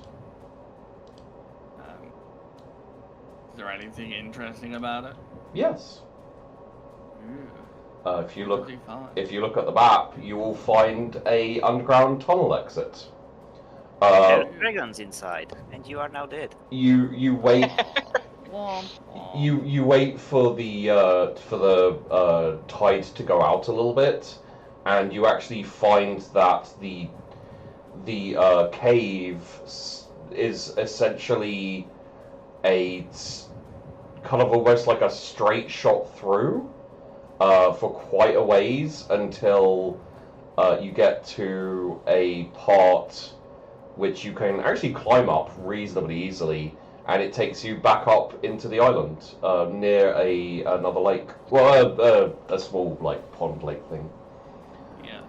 Essentially, like when the water comes in, for whatever reason, it's kind of like maybe there was already kind of cave here. Maybe the water kind of like caused a bit of a collapse or something at some point. But you have like a fairly straight shot like tunnel cave that kind of goes through, and then at some point I guess the water started like flying up, maybe like it caved in a little bit there, and there's just a hole where when the tide is out, it's just literally like a chimney basically back into the world. So in terms of actually like storing stuff in there, it's not super viable. But you have you have a few possibilities in there. You could actually with a little bit of work, you could maybe block off the front of the tunnel, and then it would just be a cave with no need to worry about the water coming in. Well, not too much worry. I know.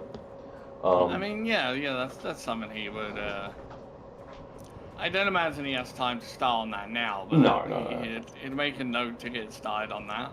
Yeah. That as the next project. Or well, to get somebody that is more suited to that sort of thing started on it. Yeah. It's not really something he does. Also, we will say that you also now have a lodgings and hut. Just because that's kind of what everyone's been working on, and Yeah. So, with all of that said, in the evening, let's see. Yeah. So, in the evening, you are all having a drink, special occasion, so grog, beer, liquor, whatever is kind of passed around, and there's a general just regular meal because you're still trying to make the food last and everything, maybe there's a tin. Everyone gets a little like nice tinge of crocodile with it, but yeah. Once a little time has gone and everyone's kind of like settled in, there's kind of like a kind of clang clang clang noise as over by Skelton. Attention is drawn for him to hop up on a crate again, and he's got a tankard in his hand, and he says, "Lads, it's been a productive couple of days, and you've all done reet well." And there's just kind of like a generic kind of like, like a little cheer across the beach.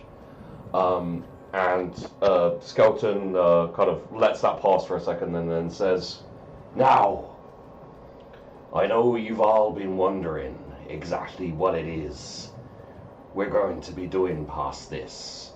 And as a little bit of a sidebar to Mr. Gilligan, would you have taken a moment to chat to him about your thing? Yeah, I would say that the Vestin Vendel League was probably the best guild to negotiate with because I'd agree. Because they would be willing to, because there is the Vendel Raiders. Yeah. That they may or may not agree with, and they are willing to go into the background with their trade as long as we do not out them as our main traders. Yeah. In that case, Skelton says,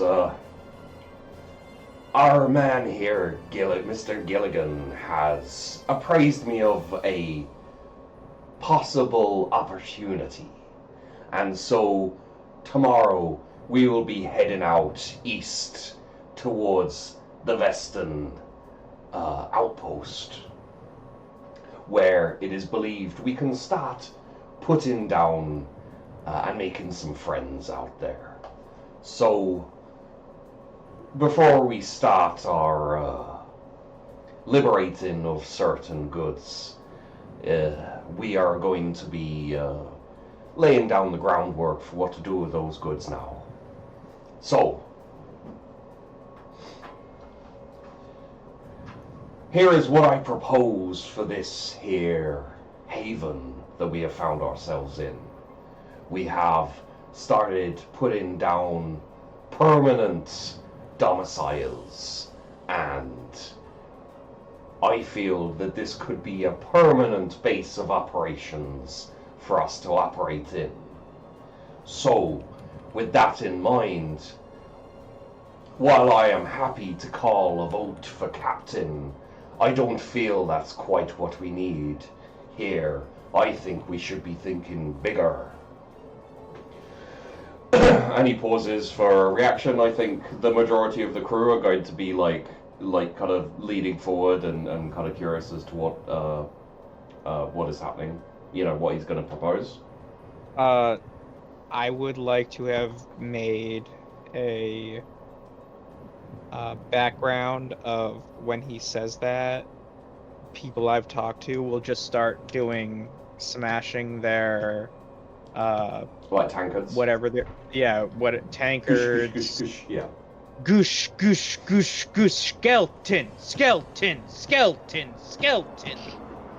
and he kind of, you know, he acknowledges it and he smiles and he puts his hand up and he says, I appreciate that, lads. However, I have a feeling that as we keep going, we may find ourselves not just liberating goods, but maybe even liberating a few more ships. And when that happens, we'll have to be thinking bigger than just going out to steal some wood or some tools from a ship we see passing by. So, with that in mind, I want to set up a sort of a council, let's call it. However, I want it to be for anyone we feel is worthy of taking up the mantle of captain will be allowed the right to call for a crew. And so, ain't none of us on this island captains. We are merely able to captain, as it were. And so, as we keep going, any of us here voted in will be able to call a vote, to call for a crew, and to take a ship out on our own business. And all we need to do is contribute to the island coffers, to the haven's coffers when we come back. So I'm saying 15% of any outing by any of the captains, and you can call a crew, you can go on a voyage, you can go a pirating, you can go a stealing, and then you come back, deposit 15% of what you make, and the Accord will decide what to spend that money on. What say you? Who are the members of the Accord? I think every 6 months we hold a vote, and the people with the most votes are voted into the Accord. Ah, then in that case, I demand that you are called Admiral, and I say Jose should be a captain. Agreed. And there's like a whole load of cheering and etc. etc.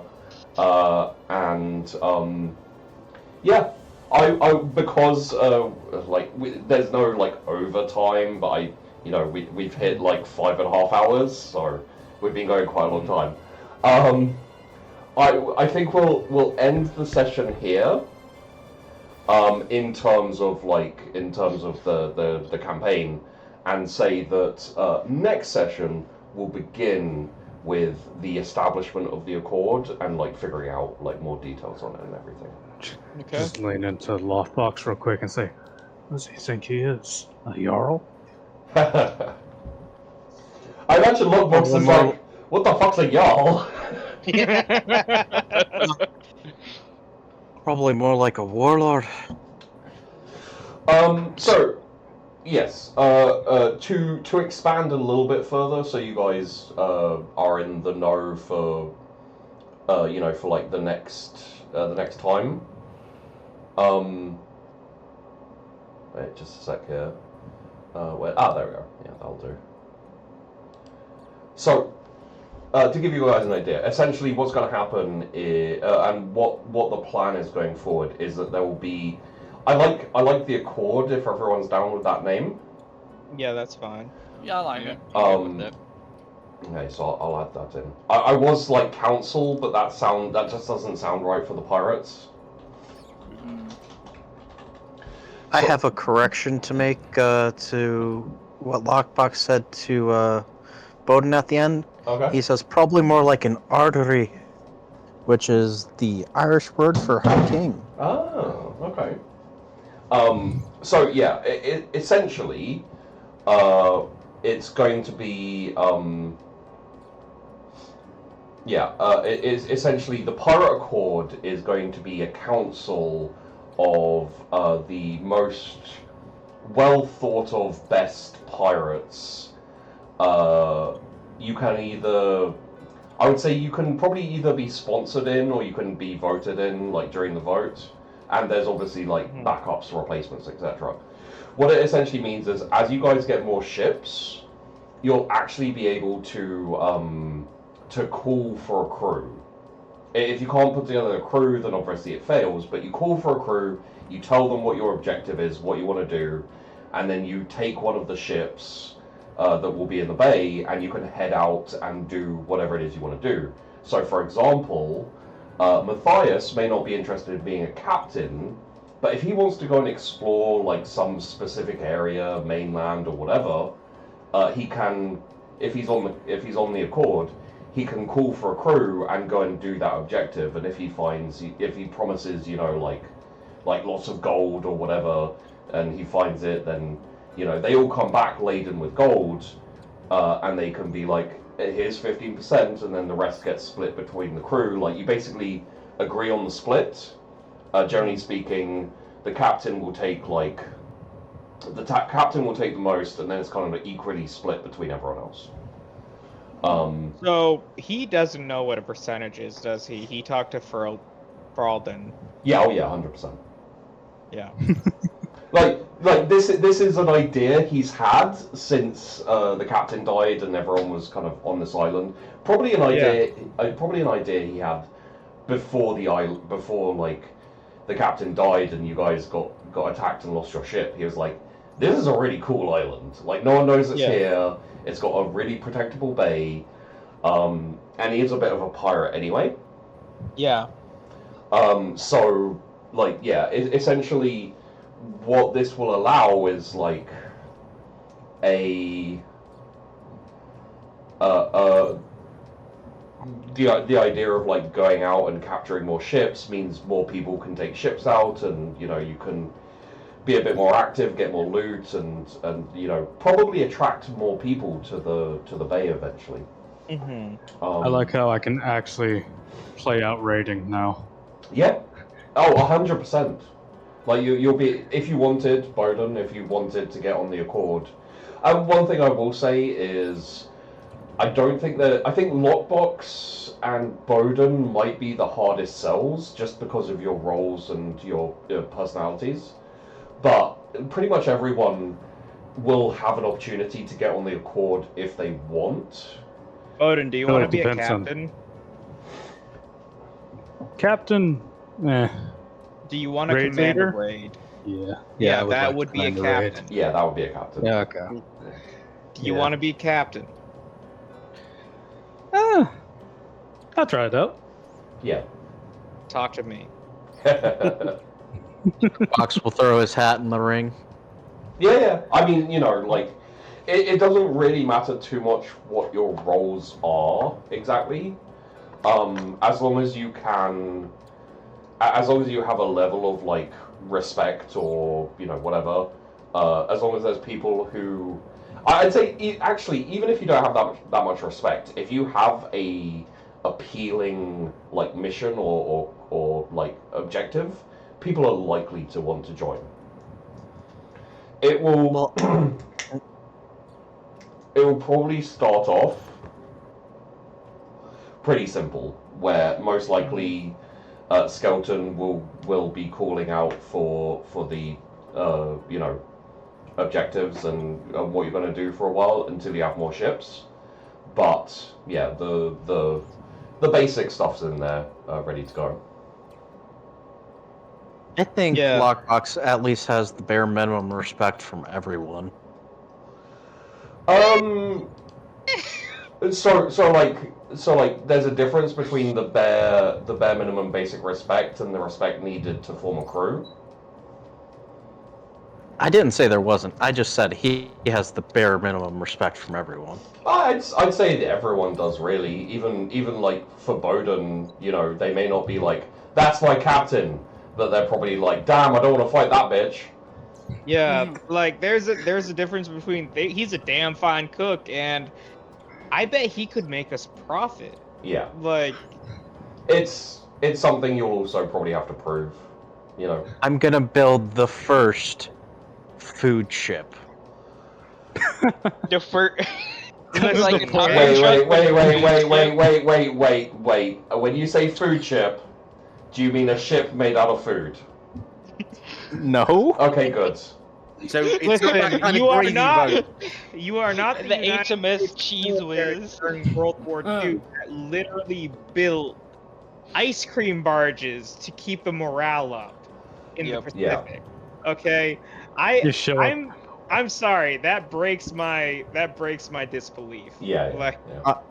I'm going to build a boat full of just cooks and chefs and go to ports and get gold You are that way. literally just a taco truck.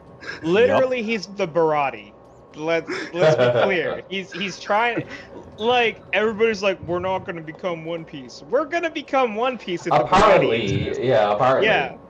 Yeah. And no one's gonna expect the food ship to be like, all right, fine, you stiffed us, and then come back with a rating suit, right?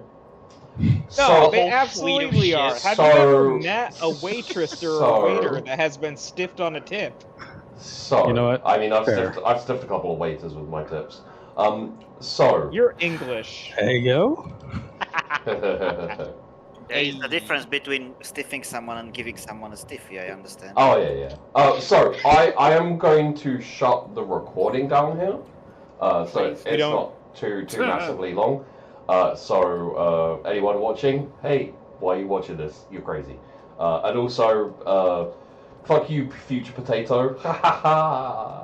Oh, we're gonna. Okay, Sheepy. Are you coming to America or am I going to England? How are we setting this? How are we setting this sexual activity up? I don't know. We'll figure it out. But yes, this is session 2 of Flotsam and Jetsam, and they are just all scum on the surf. Hey, I haven't For killed anyone shoutouts, just yet. for shoutouts at the end, you still won't find me. Yeah. Yeah, I still run a Rogue Trader and Call of Cthulhu game, and no, you're not welcome. Yeah. I mean, it's there you go. Yeah.